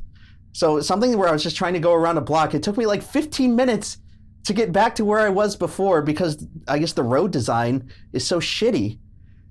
So then I get to the museum parking lot. And this parking lot, it's like this multi-story parking garage. It's also feels like it's designed by insane people. There's like places where you go around, like, you know how you're supposed to loop up the spiral of the parking garage. There's places where there's like no division of lanes. There's like oncoming cars like coming in and jackknifing across either lane of traffic when you're like slowly trying to get up in like this narrow, confined, claustrophobic area, and it's completely full of cars, completely packed. Had to go all the way to the roof layer, and there was barely any parking spots there. I thought to myself, Jesus fucking Christ, am I about to have come in here and gotten a paid ticket just to fucking not even be able to park here and have to leave immediately? So luckily there was a few spots on the top of the parking garage, but it was like this, it's like the most treacherous, dangerous parking garage I've ever felt like driving through. What about New Orleans? Weren't you? I have not been to New Orleans yet. Oh, those parking garages are the worst. Like, there's not a single parking garage in New Orleans that recommends that you even use them, because it's like you will get robbed and they will smash your windows out, unless you're on the very top and during kind of a slow season. So finally park and then walk all the way down, and then this is like finally like the touristy part of Atlanta, where it seems like the blight has been effectively removed. Now, instead of like random homeless people begging for stuff, there's like weird scammers and street peddlers constantly trying to sell you beads and bracelets. It's like Egypt. They got little children working for them trying to sell you their T-shirt. The water boys, they got the little kids that come up and it was something like that trope. Windows. Little kids trying to sell me their T-shirt that looked like they just printed off of like Zazzle or something. And I said like, no, sorry, not interested. And so this is the one place in Atlanta, it seems like, that's actually decently built up with infrastructure and people. And it's full of like chain restaurants. It's full of like a bunch of kind of generic hotels and like random chains. And I finally get to Centennial Park, which is supposed to be like this big centerpiece of the downtown city of Atlanta. Random chains in Atlanta. I don't think any chains in Atlanta are random. I think they were intentionally put there for a very specific reason. I will just say that. Of course. So I get to Centennial Park, and so the whole thing with Centennial Park is that in 1996, Atlanta hosted the Olympics. So they built a lot of infrastructure and stadiums, and the Centennial Park was supposed to be like the centerpiece of the Atlanta Olympics experience, where they like light the torch and have it as like a big place where everyone can convene and everything. And so I get there, they have like some Olympic stuff set up, they have like some water features, but in general it's just kind of bland. It's like unimpressive. It's mostly just like empty empty fields of grass. Not really that many like big public amphitheaters or statues or art or anything that you kind of expect from like a big city public park. Like this is supposed to be the Central Park Is there of any Atlanta. city like that? Is there any city? I mean, maybe New York. Is there any city where it's not just garbage? Well, I've been to Austin, Texas recently. They have the whole Zilker Park area, and that's a very nice place with like a natural spring, a bunch of athletic fields, a big river flowing through with kayak rentals and bike rentals and boardwalks and a bunch of pedestrian access. It's very nice out there. Most places I've been to have had like a nice, like most big cities have had a nice central like park district. The Centennial parking lot was just kind of barren, so I was very disappointed. And I finally stopped in a public bathroom to poop, and it completely reeked in there. And was it clean? It was clean enough. And I just thought to myself, like, that's it. This was like once a centerpiece for the Olympics, which is one of the most, like the biggest, most important international events in the world. It just didn't, and like a whole section of the park that was supposed to be like this big Olympic memorial was closed for repairs. I'm sure there's like this big perpetual repairs thing. Wait, they had an Olympics memorial there? Like the Olympics were once here. Yeah, it was like a commemorative area for the Olympics, and it was just closed for repairs, so you couldn't even see that. It looked kind of interesting, but you couldn't even see it. So then we end up going to the aquarium. It's quite expensive. It was like $50 a person. It's like $60 for the aquarium. Yeah. There. Wow. And that's very expensive. We go to the. Is it really that good? I'll get into that a bit. I just want to say, like, first of all, we tried to buy the tickets online, but then they did the bullshit where it's like, oh, there's a $10 service fee, i.e. pay us $10 to do literally nothing. So we're like, the kiosks for the tickets are right there. So let's just go get the tickets. We like wait in line to get to one of the kiosks. It's just inexplicably broken. Of course. And they had an attendant there saying, oh yeah, number 4, it doesn't work that good. You got to try the one next to it. So like, okay. What is that accent? I don't know. Is that a black accent. lady? I'm trying not to be. It's all right. I'm trying to build a picture. I'm not trying to bring out like racial. It was a portly black woman. Okay, all right. But she was nice and telling us like, yeah, the machine doesn't work. You got to use that one. So like the aquarium that's charging me like $60 to get into just for admission. To see fish. They don't have enough damn money to renovate their ticket kiosks. I'm like, are you kidding me? Like how shitty and tacky is that? Yeah. So we get our tickets and then go into the aquarium. The aquarium it's extensive. It's supposed to be like the largest aquarium in America in terms of like volume of water. Dude, that sounds fucked up though. If you're talking about an aquarium that's in the middle of a crazily dilapidated city, are those animals all right? I don't think animals in any aquarium are all right. They're supposed to be out in the giant ocean where they have infinite amount of space to roam around. Yeah. And instead they have like a whale shark. It's like this 25-foot long fish, and it's in a tank that's like probably only 6 times larger than its entire body. So that's not good. It's like being a human being where you have to live out your entire life in a porta potty. Yeah. His dorsal fin is all. So I never think the animals are having that good of a time in the aquarium. But it was extensive. They had a great variety. But the weird thing was, like halfway through, my friends just stopped to eat at the cafeteria at like the top of the structure, and they serve fish in the cafeteria, which seems kind of strange, doesn't it?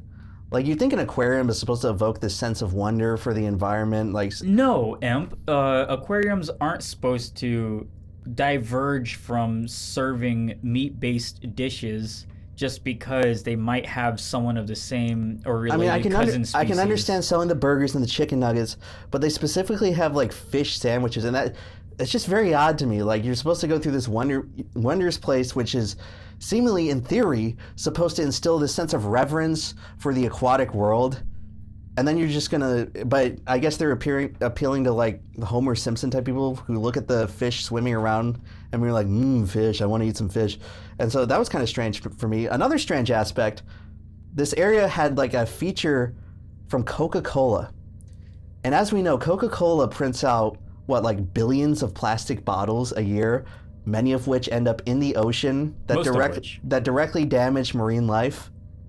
Mm-hmm. There was like this huge installation from Coca-Cola because I guess everything in Atlanta is Coca-Cola. Coca-Cola is like the biggest company in Atlanta, so everything has to be Coca-Cola themed. So that they had this like info station saying like, "Did you know Coca-Cola has pledged this amount of money for conservation?" I'm like, yeah, convenient. I'm sure Coca-Cola is on the side of conservation when like 200 billion of their bottles end up in the ocean every year. Coke probably owns most of Atlanta. Yeah. And then they're saying, well, why would we even bother? Yeah, well, it's right across, the aquarium's right across from the Coca-Cola factory or the Coca-Cola museum. So just like the two biggest money-making aspects of Atlanta. So it's like an advertisement for the Coke Museum, and also Coke saying like, we don't pollute the oceans and destroy the marine life that you're supposed to be having a reverence for in this aquarium. No, like we've pledged this amount of money and we recycle our bottles. And that to me was just like, that's just kind of sleazy, you know. I mean, you could have just said nothing, but it's like a vain. They had to lie. It's a vain attempt to be like, yeah, Coca-Cola, we're environmentally friendly. We didn't just switch from glass bottles to printing out hundreds of millions of plastic bottles that end up in the ocean. Yeah. That just never break down and just they don't even recycle them. Permanently putting plastic in marine life and your food. It's like 11% of plastic gets recycled anyways. No. Yeah, we care. And then so then we left the museum. It was getting late now. We head back home. I had to stop at Publix. They have Publix, which is a Florida staple up in Atlanta. And I had to pick up earplugs because of the chicken and like some other, I guess, food just to hold us over for the weekend when we weren't going out to eat.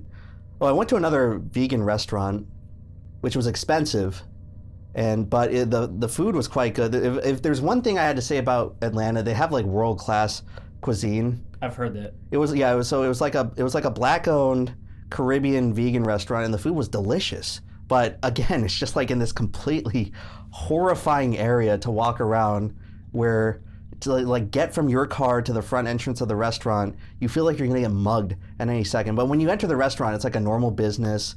It's just like people hanging out, chilling out. Like the restaurant owner was next to us. He was just like on his computer. So it was just like a totally normal restaurant, but just like the space outside is just so derelict and strange. And then, so I picked up the stuff at Publix, and then... Would you say that the area outside was experiencing urban blight? Yes. Okay. Well, I mean, that's what I'm going to get in, because this conversation, it has to be part of the story, but when I was in the Publix, I made another observation where this is the most of a minority that I've ever been. Was in Atlanta. Yes. Because in this entire part of Atlanta, aside from the touristy area where it's just a bunch of tourists from various other places and cultures, the entire part of Atlanta I was staying in must have been 98% black. So I would say the most minority I've ever been was when I went to Japan over Atlanta. Just because like in the South, I mean, there's a lot of areas that will be majority black, but I always still see a few more white guys like me. It started to dawn on me where it's like, dude, this place feels like living in an ethno-state. It's unbelievable. Like, I mean, that's kind of how they describe it. I think that's self-described. There'd be hours that went by before I saw anyone who wasn't black. Yeah. It had to have been like 98% of the people there were one race. And I was taken aback by that because here in Florida, it's very like multicultural. Right. There's not like any one place you can go to. Maybe like certain areas of Miami where it's just full of like Cuban people. But it's not like miles and miles where pretty mixed. Where 98% of the people are saying, like, I went down to the Springs the other day. There's white, black, Asian, Latino, like all sorts of different people. Right. And that's like a normal thing to expect in Florida. We obviously like live near the university here in Gainesville. All sorts of different people. So I just started to get this strange feeling where it was like, because I've never been to that many foreign countries. I've been to China before, but I'm like part Chinese, so it didn't have the same feeling. But I figure like this must be what like black people feel when they go to like a golf course in like a super suburban part of the country, and it's all white people. So you're saying that you finally experienced racism and understand what? Well, I'm not actually saying that.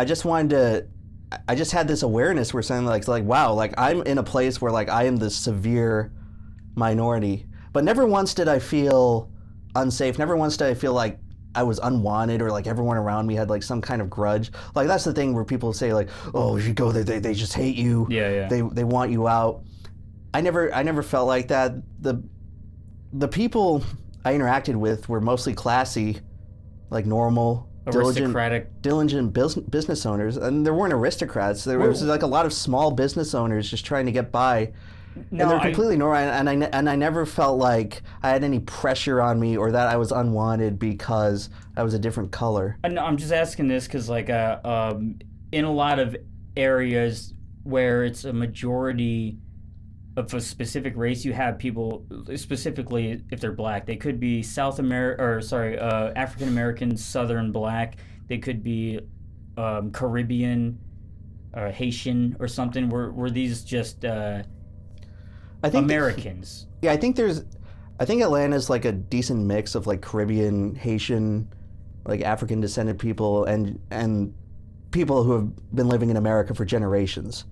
So yeah, I don't know, but that was just an observation where I don't think I'd ever been in any place before that moment where like the population demographics were so racially polarized in like one region versus another of the city. I've heard that. I mean, whenever people talk about Atlanta, they're like, Atlanta is Atlanta. That's what it is. Miami is Miami. Atlanta is Atlanta. St. Louis is St. Louis. Yeah. And again, I want to say, like, the people I saw there, they had this dignified character to them.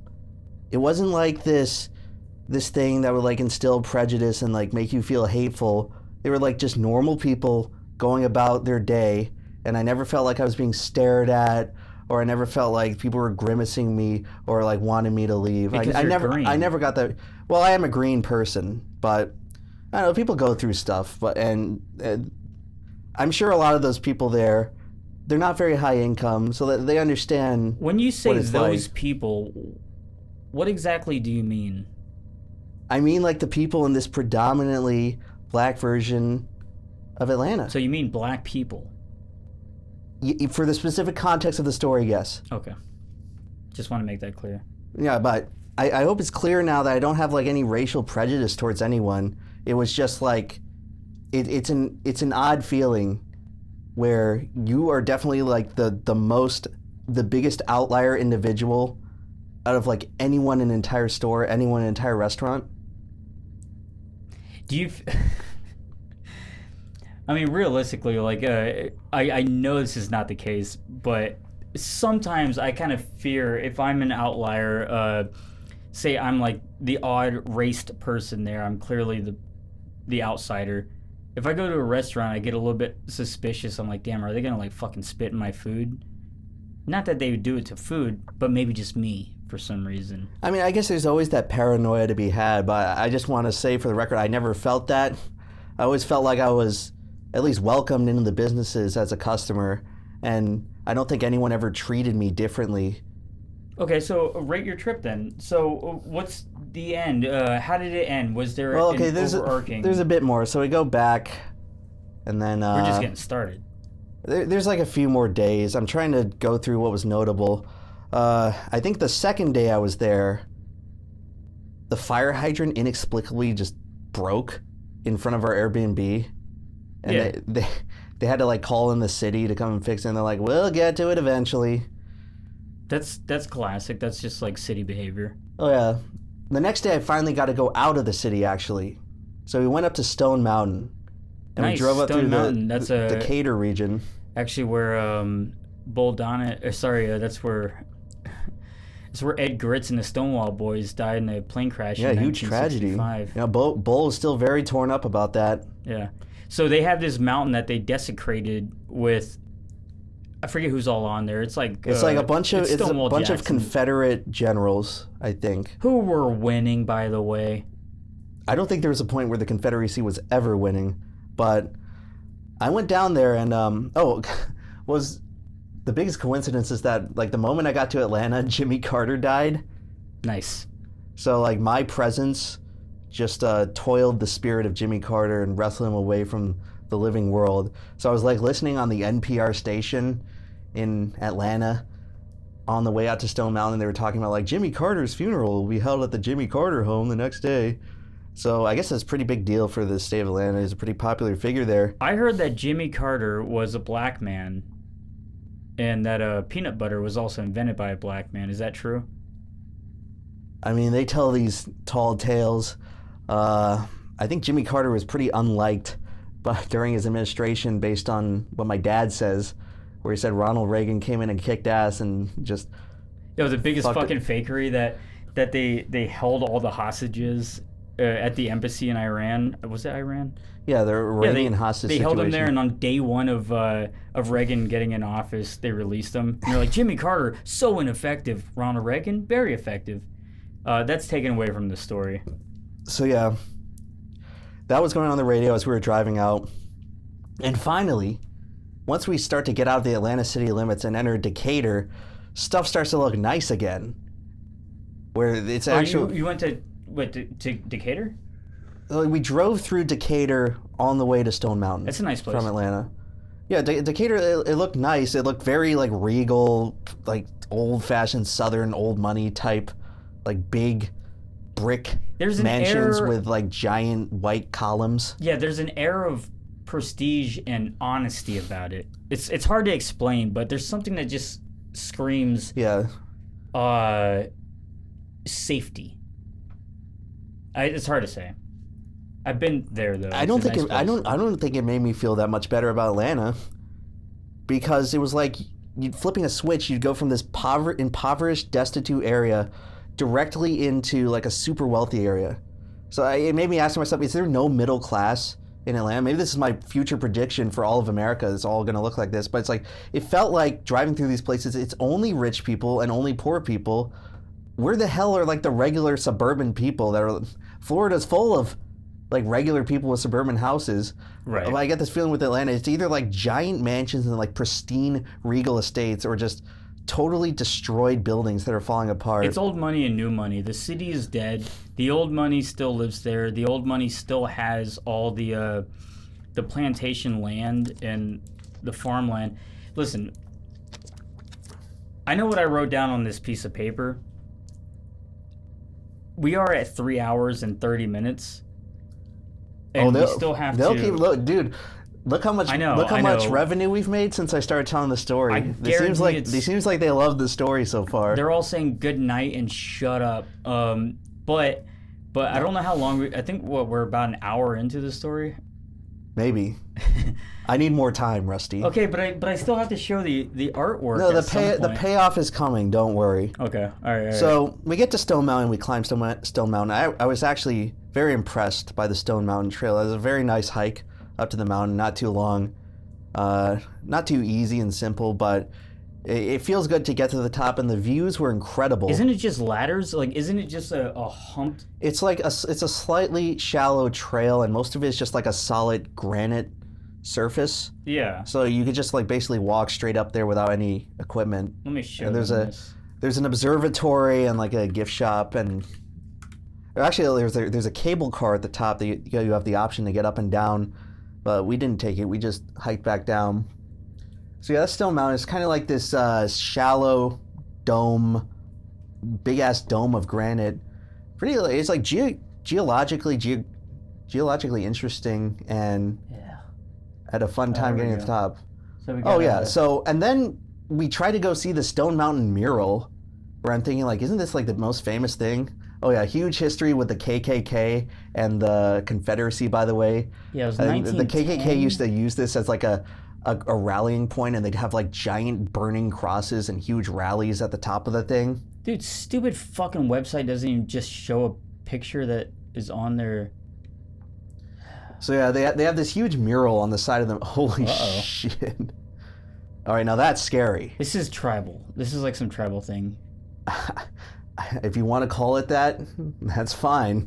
But yeah, so Stone Mountain, even though this was like the nicest place in probably the Atlanta area that I ever ended up going to. So you're saying your favorite place. It has this completely sordid, like horrific, racially prejudiced past that is just like some of like the most evil people in America use it as like their base of operations. Now let me ask you this. Did you feel safe when you were here? Other than potentially places where you might fall down the mountain, I thought it was pretty safe. Okay. So this was not a problem. I did almost trip and twist my ankle. Which is probably the worst thing that could happen for... I slipped and fell on my ass with like this watery part where like a little stream was going through. Gotcha. But yeah, what's funny is that I guess the granite is very resilient, so people carve their names into it on the way up. And there's like insignia from people from like 1912, 1899. I bet many of them are from KKK people, which is disturbing. You know what I don't like is how people call it the Ku Klux Klan instead of the Ku Klux Klan. Oh yeah, it's like it's like one of those things like Reese's Puff instead of Reese's Cups. Yeah, what the fuck? Just say it right. It's the Ku Klux Klan. But yeah, so we went to the top and then walked back down. And then we tried to see the actual Stone Mountain fucking mural, which I thought is supposed to be the center place. Oh, yeah, but there it is. Instead of being able to just walk up and see the damn thing, this big famous stone mural that's like one of the biggest attractions in Georgia. I just thought I had it. Oh. Alright, whatever. I mean, yeah, it's a big stone mural of the Confederate generals. Apparently, despite already paying admission to enter the damn park itself, in order to actually walk up close and see the stone mural, you have to pay a second admission into like this weird, eclectic like place with a petting zoo and a museum. There's like an attraction inside of the park that you have to pay a separate admission to after already paying to go in the park. I've been there. I've gone to Stone Mountain, and it was gay. It was lazy. It was like everyone just picnicked out, and they did like some stupid laser show where there wasn't like, here come the cavalry in the battle of so and so. It was just green lasers and red lasers doing circles. None of it mattered. And this was the point where I'm like, dude, the people of Georgia are fucking greedy. These are filthy people. These are greedy people who are in charge of this state. I mean, they originally were the people who spearheaded Congress to steal a bunch of the land from Native Americans and use it specifically as places to expand slavery. So there's greed in the blood of like the first founders of Georgia, and I can see it still going off today. You made me pay $20 damn to drive into the park, and you want me to pay $40 to go up to what's supposed to be the main attraction of the park? So I said, fuck that. We found like a rocky outcropping in the parking lot and just climbed to the top of that to just see the thing from a distance. Because when you get there in the parking lot, they have like this big fucking facade that blocks your actual visibility of the monument. So they almost try to coerce you to pay in to go see it. So we just ended up like climbing on some little rocky mound in the parking lot, and that was enough to like, okay, there it is, let's go back. So then we ended up stopping at like a taco restaurant in Decatur, and followers of Downward Diary, this is the restaurant we're at a recent story on the channel. So that's where that story picks up if you want to hear it. Folks, we're just getting started here. Almost nearing the end. Oh. Almost near there. Look, I got the people hooked. We've been at 250 concurrent viewers. They're listening. So Exhibit C of Georgia Greed. You go to try to like park at this restaurant, and this is not downtown Atlanta. This is Decatur. This is like a much smaller city. Decatur is a completely different... is not Atlanta. Decatur is an old city outside of Atlanta. It's a city, and there's no public parking. It's entirely paid parking. I thought it was fine in Decatur. I went there like several months ago. I guess the specific place I went with all these shops, and that's where this taco restaurant was, it was all paid parking. And guess what? Your options for paid parking are $5 for 15 minutes or $20 for 2 hours. So great. The exact like inopportune endpoints for when you want to have the amount of time for a fucking restaurant. 15 minutes or 2 hours, like, oh, guess you got to pay for the 2 hours. Yeah. So once again, the greed of people in Georgia. This is just like a fucking greedy thing. Greedy greedy people, greedy, dirty people in Atlanta. I should also mention that when I was trying to submit my ticket from the museum the other day, the machine was just broken and defective and it would not take cards. So it's a good thing I just happened to have cash on hand to pay for the ticket, because otherwise I would have just had a problem where I would have had to stop at the gate. Take that gold.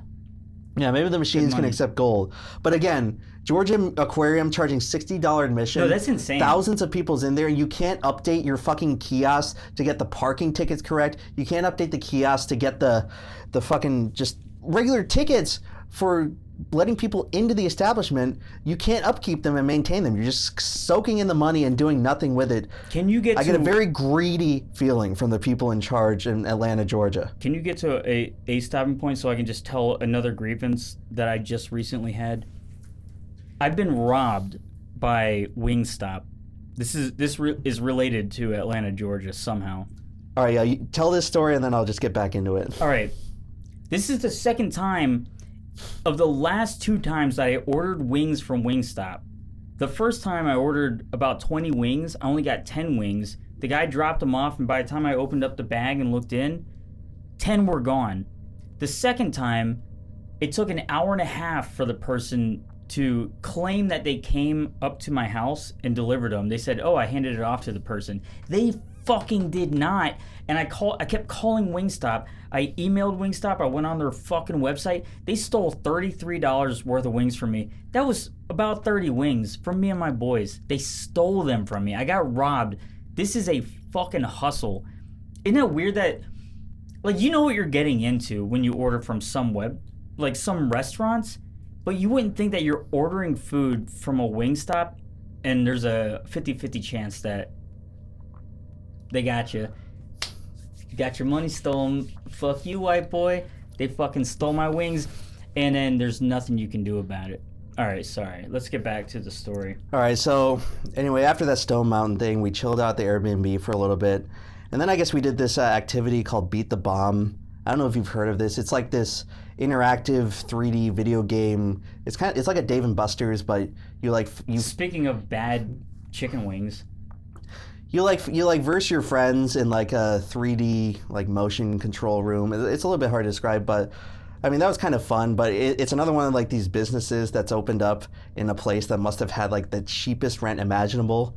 I drive over there and, God, I should have followed the Google route that was 1 minute slower. I mean, all the roads in this entire part of Atlanta are full of potholes, and it's rattling my entire car. I think. Because I drove my own car up there, and I think that by the time I was done with the trip, and this was after getting crashed into by some other person also, I think part of my plastic trim on the front of my car, around the whole radio and air conditioning vent area, it came loose. It started rattling after the fact, because the roads in Atlanta are so shitty, and they never bother to repave them, that you feel like you're driving in the middle of fucking Mongolia. With the number of potholes. Sounds so fucking northern. Why don't you go back to California and leave the South for the Southerners? There's plenty of places I've been to in the South where they actually bothered to pave the damn roads. Like where? Polk County? But anyway, I guess the route to this place is this most winding thing through a bunch of fucking narrow alleys. Some of them are too narrow for 2 cars to get by.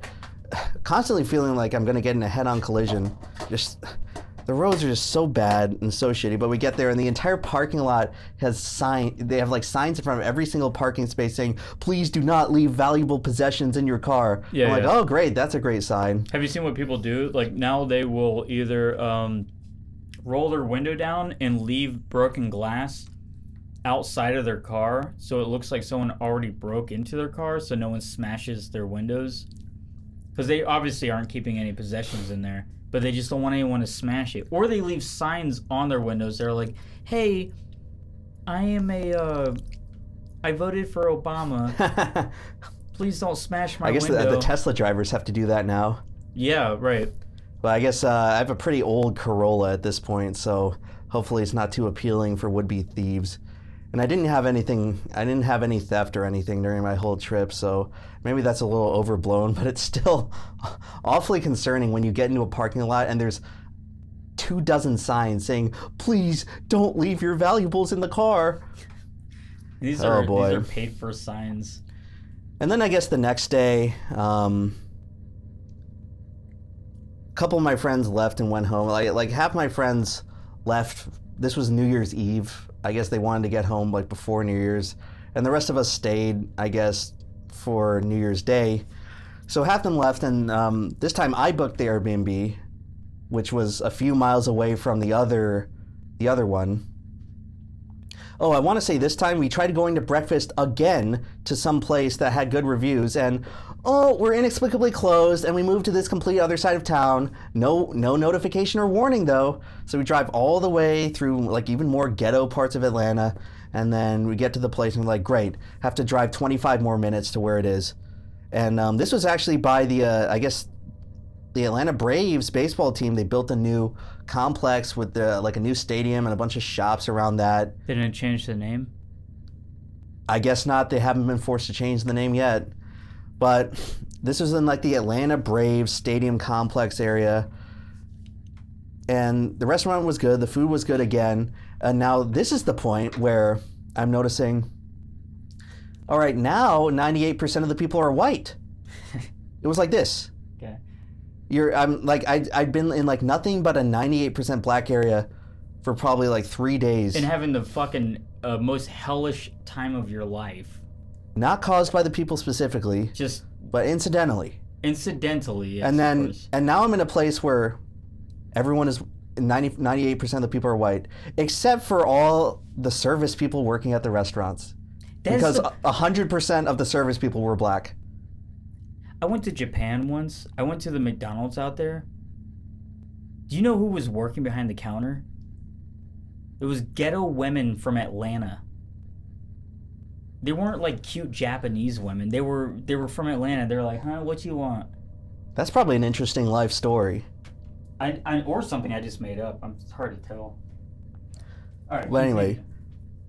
Oh, and this was another place where it's like 11 o'clock in the morning. There's no game or no event or anything going on. $20 parking, just to park. We're from the state of Georgia, and we're gonna gouge you for every penny you have. Oh, but please come continue supporting our economy with tourist dollars. God, the fucking greed of all these places in Georgia. And then so we get out of there. I'm like, all right, we gotta pass the time to wait for the next Airbnb to open up with all of our stuff in the car. So we're like, all right, let's go to a park. Let me look on Google again. Oh, this is cool. Bamboo forest. Where does Google lead us? In the middle of some giant, like, rich neighborhood with giant mansions and no actual entrance to the park. But that's where it led us. And I'm like, okay, clearly, I guess it's another thing where it's broken and it leads you here and no one bothered to fix it. So we end up, like, going all the way around to, like, the entrance of what's supposed to be the entrance to the park. And the friends we're with, they say, like, we have to go to the bathroom. And we get to the front of this park, and there's a whole park map that they built, and it shows on the map next to the parking lot that there's supposed to be a bathroom. You look around, they just never built it. It's not there. That's funny. So there was no bathroom. There was no bathroom, but they ended up installing a sign with a park map that showed that there was supposed to be a bathroom. Now, did you still take a shit somewhere? Yeah, my friend ended up taking a dump on the side of the mountain. What the fuck? So why are you all taking dumps so constantly in Atlanta? I mean, I know you have to go somewhere, but you didn't want to go into the Airbnb because someone might have stole it. This particular friend, I guess, drinks a ton of coffee and energy drinks. So he's constantly going to the bathroom all the time. And, yeah, we walked through the park. The park was actually quite nice. Went by a nice river. A lot of like elevation changes. And then we finally go back to the Airbnb, the new one. And this one is quite a lot nicer. It's still in an area where it seems like half the houses are abandoned, but the structure was nicer. It looked like it was more taken care of. It wasn't by like some real estate douchebag who lives in Miami and uses like some shitty property management company who won't even bother to come by and unlock your door. Jewish person. Yeah, this was this was probably some person who actually like lived around the Atlanta area, and it's a nice house. It's got a nice screened-in porch at the front, and like old antique furniture. It was a pretty nice house, and I was feeling pretty good about it. I'm like, God, like my friends definitely do not know how to pick it, and I will definitely be booking my own Airbnbs from now on because this is much better than what we were in before. No fucking chicken next door waking you up in the middle of the night. Your hatred for the chicken, I don't understand. Like that's the glory of the free will of the people to live in a city. If you go to like Ybor or something, there's chickens around. You're supposed to have chickens. You can't shame your neighbor for having a chicken because that's how they get you. Oh, these annoying ass noises. We're supposed to hear these, and we're supposed to have chickens. Everyone should have chickens, and you should love the smell of chicken shit. That's just me personally saying that. I'm not saying that you should love the smell of Atlanta or downtown Atlanta. That's I'm just saying, Rusty, like when I want lodging in a place and where you're trying to sell me something and charge me $100 a night, I want to at least be able for $100 a night. No, it was probably like that place was probably like. It was probably $100 per person, split 7 ways. You hate Chicken Jockey. Chicken Jockey. Chicken Jockey. They had the Chicken Jockey at that house, and that's why I had to get earplugs to fall asleep in my own Airbnb room. That's right. But anyway, this new place, I said, man, this is so much better. Can I pick them or what? And then I started to hear it. And now there's a certain stereotype out there with people who tend to live in urban areas, and this is something that's perpetuated by very hateful people. So I'm not trying to instill confidence in them. But in this Airbnb, was it a whistle tip? The owner appeared to have neglected changing the batteries on the smoke detectors. That's okay. And it wasn't just one, because I was trying to find them. So I see one in a row. I think it's coming from it. I take out the batteries. It's very awkward. I have to like put a chair under it. I have like no equipment or anything, so I take it off. And when you take off a smoke detector, it starts beeping even louder, and it's right in your ear because your head's right there. So I take the batteries out, and I'm like, okay, that should take care of it. And then I still hear it. The fuck am I doing wrong here? It was a different smoke detector. So I go through the house. I take the batteries out of 3 different smoke detectors, and I can still hear it. And it turns out like I'm thinking to myself, like, I'm going fucking insane. I'm trying to like localize where the sound is. Yeah. And it pings like every 20 seconds. So I have to be like, is it here? Is it here? No, I took the batteries out of this one already. Where could it possibly be?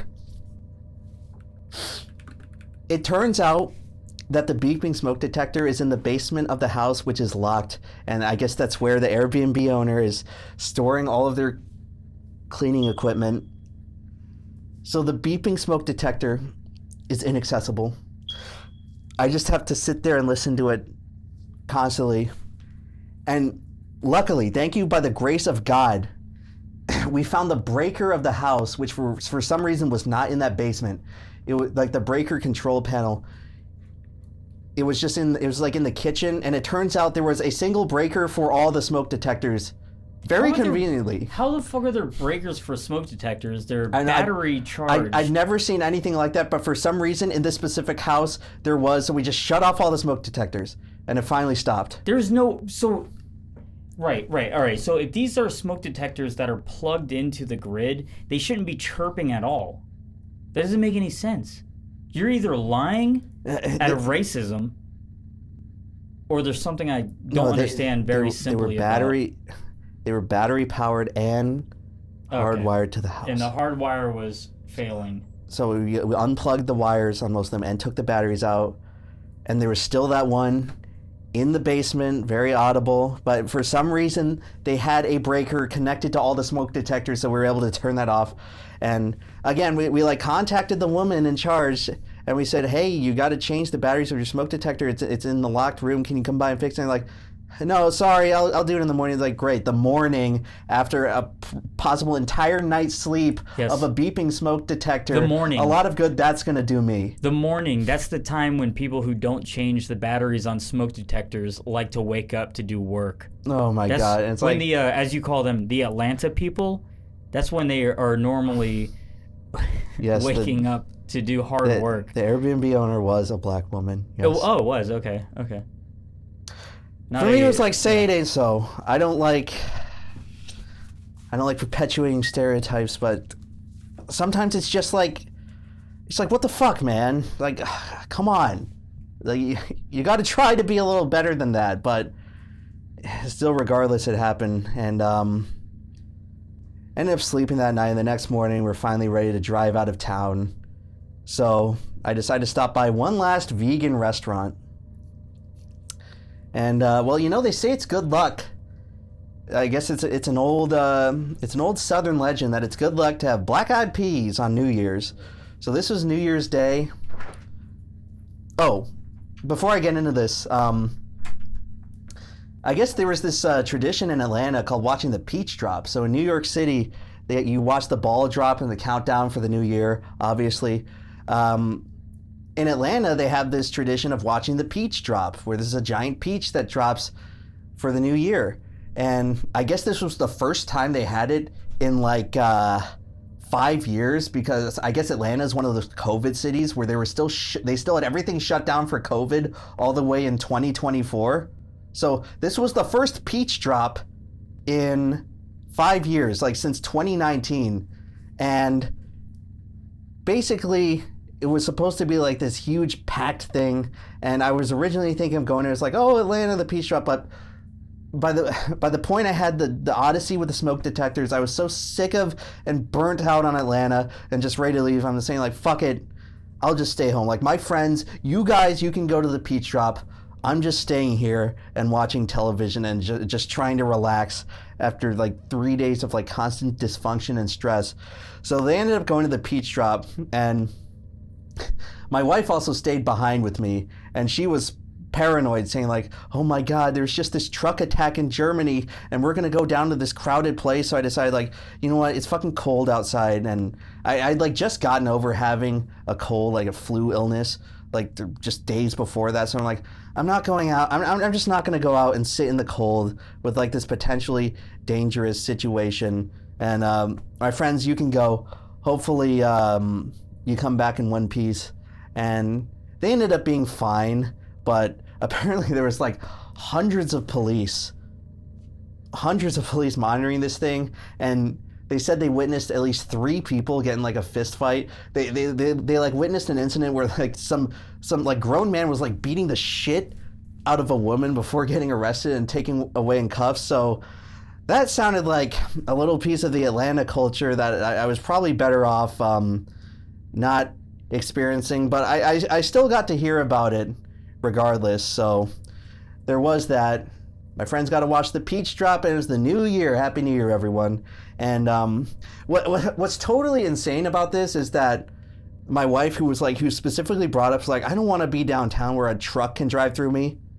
That very night was when the truck attack happened in New Orleans, which, as we know, it's a pretty similar city to Atlanta in a lot of regards. So that was kind of an insane omen, where we were thinking about potentially having some terror attack happen to us if we went to this thing, and then it ended up happening for real in New Orleans. So yeah, that was crazy. So we're almost at the end of the story here. We're on the home stretch. So my last thing in Atlanta, I went to this vegan soul food restaurant. So I got a plate with barbecue tofu and green beans and mac and cheese and black-eyed peas. So hopefully that black-eyed peas will give me good luck for my my new year, as the superstition goes. But I ended up with a little piece of cornbread. It was a very filling meal, a lot of food, big portions as is tradition in the South. So I had a leftover brick of cornbread on the way out, and as we were sitting at the restaurant enjoying my meal, I noticed, and Once again, you have to like park far away from the restaurant and walk over through like destitute ghetto just to get to the front doors. I noticed that in the time that we had been sat in the restaurant enjoying our meal, a very homeless looking man had stationed himself strategically directly between my car and the exit of the restaurant. And I thought to myself, oh great, here we go, I'm gonna get solicited again. And at this point I'd probably been solicited by half a dozen homeless people during my whole time. It's like, okay, this will be my final Atlanta interaction. I'll be solicited by this homeless man who's put himself, probably intentionally, directly between the exit of the restaurant and my car. And I kept thinking to myself, should I just go around the block, because you know they're going to solicit you. They're going to put you in an uncomfortable situation. They might be ornery and unpredictable. So like, should I just go around the block and then come through the parking lot on the other side? It's like, and I thought to myself, there's probably even more homeless men waiting around there. So I'll just take my chances and go by. And folks, this was the highlight of the trip. This was the most memorable thing that happened during the trip. I'm coming out of the restaurant with my little piece of cornbread, my little square of cornbread in a tin foil. And as soon as I walk by this guy, trying not to make eye contact and draw attention to myself, he starts barking at me, "Hey man, you got food there, give me that food. You got food, get me that food. That food is meant for me." And I said, like, I had this moment, because I'm so used to homeless people like lying to me with some stupid sob story, saying like, "Excuse me, man, I got a brother on the other side of town. I just need $10 for the bus fare. If you give me your address, I gladly pay you back." It's like, obviously you're just trying to come up with some stupid, convoluted story to get money for drugs. For some reason, something about this homeless man, the fact that he was so blatantly honest about what he wanted, like, "Hey man, you got that food there. I see you got food there. Give it to me." I was just like, okay, I admire the honesty. Thank you at least for like not lying to me about some stupid story about your brother who's in a different town. So I go to like open up the cornbread and I break off a piece for him, and instantaneously he turns to me and said, "Hey man, don't you put your fucking food on my food. That food is meant for me and you're putting your fucking hands on it." He was a very civil person, is what it sounds like. So all of a sudden he didn't want the cornbread anymore, so I just start walking away and he just continues ranting. I mean, this guy was good at complaining. This guy would have been good if he opened up a downward diary. He goes on like this 20-second long incensed rant about like, how dare you touch food with your bare hands that's meant for me. It's like this homeless man living on the street, but he has standards. Yeah. He has a code of conduct. He's honest. And he tells me directly how dare I? He wanted the food, and then the second I touched it, he didn't want it. And so I'm like, okay, and just walk away. He's particular. And at this point, it's like, I'm 20 feet away from my car, and he's continuing to bark. And I'm like, like a dog. I'm just focused on what he's saying to make sure he doesn't like start coming after me. And then the second I turn around, a second homeless person comes right up to me, man, like, "Hey man, can I wash your windshield? Man." I'm like, no, I'm sorry. Here, just let me get in my car and drive away. And that was my lasting impression of Atlanta. Ambushed by two homeless men who wanted one wanted cornbread and one wanted to wash my car with like a dirty squeegee. And I drove the fuck out of there and never looked back. And that was pretty much my trip to Atlanta, and I felt such a huge sense of relief when I got back across the fucking Florida border into the Sunshine State, God's chosen fucking land, rather than the fucking hellhole of Georgia, which is the state of the devil. They say the devil went down to Georgia, but that song is a lie. He did not beat the devil in the fiddle competition. He fucking lost. And the devil is like now involved with the specific politics and charging the parking fees in Atlanta, Georgia. So, suffice to say, didn't really enjoy my time in Atlanta. It's honestly one of the worst cities I've ever been in, and I have no intention of returning. I think if you live in the state of Georgia, you should probably move away. If you're from the Atlanta area and you somehow have pride in that city, I really think you need to reevaluate your life or explore the world more and see for yourself that there's a lot of better places in America, and it's a pretty shameful state that city's in. I read somewhere that Atlanta has like the 12th highest GDP of any city in the world, not just America, the world. And also probably the lowest GED. I mean, maybe. I don't know how it's possible to have the 12th highest GDP in the world and 75% of the buildings in your city are falling apart and abandoned. It's embarrassing. I think if you live in the state of Georgia and if you live near Atlanta, you should be embarrassed to call that your city. It is honestly a hellhole. I have no intention of returning. I have sympathy for the people who live there. There's a lot of dignified people who live there who are trying to not make it as shitty as it is. This is a problem that has obviously been caused by the people in charge, years of Democratic politicians constantly being voted in and probably siphoning off money and letting the businesses or whatever do whatever the hell they want. I think you should be embarrassed to live in an ethno-state, which is what all the white people there are living in. And I think you... it's like South Africa, but in America. It's like apartheid, the city. I was shocked and embarrassed that this was a quality of some place in America. There'd be places in Atlanta you go and drive through for miles and miles and you don't see a grocery store, probably because it's too financially unfeasible to open a grocery store. There'd be places you drive for miles and miles, you don't even see a gas station. And again, I live in Florida. There's plenty of places in Florida with low income. I've been to Miami. I've seen destitute ghetto in Miami, but it doesn't go on for miles and miles as far as the eye could see. Non-stop abandoned buildings, non-stop homeless people, non-stop people sleeping on the street, non-stop blight, non-stop potholes. Have you lived here though? There's so many. Sorry, I'm just gonna. Rusty, there's ghetto places in Florida, but I'm talking. It's the scale of it. It goes on for miles and miles and miles. It's like the extent of the destitute ghetto in Atlanta covers a greater square footage than most entire cities in this country. Okay. It is just like, it is an awful place to be. When are we going to go to Scranton? No, where's the place? And I understand there's these northern cities, Detroit, Camden, Baltimore, that are supposed to be just completely awful, like Kensington, Philadelphia. I don't have the fucking riz and charisma of Brandon Buckingham, so I can't just instantly fit into these places and make friends with the locals. I have to have like basic standards of quality from supposedly this very wealthy city in America, something that's supposed to be the gem of the South, like the biggest, most historic city in the South. My conclusion from visiting Atlanta, Georgia, you know how we say that 2 bombs wasn't enough for Japan after unleashing the plague of anime on the Western world? Well, General Sherman's March to the Sea was not enough for the city of Atlanta. He did not do enough to destroy and completely burn that city and erase it off the maps. It is a completely awful place to be. And if you happen to be from Atlanta and Georgia, shame on you. Shame on you for allowing your supposedly crown jewel city to get into this completely miserable state. The people of Georgia should be ashamed of themselves.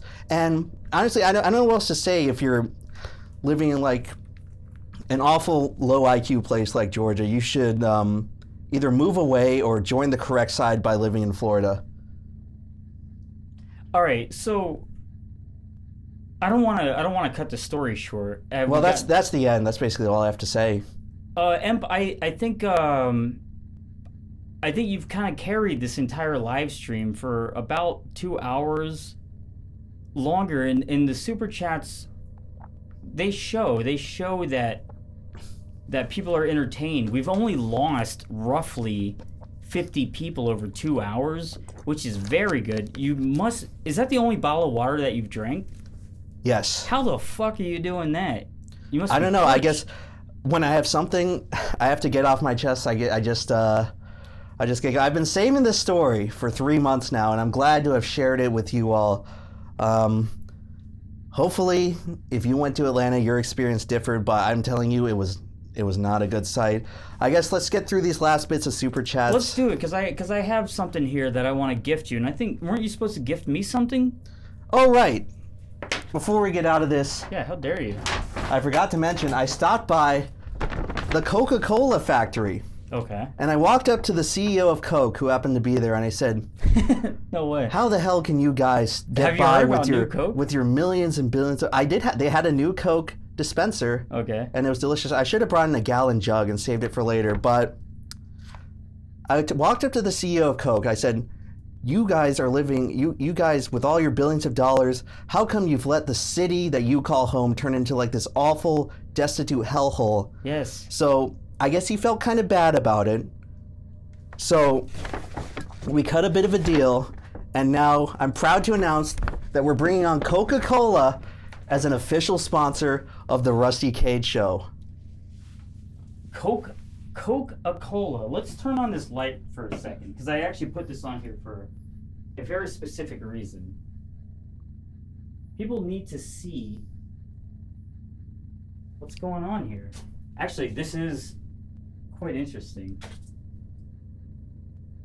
So this is You can see right there. What the fuck, dude? Holy shit. The proud. Wait, dude. Oh, that's tight. That's tight.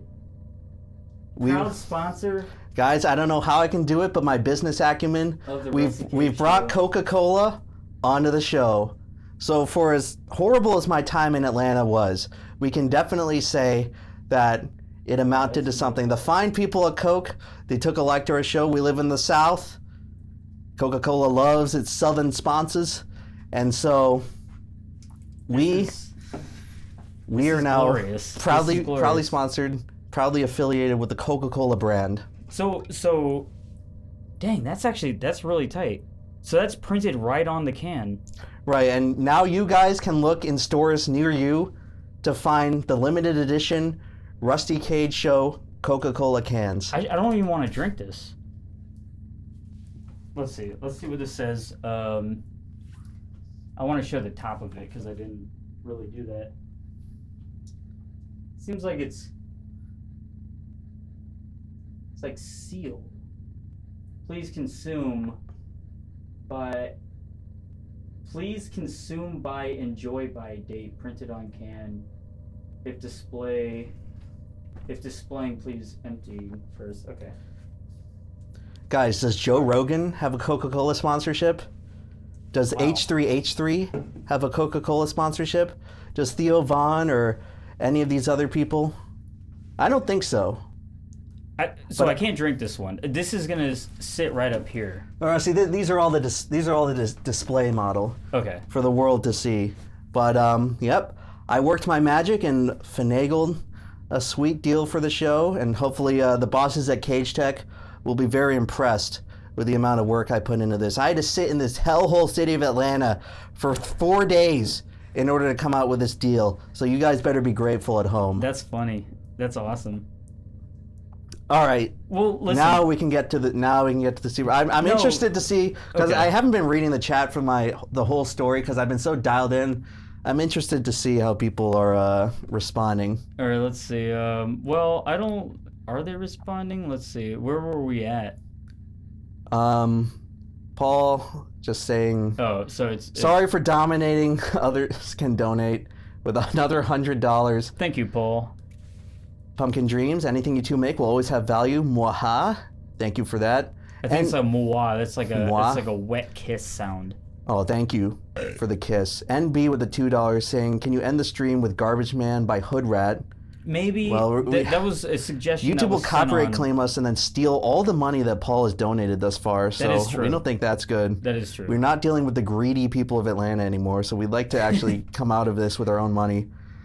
Paul is saying, "I've been listening to Atlanta rap instead of the stream, but based on the comments, I want to say I'm both the son of American Revolution and a third-generation American. I did listen to some Outkast while in Atlanta to try to get the mood.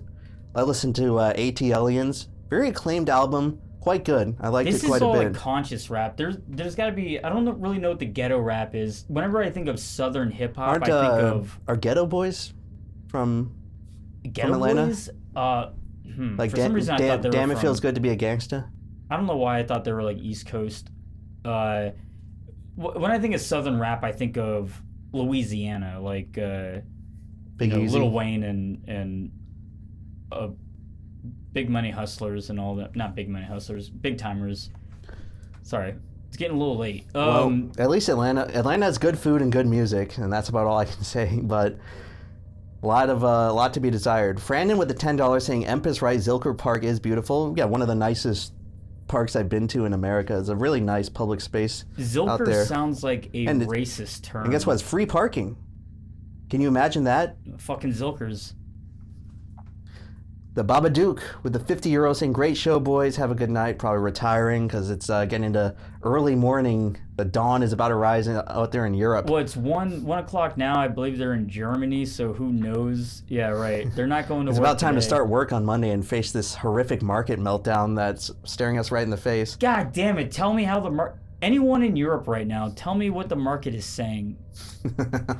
Oh, boy. Listen, we got a lot of super chats. We got Wait, is that the last of them? Yeah, it looks like it. All right. So I think people just kind of checked out on giving us money. They don't want us to have money, Imp. They want us to suffer and to be poor forever, and that's fine. Well, all 240 people still watching, but however, I'm not as greedy as our audience Or the people of Georgia.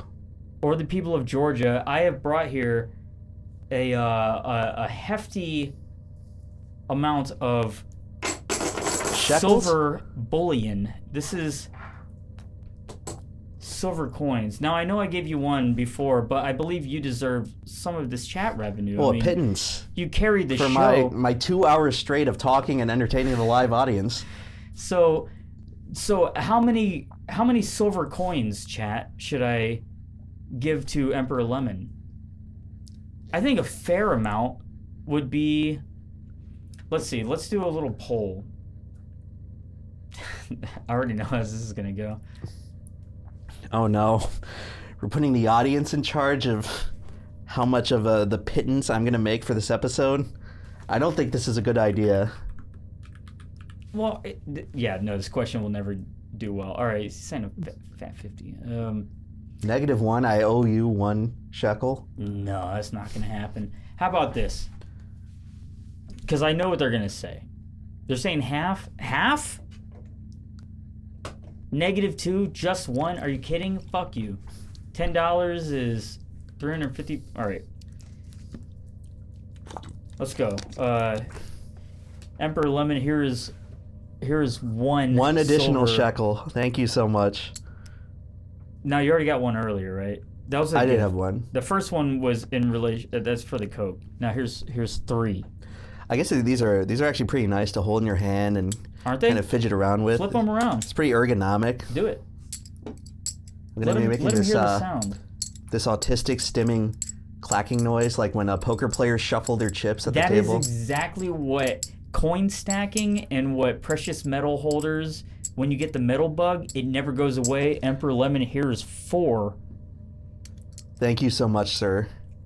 It's 4, so don't let me lose count. I know that Bull Donahue loves these coins, so it's awfully hard for him to part ways Oh, he with it. loves a but buffalo when he can shoot one off the side of a train. He loves That's shooting the fine. buffalo and the Indian, and luckily this coin's got both of them. Well, you know how them Indians, they certainly have a way of eating buffalo. All right, sir, here is 6. Thank you. Chat, if you want more than 6, do a +1 in the chat. I will keep going, but I need to see this happen. If you say -1, he has to give 1 back. Because we're not doing this. We got 5 big booms. Em, can you get 5 big booms for 1 silver coin? You know what? Because I like these coins that much, I will do your degrading stunt. Boom! Boom! Boom! Oh, uh-oh. Boom! Boom! All right, there you go, Ooh, sir. yes, another shekel. You know, I'm feeling like a Georgian parking attendant right now. All these, Yeah, all these one of the shekels. Georgian water boys.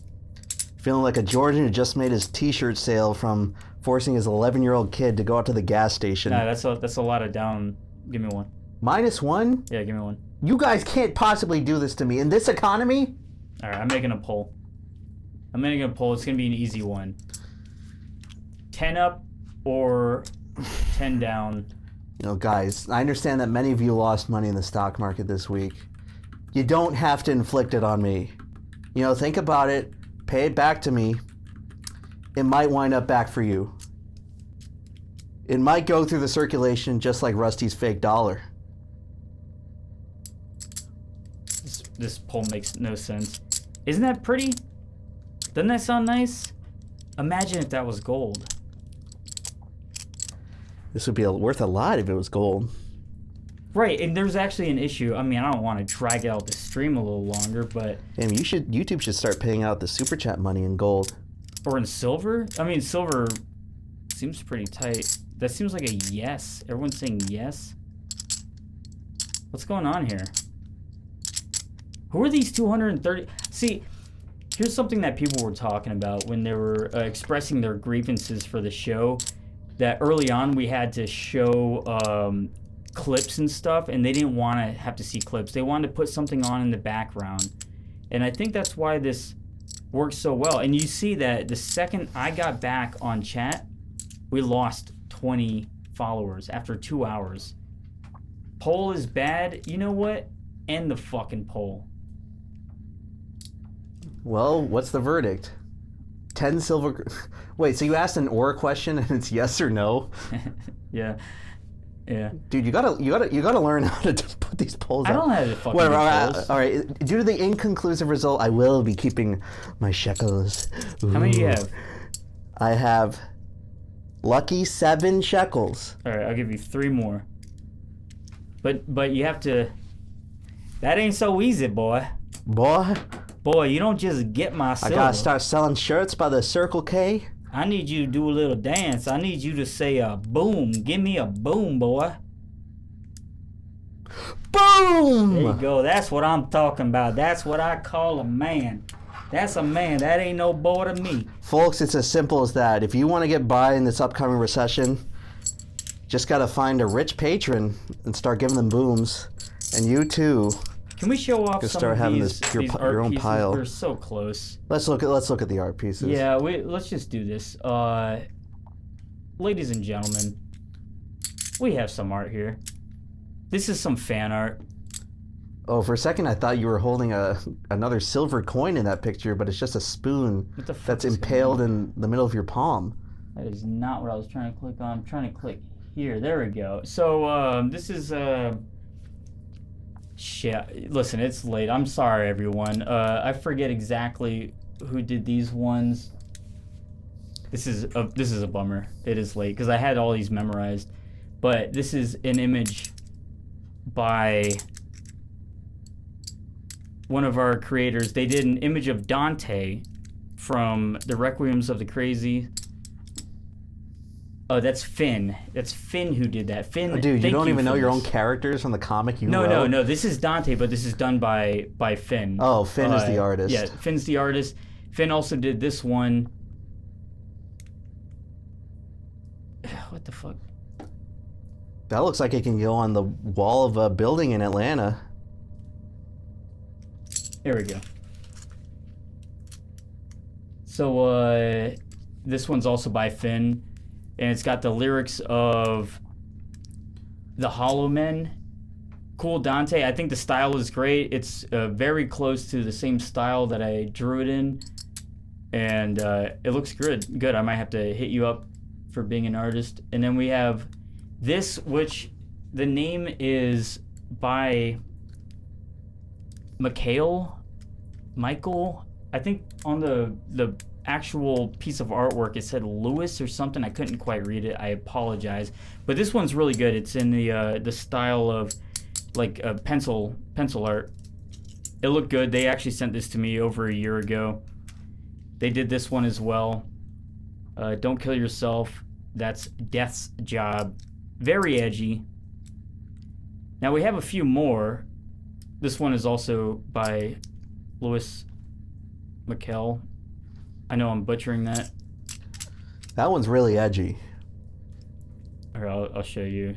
These are not congruent with the same thing that they're seeing. Oh yeah, I guess I'm referring to the one on the TV screen. Yeah, so this is a Salad Fingers reference. The rusty spoons. Oh, it's Rusty Spoon. Yes. I get it. I like it when the red water comes out. I forget that guy's name who did those. David Firth. Yeah, Firth. What's he up to? He followed me. I probably chased him off by talking against the Irish or whatever. Let's get him on the show. That'd be awesome. I'd love to. So here's one imp that we might have seen before. I forget. Oh, dude, this is awesome. Yeah, a little bit of a Family Guy. Hey, Lois, the Rusty Cage Show guys are here. It's almost like that one time when I went to Atlanta 2 hours later. It just cuts in with his head on a stake. All right, here's I think we might have seen this one, but this is the lore. Great, more of this. More gay imp, or the gay lore between. Yeah, this is another one of the sadistic rituals in order to earn 1 single shekel. How many do you have? I have 8 shekels now. What should imp have to do for 1 more? You know what? No, nothing. Take that. Now that's an honorable thing to do. I will not make you. That will go forward into the next life, Rusty. Now, this final one. Well, they turned us into a Funko Pop? This is the a hell PNG. is this? So you see the background that's going on here. That's because it's a PNG. But this is by Sam Fish, who did like the last 3. And I said that I would present this gift to Emp. Ooh, a gift. Another gift for me. Today's a great day. All right, I'll just show you. It's a wonderful day. Well, we have 2 keychains here. So one of these is yours and one is mine. And this is crazy. This is like having a real life Funko Pop of myself. Yeah, let's see. Let's let the audience see here.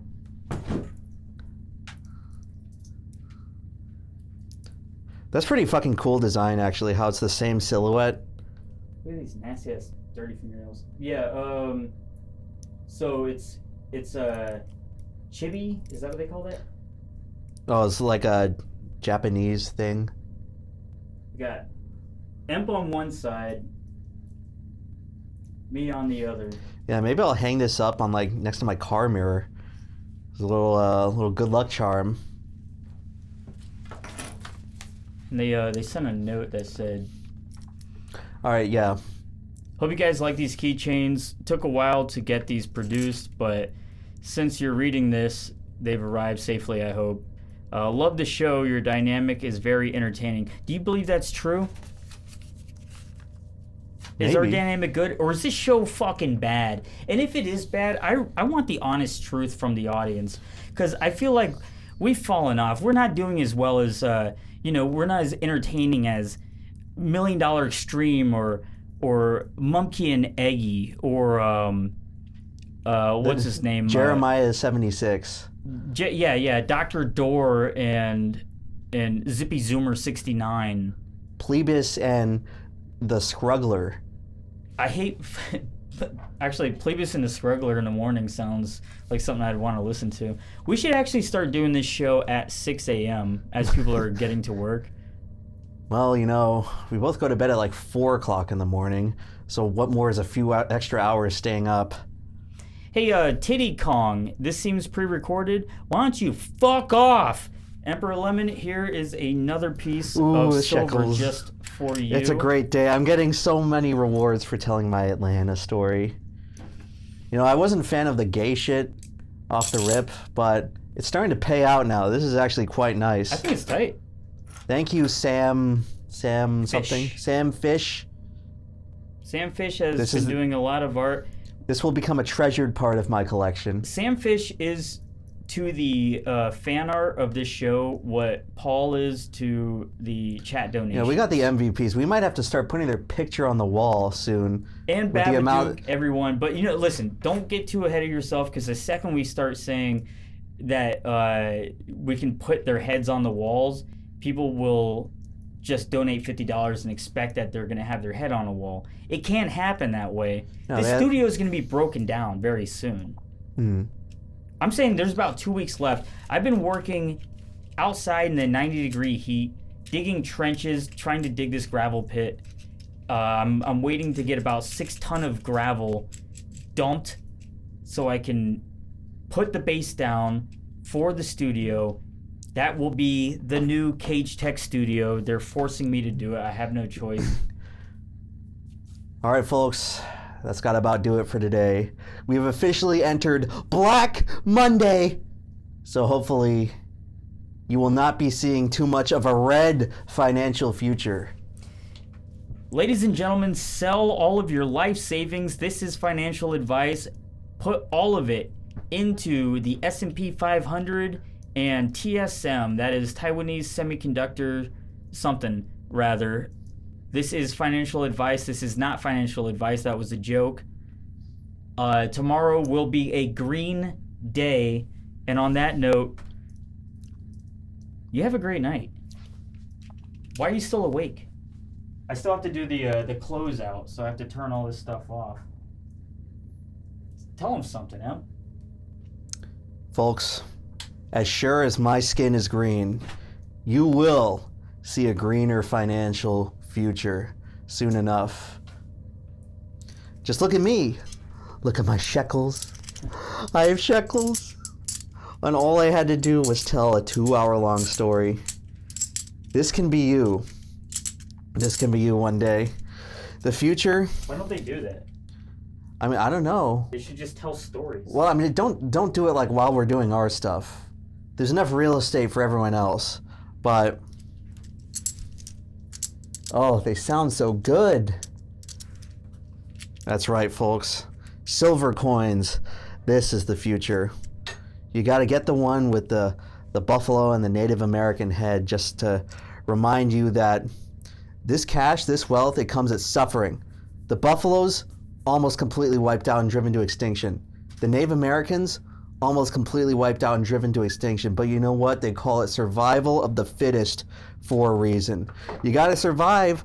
All these other phony investors are just going to get wiped out by this market crash. You'll be the one who's left picking up the pieces. You're the survivor, you know? And sometimes when it comes to the market downturn, that's what it takes. Turn up. That's what it takes, folks. That's what it takes. You got to get in the grind. You got to get in the trenches.